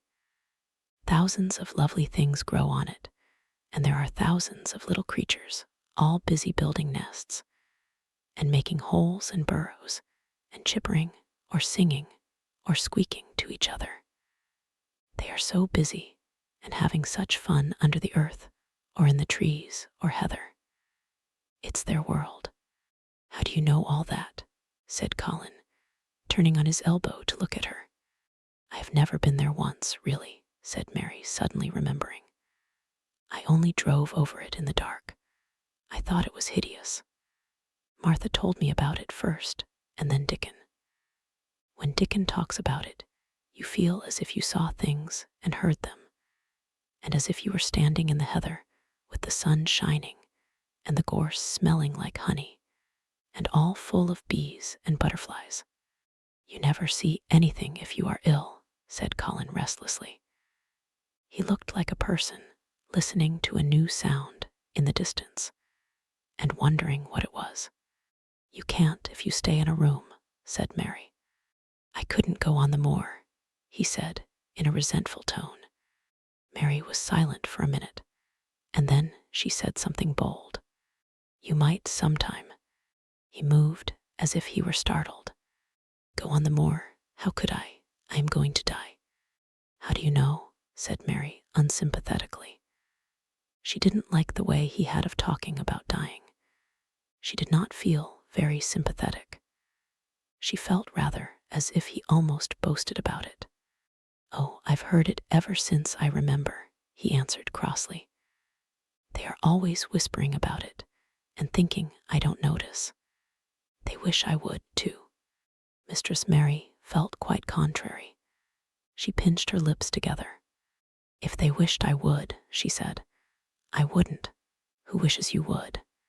The servants, and of course Dr. Craven, because he would get Misselthwaite and be rich instead of poor. He daren't say so, but he always looks cheerful when I am worse. When I had typhoid fever, his face got quite fat. I think my father wishes it too. I don't believe he does, said Mary quite obstinately. That made Colin turn and look at her again. Don't you? He said. And then he lay back on his cushion and was still, as if he were thinking. And there was quite a long silence. Perhaps they were both of them thinking strange things children do not usually think of. I like the grand doctor from London, because he made them take the iron thing off, said Mary at last. Did he say you were going to die? No. What did he say? He didn't whisper, Colin answered. Perhaps he knew I hated whispering. I heard him say one thing quite aloud. He said, the lad might live if he would make up his mind to it. Put him in the humor. It sounded as if he was in a temper. I'll tell you who would put you in the humor, perhaps, said Mary, reflecting. She felt as if she would like this thing to be settled one way or the other. I believe Dickon would. He's always talking about live things. He never talks about dead things or things that are ill. He's always looking up in the sky to watch birds flying, or looking down at the earth to see something growing.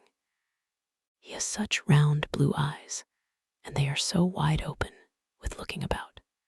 And he laughs such a big laugh with his wide mouth. And his cheeks are as red as cherries. She pulled her stool nearer to the sofa, and her expression quite changed at the remembrance of the wide curving mouth and wide open eyes. See here, she said, don't let us talk about dying. I don't like it. Let us talk about living. Let us talk and talk about Dickon. And then we will look at your pictures. It was the best thing she could have said. To talk about Dickon meant to talk about the moor, and about the cottage, and the 14 people who lived in it on 16 shillings a week, and the children who got fat on the moor grass like the wild ponies, and about Dickon's mother, and the skipping rope, and the moor with the sun on it, and about pale green points sticking up out of the black sod.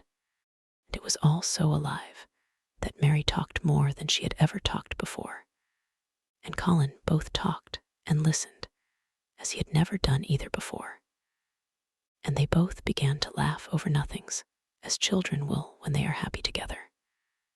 And they laughed so that in the end they were making as much noise as if they had been two ordinary, healthy, natural 10-year-old creatures, instead of a hard, little, unloving girl and a sickly boy who believed that he was going to die. They enjoyed themselves so much that they forgot the pictures and they forgot about the time. They had been laughing quite loudly over Ben Weatherstaff and his robin, and Colin was actually sitting up as if he had forgotten about his weak back when he suddenly remembered something. "Do you know, there is one thing we have never once thought of," he said. "We are cousins." It seemed so queer that they had talked so much and never remembered this simple thing that they laughed more than ever, because they had got into the humor to laugh at anything. And in the midst of the fun, the door opened, and in walked Dr. Craven and Mrs. Medlock. Dr. Craven started in actual alarm, and Mrs. Medlock almost fell back because he had accidentally bumped against her. "Good Lord," exclaimed poor Mrs. Medlock, with her eyes almost starting out of her head. "Good Lord." "What is this?" said Dr. Craven, coming forward. "What does it mean?" Then Mary was reminded of the boy Raja again. Colin answered, as if neither the doctor's alarm nor Mrs. Medlock's terror were of the slightest consequence. He was as little disturbed or frightened as if an elderly cat and dog had walked into the room. "This is my cousin, Mary Lennox," he said. "I asked her to come and talk to me. I like her. She must come and talk to me whenever I send for her." Dr. Craven turned reproachfully to Mrs. Medlock. "Oh, sir," she panted, "I don't know how it's happened. There's not a servant on the place tha'd dare to talk. They all have their orders." "Nobody told her anything," said Colin. "She heard me crying and found me herself. I am glad she came." "Don't be silly, Medlock." Mary saw that Dr. Craven did not look pleased, but it was quite plain that he dare not oppose his patient. He sat down by Colin and felt his pulse. "I am afraid there has been too much excitement." "Excitement is not good for you, my boy," he said. "I should be excited if she kept away," answered Colin, his eyes beginning to look dangerously sparkling. "I am better.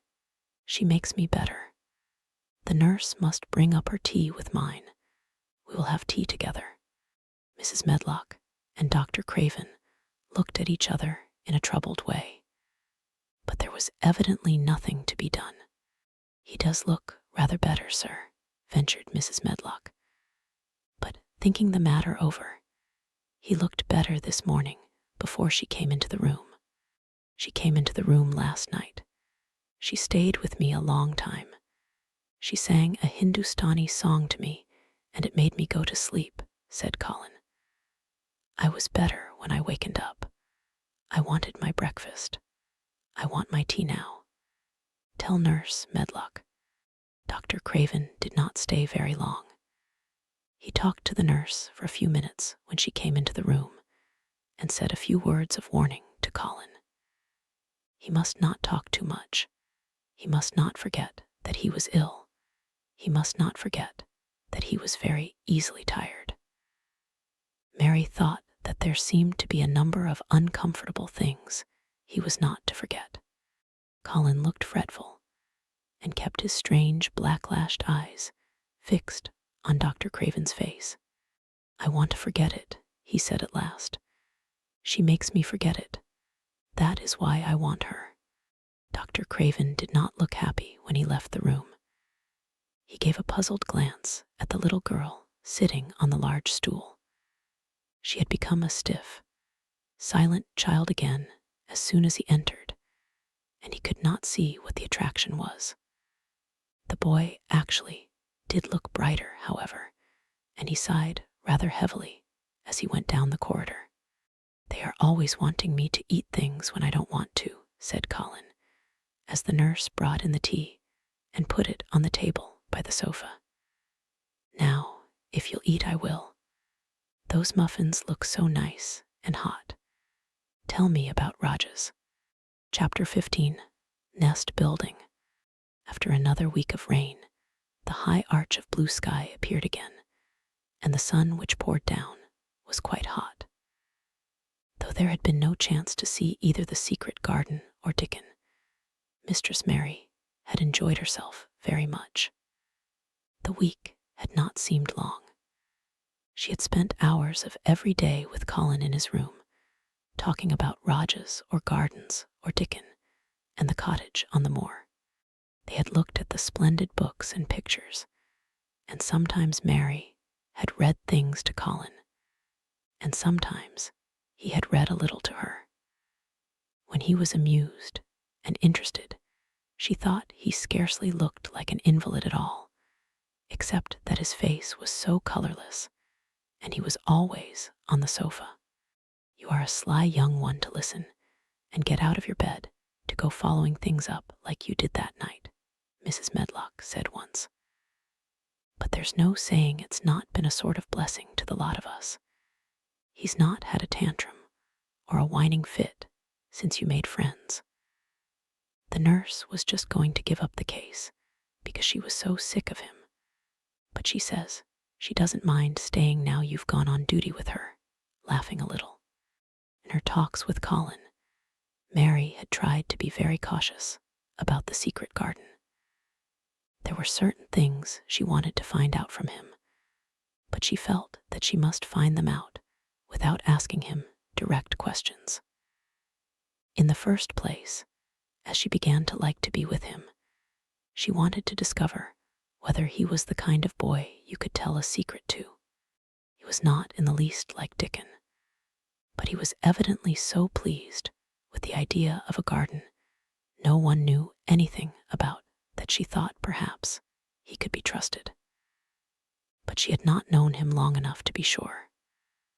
The second thing she wanted to find out was this: if he could be trusted, if he really could, wouldn't it be possible to take him to the garden without having anyone find it out? The Grand Doctor had said that he must have fresh air, and Colin had said that he would not mind fresh air in a secret garden.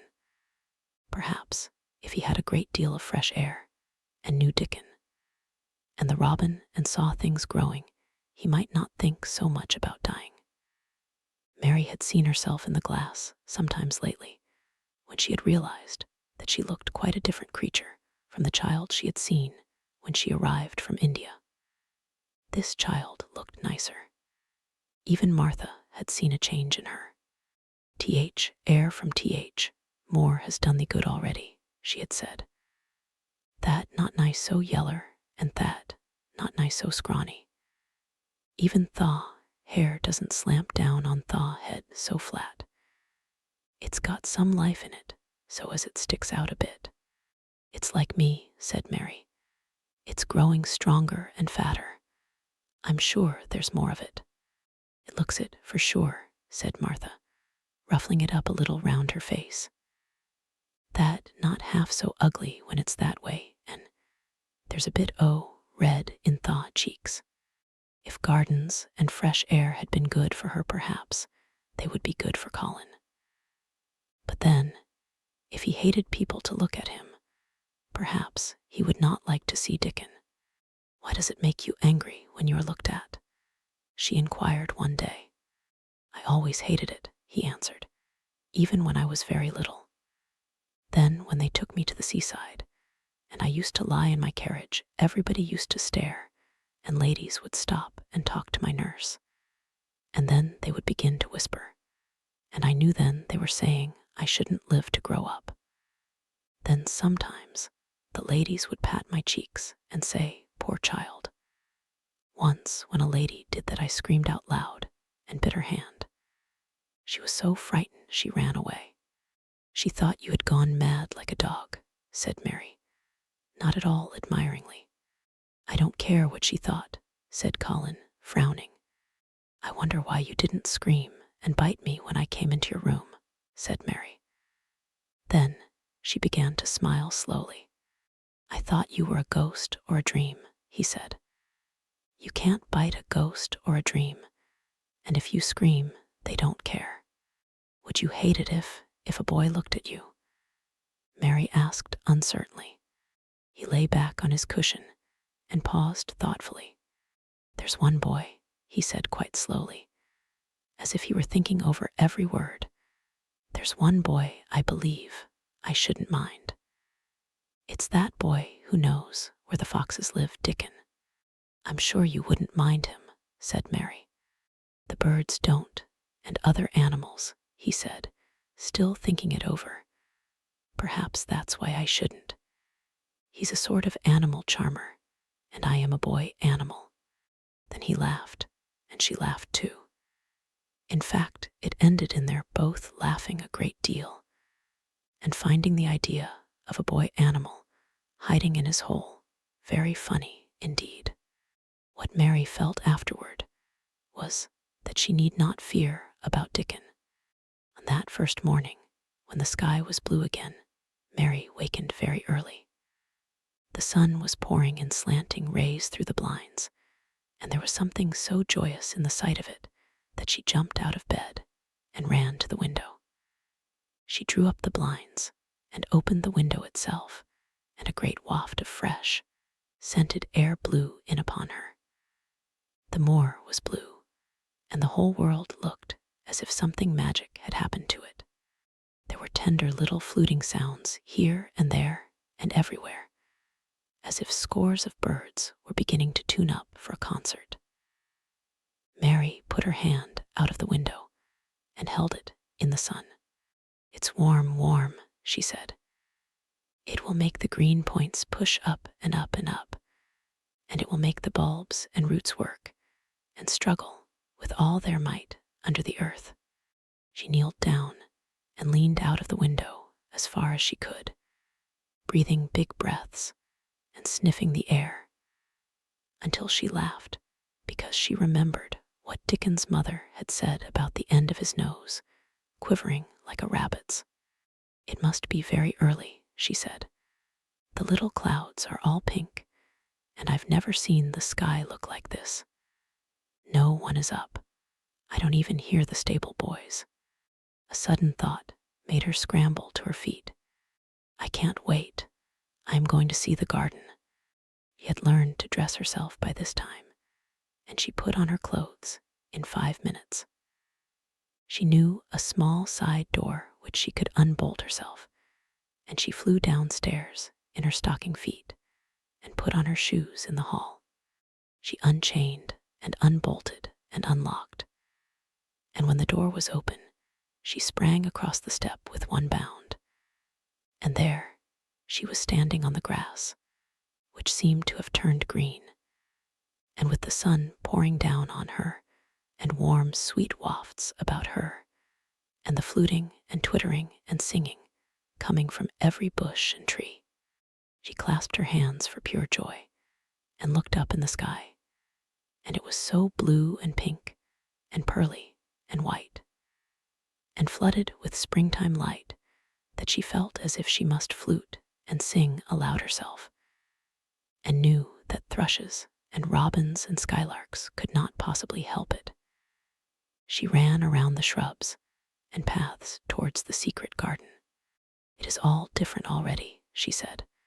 The grass is greener, and things are sticking up everywhere, and things are uncurling, and green buds of leaves are showing.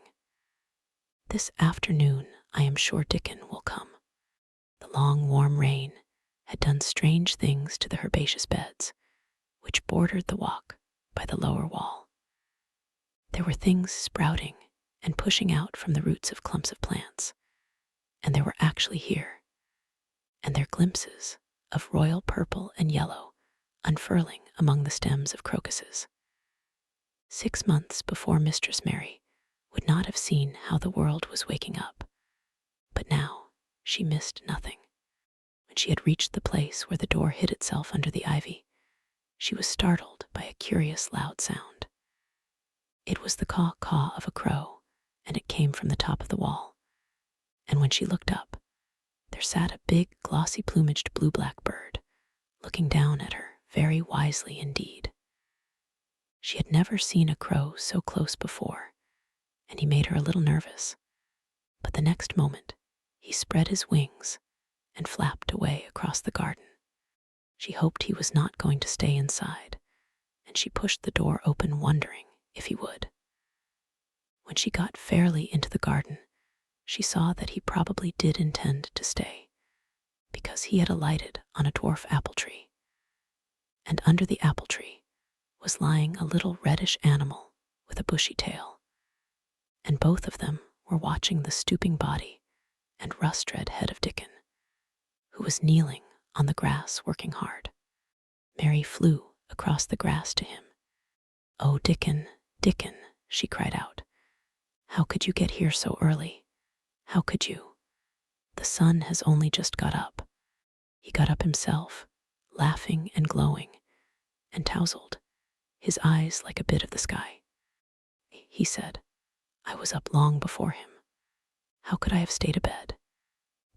World's all fair begun again this mornin', it has. And it's workin' and hummin' and scratchin' and pippin' and nest buildin' and breathin' out sense, till you've got to be out on it, 'stead o' lyin' on your back. When sun did jump up, more went mad for joy, and I was in the midst of heather, and I run like mad myself, shoutin' and singin'. And I come straight here. I couldn't have stayed away. Why, garden was lyin' here waitin'." Mary put her hands on her chest, panting, as if she had been running herself. "Oh, Dickon, Dickon," she said, "I'm so happy I can scarcely breathe." Seeing him talking to a stranger, the little bushy-tailed animal rose from its place under the tree and came to him, and the rook, cawing once, flew down from its branch and settled quietly on his shoulder. "This is little fox cub," he said, rubbing the little reddish animal's head. "It's named Captain. And this here Soot. Soot, he flew across more with me, and Captain, he run same as if hounds had been after him. They both felt same as I did. Neither of the creatures looked as if he were the least afraid of Mary. When Dickon began to walk about, Soot stayed on his shoulder, and Captain trotted quietly close to his side. "See here," said Dickon. "See how these has pushed up, and these and these. And look at these here." He threw himself upon his knees, and Mary went down beside him. They had come upon a whole clump of crocuses, burst into purple and orange and gold. Mary bent her face down and kissed them. "You never kiss a person in that way," she said when she lifted her head. "Flowers are so different." He looked puzzled but smiled. He said, "I've kissed mother many a time that way when I come in from more after a day's roamin'." And she stood there at door in sun, lookin' so glad and comfortable. They ran from one part of the garden to another, and found so many wonders that they were obliged to remind themselves that they must whisper or speak low. He showed her swelling leaf buds on rose branches which had seemed dead. He showed her 10,000 new green points pushing through the mold. They put their eager young noses close to the earth and sniffed its warmed springtime breathing. They dug and pulled and laughed low with rapture, until Mistress Mary's hair was as tumbled as Dickon's, and her cheeks were almost as poppy red as his. There was every joy on earth in the secret garden that morning, and in the midst of them came a delight more delightful than all, because it was more wonderful. Swiftly something flew across the wall and darted through the trees to a close-grown corner, a little flare of red-breasted bird with something hanging from its beak. Dickon stood quite still and put his hand on Mary, almost as if they had suddenly found themselves laughing in a church. "We munnot stir," he whispered in broad Yorkshire. "We munnot scarce breathe. I knowed he was mate huntin' when I seed him last. It's Ben Weatherstaff's robin. He's buildin' his nest. He'll stay here if us don't flight him." They settled down softly upon the grass and sat there without moving. "Us mustn't seem as if us was watchin' him too close," said Dickon. "He'd be out with us for good if he got TH. Notion us was interferin' now. He'll be a good bit different till all this is over. He's settin' up housekeepin'. He'll be shyer and readier to take things ill. He's got no time for visitin' and gossipin'. Us must keep still a bit and try to look as if us was grass and trees and bushes. Then, when he's got used to seein' us, I'll chirp a bit, and he'll know us'll not be in his way." Mistress Mary was not at all sure that she knew, as Dickon seemed to, how to try to look like grass and trees and bushes. But he had said the queer thing as if it were the simplest and most natural thing in the world, and she felt it must be quite easy to him. And indeed, she watched him for a few minutes carefully, wondering if it was possible for him to quietly turn green and put out branches and leaves. But he only sat wonderfully still, and when he spoke, dropped his voice to such a softness that it was curious that she could hear him. But she could. "It's part o' springtime, this nest buildin' is," he said. "I warrant it's been goin' on in same way every year since world was begun. They've got their way thinkin' and doin' things, and a body had better not meddle. You can lose a friend in springtime easier than any other season if you're too curious. If we talk about him, I can't help looking at him," Mary said as softly as possible. "We must talk of something else. There is something I want to tell you." "He'll like it better if us talks o' something else," said Dickon. "What is it Thaw's got to tell me?" "Well, do you know about Colin?" she whispered. He turned his head to look at her. "What does Thaw know about him?" he asked. "I've seen him. I have been to talk to him every day this week. He wants me to come. He says I'm making him forget about being ill and dying," answered Mary. Dickon looked actually relieved as soon as the surprise died away from his round face. "I am glad o' that," he exclaimed.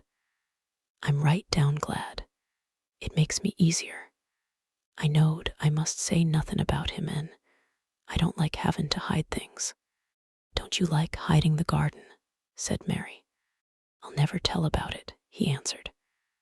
"But I says to Mother, 'Mother,' I says, 'I got a secret to keep. It's not a bad Thaw knows that. It's no worse than hidden where a bird's nest is. Thaw doesn't mind it, does Thaw?'" Mary always wanted to hear about Mother. "What did she say?" she asked, not at all afraid to hear. Dickon grinned sweet-temperedly. "It was just like her, what she said," he answered. "She give my head a bit of a rub and laughed, and she says, 'Lad, Thaw can have all secrets Thaw likes. I've knowed thee 12 year.'"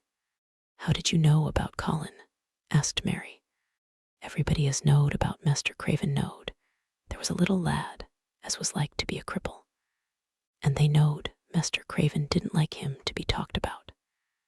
Folks is sorry for Mester Craven, because Mrs. Craven was such a pretty young lady, and they was so fond of each other. Mrs. Medlock stops in our cottage whenever she goes to Thwaite, and she doesn't mind talkin' to Mother before us children, because she knows us has been brought up to be trusty." "How did Thaw find out about him?" "Martha was in fine trouble last time she came home. She said Thaw'd heard him frettin', and Thaw was askin' questions, and she didn't know what to say. Mary told him her story, about the midnight wuthering of the wind, which had wakened her, and about the faint, far-off sounds of the complaining voice, which had led her down the dark corridors with her candle, and had ended with her opening of the door of the dimly lighted room with the carven four-posted bed in the corner. When she described the small ivory-white face and the strange black-rimmed eyes, Dickon shook his head. "Them's just like his mother's eyes, only hers was always laughin', they say," he said. "They say, as Mr. Craven can't bear to see him when he's awakin', it's because his eyes is so like his mother's, and yet looks so different in his miserable bit of a face." "Do you think he wants to die?" whispered Mary. "No, but he wishes he'd never been born. Mother, she says that's worst thing on earth for a child. Them as is not wanted scarce ever thrives. Mester Craven he'd buy anythin' as money could buy for poor lad, but he'd like to forget as he's on earth. For one thing, he's afraid he'll look at him some day and find he's growed hunchback. Colin's so afraid of it himself that he won't sit up," said Mary. "He says he's always thinking that if he should feel a lump coming, he should go crazy and scream himself to death." He oughtn't to lie there thinking things like that," said Dickon. "No lad could get well as thought them sort o' things." The fox was lying on the grass close by him, looking up to ask for a pat now and then, and Dickon bent down and rubbed his neck softly and thought a few minutes in silence. Presently he lifted his head and looked round the garden. "When first we got in here," he said, "it seemed like everything was gray. Look round now and tell me if thaw doesn't see a difference." Mary looked and caught her breath a little. "Why," she cried, "the gray wall is changing. It is as if a green mist were creeping over it. It's almost like a green gauze veil." "Aye," said Dickon, "and it'll be greener and greener till gray's all gone. Can tha guess what I was thinkin'?" "I know it was something nice," said Mary eagerly. "I believe it was something about Colin. I was thinkin' that if he was out here, he wouldn't be watchin' for lumps to grow on his back. He'd be watchin' for buds to break on rose bushes, and he'd likely be healthier," explained Dickon. "I was wonderin' if us could ever get him in humor to come out here and lie under trees in his carriage. I've been wondering that myself. I've thought of it almost every time I've talked to him," said Mary. "I've wondered if he could keep a secret, and I've wondered if we could bring him here without anyone seeing us. I thought perhaps you could push his carriage. The doctor said he must have fresh air, and if he wants us to take him out, no one dare disobey him. He won't go out for other people, and perhaps they will be glad if he will go out with us. He could order the gardeners to keep away, so they wouldn't find out." Dickon was thinking very hard as he scratched Captain's back. "It'd be good for him, I'll warrant," he said. "Us'd not be thinkin' he'd better never been born. Us'd be just two children watchin' a garden grow, and he'd be another. Two lads and a little lass just lookin' on at springtime. I warrant it'd be better than doctor's stuff. He's been lying in his room so long, and he's always been so afraid of his back that it has made him queer," said Mary. "He knows a good many things out of books, but he doesn't know anything else. He says he has been too ill to notice things, and he hates going out of doors, and hates gardens and gardeners. But he likes to hear about this garden because it is a secret. I daren't tell him much, but he said he wanted to see it. Us'll have him out here sometime for sure," said Dickon. "I could push his carriage well enough. Has tha noticed how Robin and his mate has been workin' while we've been sittin' here? Look at him perched on that branch wonderin' where it'd be best to put that twig he's got in his beak. He made one of his low whistling calls, and the robin turned his head and looked at him inquiringly, still holding his twig. Dickens spoke to him as Ben Weatherstaff did, but Dickens' tone was one of friendly advice. "Wheresoever Thaw puts it," he said, "it'll be all right. Thaw knew how to build Thaw nest before Thaw came out o' egg. Get on with thee, lad. Thast got no time to lose." "Oh, I do like to hear you talk to him," Mary said, laughing delightedly. "Ben Weatherstaff scolds him and makes fun of him, and he hops about and looks as if he understood every word, and I know he likes it. Ben Weatherstaff says he is so conceited he would rather have stones thrown at him than not be noticed." Dickon laughed too and went on talking. "Thaw knows us won't trouble thee," he said to the robin. "Us is near bane wild things ourselves. Us is nest buildin' too, bless thee. Look out Thaw doesn't tell on us." And though the robin did not answer, because his beak was occupied, Mary knew that when he flew away with his twig to his own corner of the garden, the darkness of his dew-bright eye meant that he would not tell their secret for the world. Chapter 16. "I won't," said Mary. They found a great deal to do that morning, and Mary was late in returning to the house, and was also in such a hurry to get back to her work that she quite forgot Colin until the last moment. "Tell Colin that I can't come and see him yet," she said to Martha. "I'm very busy in the garden." Martha looked rather frightened. "Miss Mary," she said, "it may put him all out of humor when I tell him that." But Mary was not as afraid of him as other people were, and she was not a self-sacrificing person. "I can't stay," she answered. "Dickens waiting for me," and she ran away. The afternoon was even lovelier and busier than the morning had been. Already nearly all the weeds were cleared out of the garden, and most of the roses and trees had been pruned or dug about. Dickon had brought a spade of his own, and he had taught Mary to use all her tools, so that by this time it was plain that though the lovely wild place was not likely to become a gardener's garden, it would be a wilderness of growing things before the springtime was over. "There'll be apple blossoms and cherry blossoms overhead," Dickon said, working away with all his might. "And there'll be peach and plum trees in bloom against walls, and grass'll be a carpet of flowers."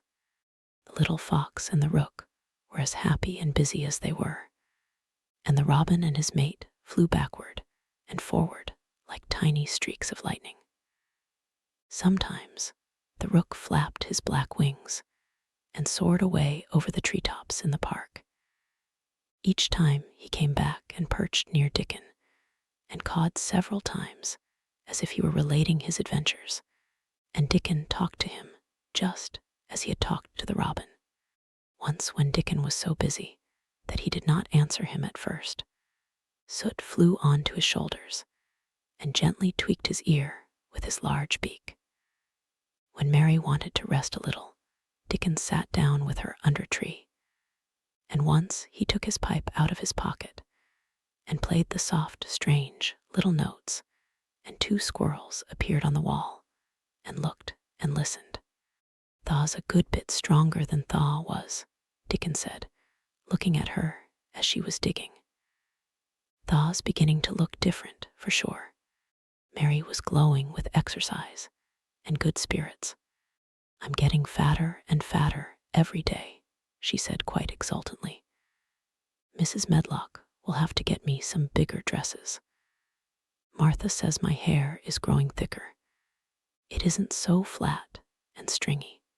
The sun was beginning to set, and sending deep gold-colored rays slanting under the trees when they parted. "It'll be fine tomorrow," said Dickon. I'll be at work by sunrise." "So will I," said Mary. She ran back to the house as quickly as her feet would carry her. She wanted to tell Colin about Dickens's fox cub and the rook, and about what the springtime had been doing. She felt sure he would like to hear. So it was not very pleasant when she opened the door of her room to see Martha standing waiting for her with a doleful face. "What is the matter?" she asked.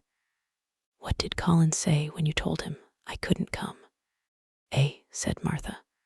"I wish tha'd gone. He was nigh goin' into one o' his tantrums. There's been a nice to do all afternoon to keep him quiet. He would watch the clock all th time." Mary's lips pinched themselves together. She was no more used to considering other people than Colin was, and she saw no reason why an ill-tempered boy should interfere with the things she liked best. She knew nothing about the pitifulness of people who had been ill and nervous, and who did not know that they could control their tempers and need not make other people ill and nervous, too.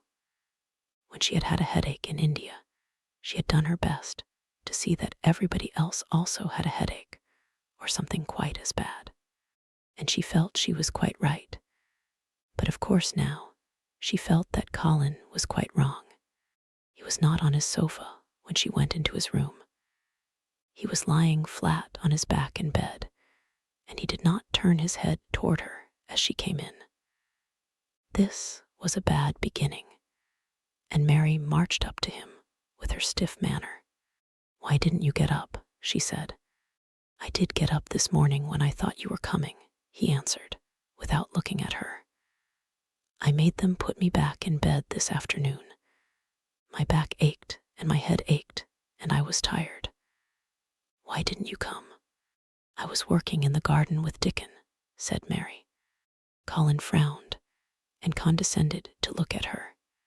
"I won't let that boy come here if you go and stay with him instead of coming to talk to me," he said. Mary flew into a fine passion. She could fly into a passion without making a noise. She just grew sour and obstinate and did not care what happened. "If you send Dickon away, I'll never come into this room again," she retorted. "You'll have to if I want you," said Colin. "I won't," said Mary. "I'll make you," said Colin. "They shall drag you in." "Shall they, Mr. Raja?" said Mary fiercely. "They may drag me in, but they can't make me talk when they get me here. I'll sit and clench my teeth and never tell you one thing. I won't even look at you. I'll stare at the floor." They were a nice, agreeable pair as they glared at each other.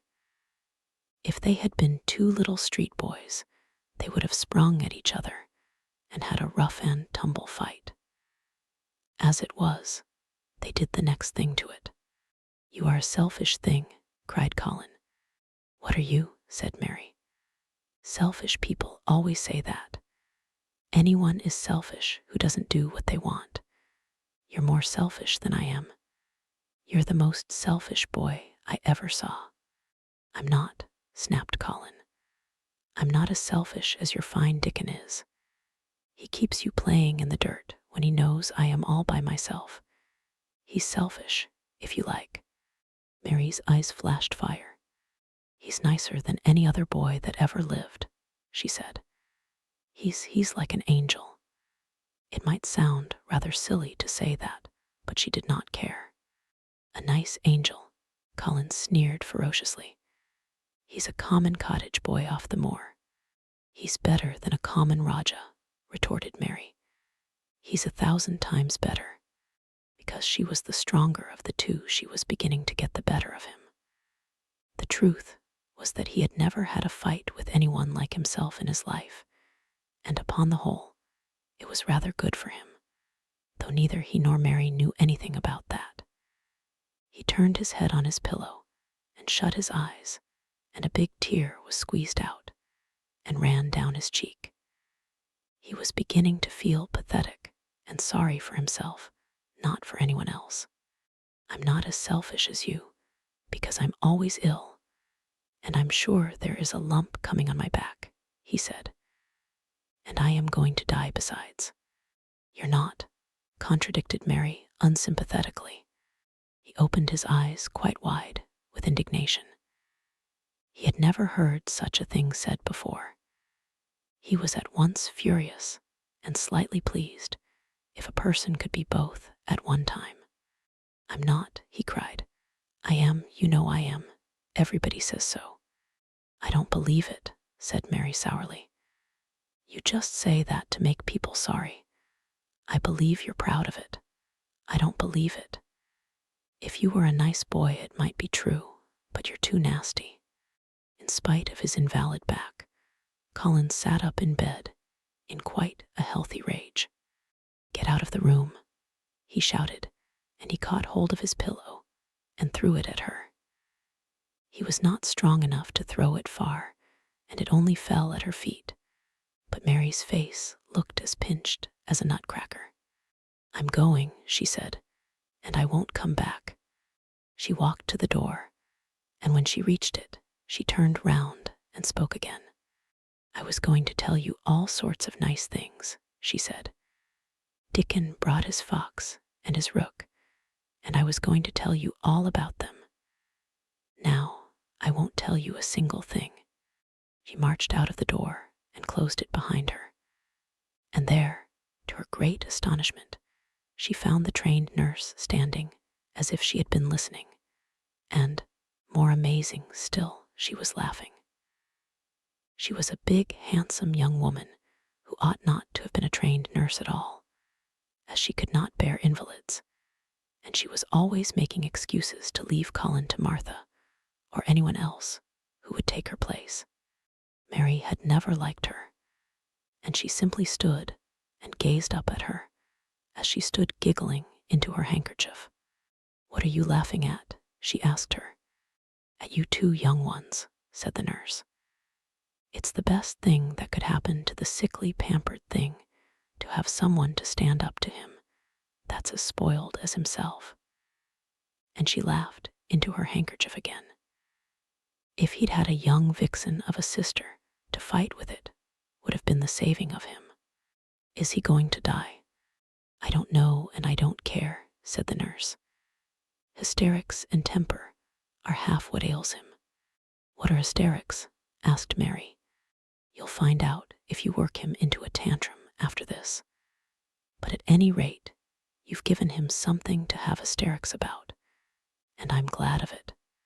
Mary went back to her room, not feeling at all as she had felt when she had come in from the garden.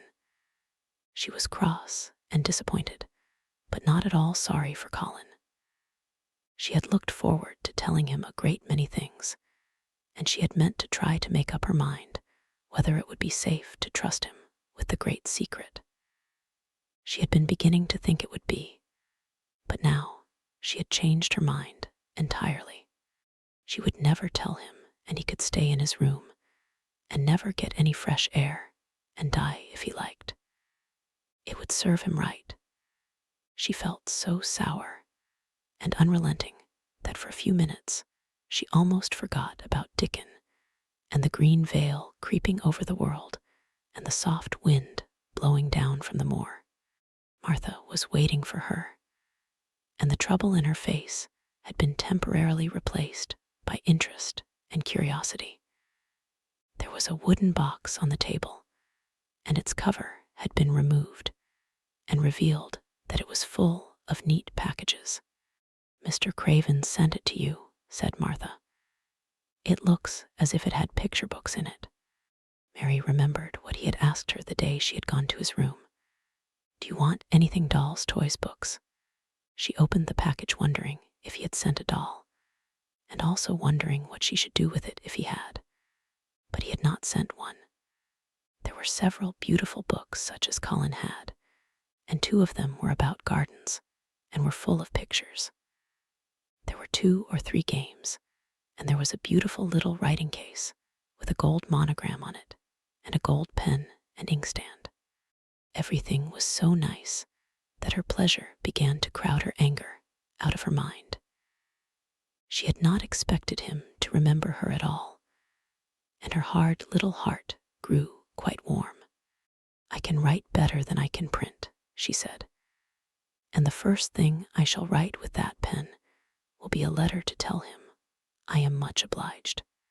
If she had been friends with Colin, she would have run to show him her presents at once, and they would have looked at the pictures and read some of the gardening books and perhaps tried playing the games. And he would have enjoyed himself so much he would never once have thought he was going to die, or have put his hand on his spine to see if there was a lump coming. He had a way of doing that which she could not bear. It gave her an uncomfortable, frightened feeling, because he always looked so frightened himself. He said that if he felt even quite a little lump some day, he should know his hunch had begun to grow. Something he had heard Mrs. Medlock whispering to the nurse had given him the idea, and he had thought over it in secret until it was quite firmly fixed in his mind. Mrs. Medlock had said his father's back had begun to show its crookedness in that way when he was a child. He had never told anyone but Mary that most of his tantrums, as they called them, grew out of his hysterical hidden fear. Mary had been sorry for him when he had told her. "He always began to think about it when he was cross or tired," she said to herself, "and he has been cross today. Perhaps he has been thinking about it all afternoon." She stood still, looking down at the carpet and thinking. "I said I would never go back again," she hesitated, knitting her brows. "But perhaps, just perhaps, I will go and see if he wants me in the morning. Perhaps he'll try to throw his pillow at me again, but I think I'll go." Chapter 17. A Tantrum. She had got up very early in the morning and had worked hard in the garden, and she was tired and sleepy. So as soon as Martha had brought her supper and she had eaten it, she was glad to go to bed. As she laid her head on the pillow, she murmured to herself, "I'll go out before breakfast and work with Dickon, and then afterward, I believe I'll go to see him." She thought it was the middle of the night when she was awakened by such dreadful sounds that she jumped out of bed in an instant. What was it? What was it? The next minute, she felt quite sure she knew. Doors were opened and shut, and there were hurrying feet in the corridors, and someone was crying and screaming at the same time, screaming and crying in a horrible way. "It's Colin," she said. "He's having one of those tantrums the nurse called hysterics. How awful it sounds." As she listened to the sobbing screams, she did not wonder that people were so frightened that they gave him his own way in everything rather than hear them.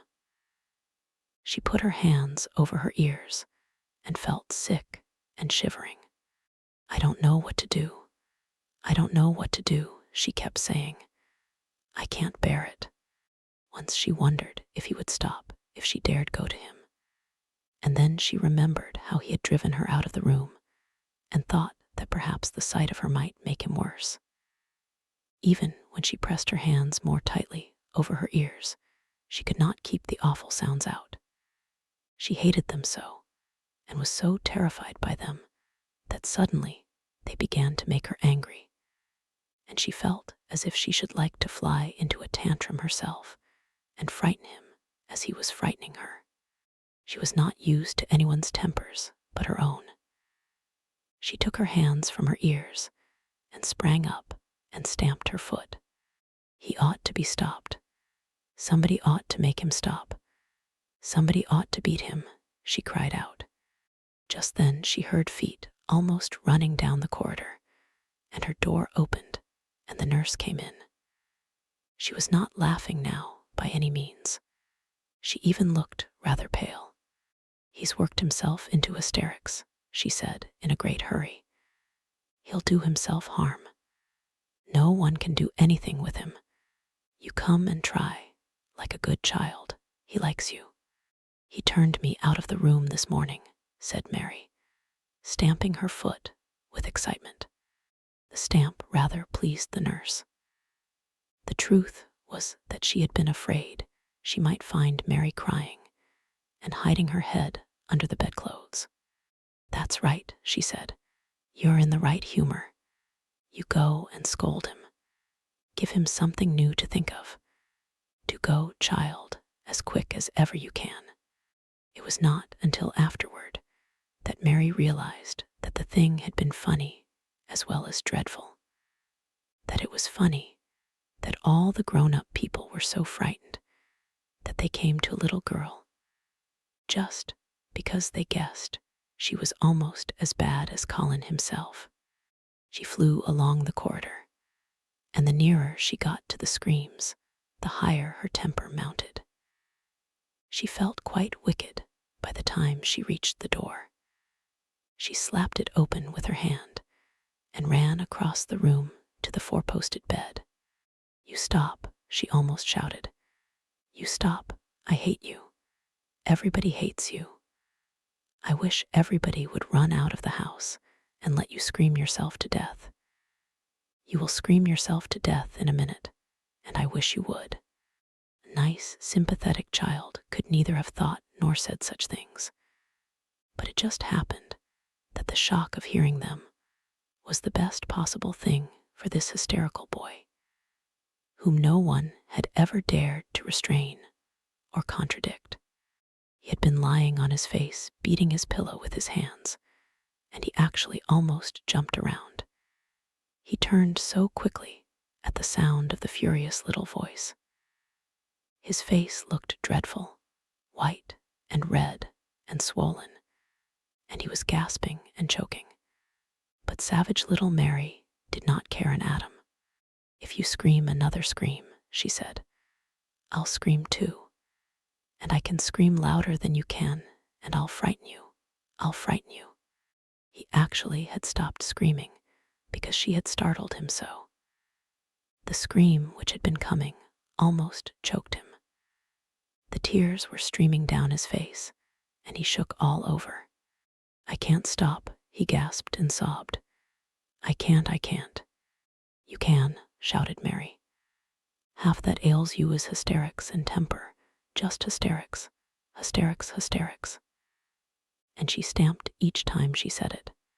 "I felt the lump, I felt it," choked out Colin. "I knew I should. I shall have a hunch on my back, and then I shall die." And he began to writhe again, and turned on his face, and sobbed and wailed, but he didn't scream. "You didn't feel a lump," contradicted Mary fiercely. "If you did, it was only a hysterical lump. Hysterics makes lumps. There's nothing the matter with your horrid back, nothing but hysterics. Turn over and let me look at it."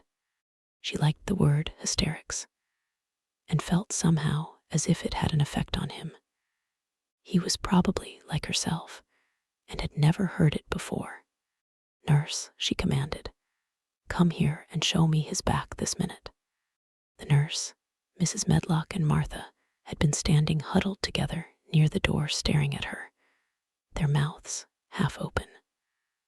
All three had gasped with fright more than once. The nurse came forward as if she were half afraid. Colin was heaving with great breathless sobs. "Perhaps he won't let me," she hesitated in a low voice. Colin heard her, however, and he gasped out between two sobs, "Show her, she shall see then." It was a poor thin back to look at when it was bared. Every rib could be counted, and every joint of the spine, though Mistress Mary did not count them as she bent over and examined them with a solemn, savage little face. She looked so sour and old-fashioned that the nurse turned her head aside to hide the twitching of her mouth. There was just a minute's silence, for even Colin tried to hold his breath, while Mary looked up and down his spine, and down and up, as intently as if she had been the great doctor from London. "There's not a single lump there," she said at last. "There's not a lump as big as a pin except backbone lumps, and you can only feel them because you're thin. I've got backbone lumps myself, and they used to stick out as much as yours do, until I began to get fatter, and I am not fat enough yet to hide them. There's not a lump as big as a pin. If you ever say there is again, I shall laugh." No one but Colin himself knew what effect those crossly spoken childish words had on him. If he had ever had anyone to talk to about his secret terrors, if he had ever dared to let himself ask questions, if he had had childish companions, and had not lain on his back in the huge closed house, breathing an atmosphere heavy with the fears of people who were most of them ignorant and tired of him, he would have found out that most of his fright and illness was created by himself. But he had lain and thought of himself and his aches and weariness for hours and days and months and years. And now that an angry, unsympathetic little girl insisted obstinately that he was not as ill as he thought he was, he actually felt as if she might be speaking the truth. "I didn't know," ventured the nurse, "that he thought he had a lump on his spine. His back is weak because he won't try to sit up. I could have told him there was no lump there." Colin gulped and turned his face a little to look at her. "See, could you?" he said pathetically. "Yes, sir." "There," said Mary, and she gulped too. Colin turned on his face again, and but for his long-drawn, broken breaths, which were the dying down of his storm of sobbing, he lay still for a minute, though great tears streamed down his face and wet the pillow. Actually, the tears meant that a curious, great relief had come to him. Presently he turned and looked at the nurse again, and strangely enough, he was not like a Raja at all as he spoke to her. "Do you think I could live to grow up?" he said. The nurse was neither clever nor soft-hearted, but she could repeat some of the London doctor's words. "You probably will if you will do what you are told to do, and not give way to your temper, and stay out a great deal in the fresh air." Colin's tantrum had passed, and he was weak and worn out with crying, and this perhaps made him feel gentle. He put out his hand a little toward Mary, and I am glad to say that, her own tantrum having passed, she was softened too and met him halfway with her hand, so that it was a sort of making up. I'll go out with you, Mary," he said. "I shan't hate fresh air if we can find." He remembered just in time to stop himself from saying, "if we can find the secret garden," and he ended, "I shall like to go out with you if Dickon will come and push my chair. I do so want to see Dickon and the fox and the crow." The nurse remade the tumbled bed and shook and straightened the pillows. Then she made Colin a cup of beef tea and gave a cup to Mary, who really was very glad to get it after her excitement. Mrs. Medlock and Martha gladly slipped away, and after everything was neat and calm and in order, the nurse looked as if she would very gladly slip away also. She was a healthy young woman who resented being robbed of her sleep, and she yawned quite openly as she looked at Mary, who had pushed her big footstool close to the four-posted bed and was holding Colin's hand. "You must go back and get your sleep out," she said. "He'll drop off after a while if he's not too upset. Then I'll lie down myself in the next room. Would you like me to sing you that song I learned from my ayah?" Mary whispered to Colin. His hand pulled hers gently, and he turned his tired eyes on her appealingly. "Oh yes," he answered. "It's such a soft song. I shall go to sleep in a minute." "I will put him to sleep," Mary said to the yawning nurse. "You can go if you like." "Well," said the nurse, with an attempt at reluctance, "if he doesn't go to sleep in half an hour, you must call me." "Very well," answered Mary. The nurse was out of the room in a minute, and as soon as she was gone, Colin pulled Mary's hand again. "I almost told," he said, but I stopped myself in time. I won't talk, and I'll go to sleep. But you said you had a whole lot of nice things to tell me. Have you? Do you think you have found out anything at all about the way into the secret garden? Mary looked at his poor little tired face and swollen eyes, and her heart relented. Yes, she answered, I think I have. And if you will go to sleep, I will tell you tomorrow. His hand quite trembled. Oh, Mary, he said. Oh, Mary. If I could get into it, I think I should live to grow up. Do you suppose that instead of singing the Aya song, you could just tell me softly, as you did that first day, what you imagine it looks like inside? I am sure it will make me go to sleep. Yes, answered Mary. Shut your eyes. He closed his eyes and lay quite still, and she held his hand and began to speak very slowly and in a very low voice. I think it has been left alone so long that it has grown all into a lovely tangle. I think the roses have climbed and climbed and climbed until they hang from the branches and walls and creep over the ground, almost like a strange gray mist. Some of them have died, but many are alive, and when the summer comes, there will be curtains and fountains of roses. I think the ground is full of daffodils and snowdrops and lilies and iris working their way out of the dark. Now the spring has begun, perhaps. The soft drone of her voice was making him stiller and stiller, and she saw it and went on. Perhaps they are coming up through the grass. Perhaps there are clusters of purple crocuses and gold ones even now. Perhaps the leaves are beginning to break out and uncurl, and perhaps the gray is changing, and a green gauze veil is creeping and creeping over everything. And the birds are coming to look at it, because it is so safe and still. And perhaps, very softly and slowly indeed, the robin has found a mate and is building a nest. And Colin was asleep. Chapter 18. Thaw may not waste no time. Of course, Mary did not waken early the next morning.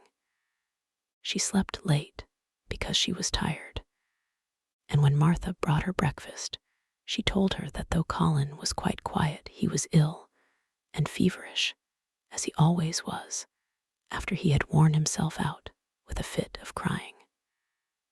Mary ate her breakfast slowly as she listened. He says he wishes Thaw would please go and see him as soon as Thaw can, Martha said. It's queer what a fancy he's took to thee. Thaw did give it him last night for sure, didn't Thaw? Nobody else would have dared to do it.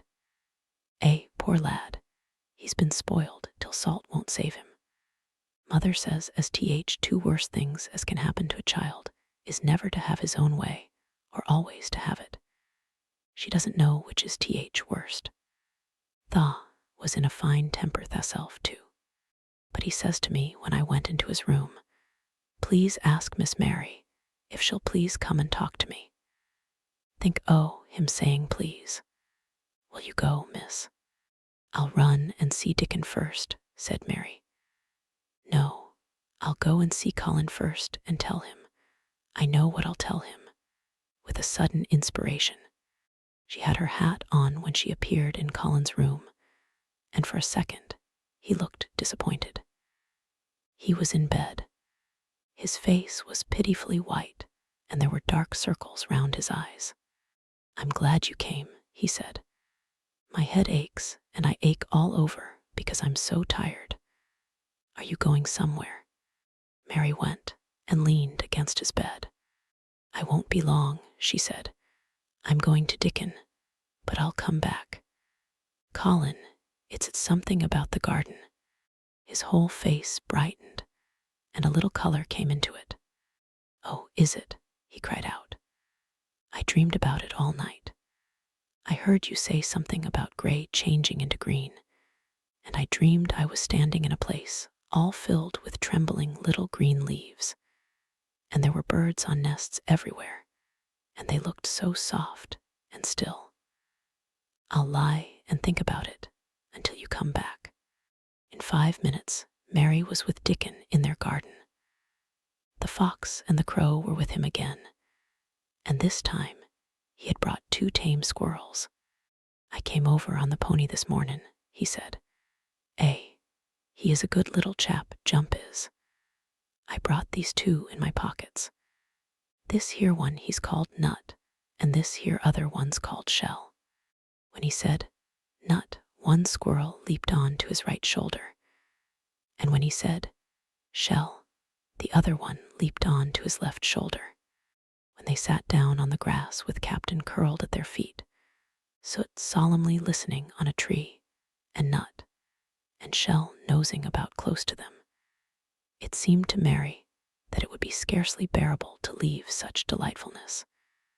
But when she began to tell her story, somehow the look in Dickon's funny face gradually changed her mind. She could see he felt sorrier for Colin than she did. He looked up at the sky and all about him. "Just listen to them birds, World seems full of 'em all whistlin' and pippin'," he said. "Look at 'em dartin' about, and hearken at 'em callin' to each other. Come springtime, seems like as if all world's callin'. The leaves is uncurlin', so you can see 'em, and my word, nice smells there's about," sniffing with his happy turned-up nose. "And that poor lad lyin' shut up and seein' so little that he gets to thinkin' o' things as sets him screamin'. My, we mun get him out here.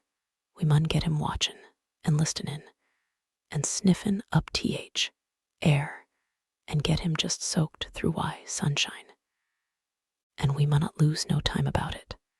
When he was very much interested, he often spoke quite broad Yorkshire, though at other times he tried to modify his dialect so that Mary could better understand. But she loved his broad Yorkshire, and had in fact been trying to learn to speak it herself. So she spoke a little now.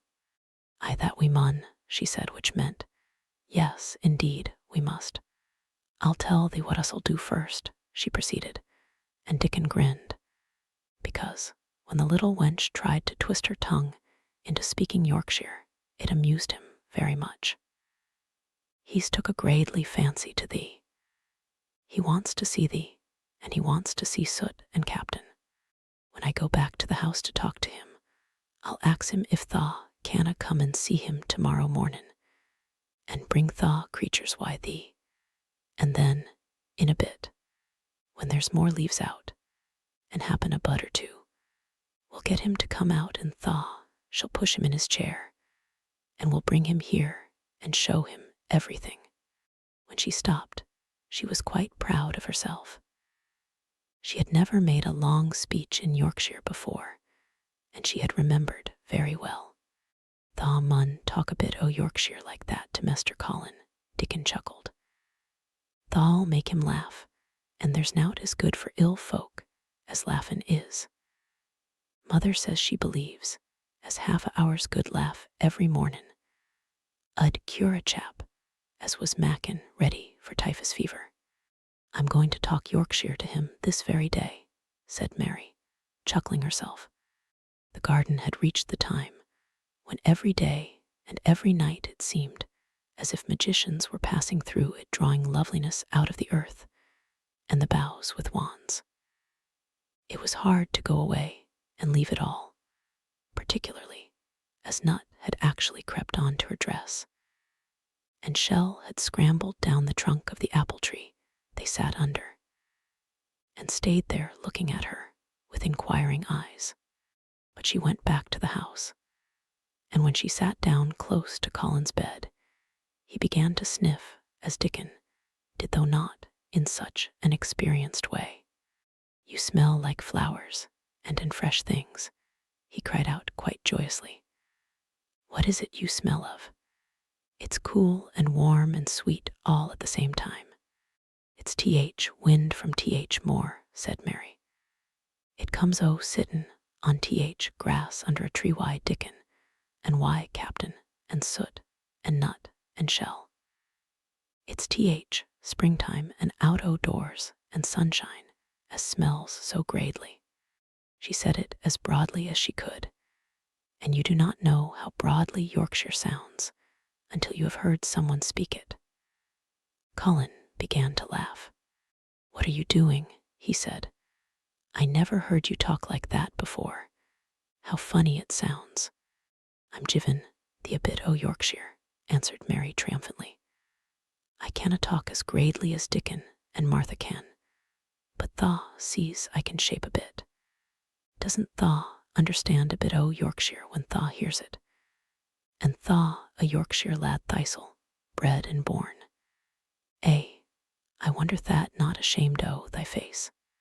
And then she began to laugh too, and they both laughed until they could not stop themselves, and they laughed until the room echoed, and Mrs. Medlock, opening the door to come in, drew back into the corridor and stood listening, amazed. "Well, upon my word," she said, speaking rather broad Yorkshire herself, because there was no one to hear her, and she was so astonished. Whoever heard th like, whoever on earth would ha thought it? There was so much to talk about. It seemed as if Colin could never hear enough of Dickon and Captain and Soot and Nut and Shell and the pony whose name was Jump.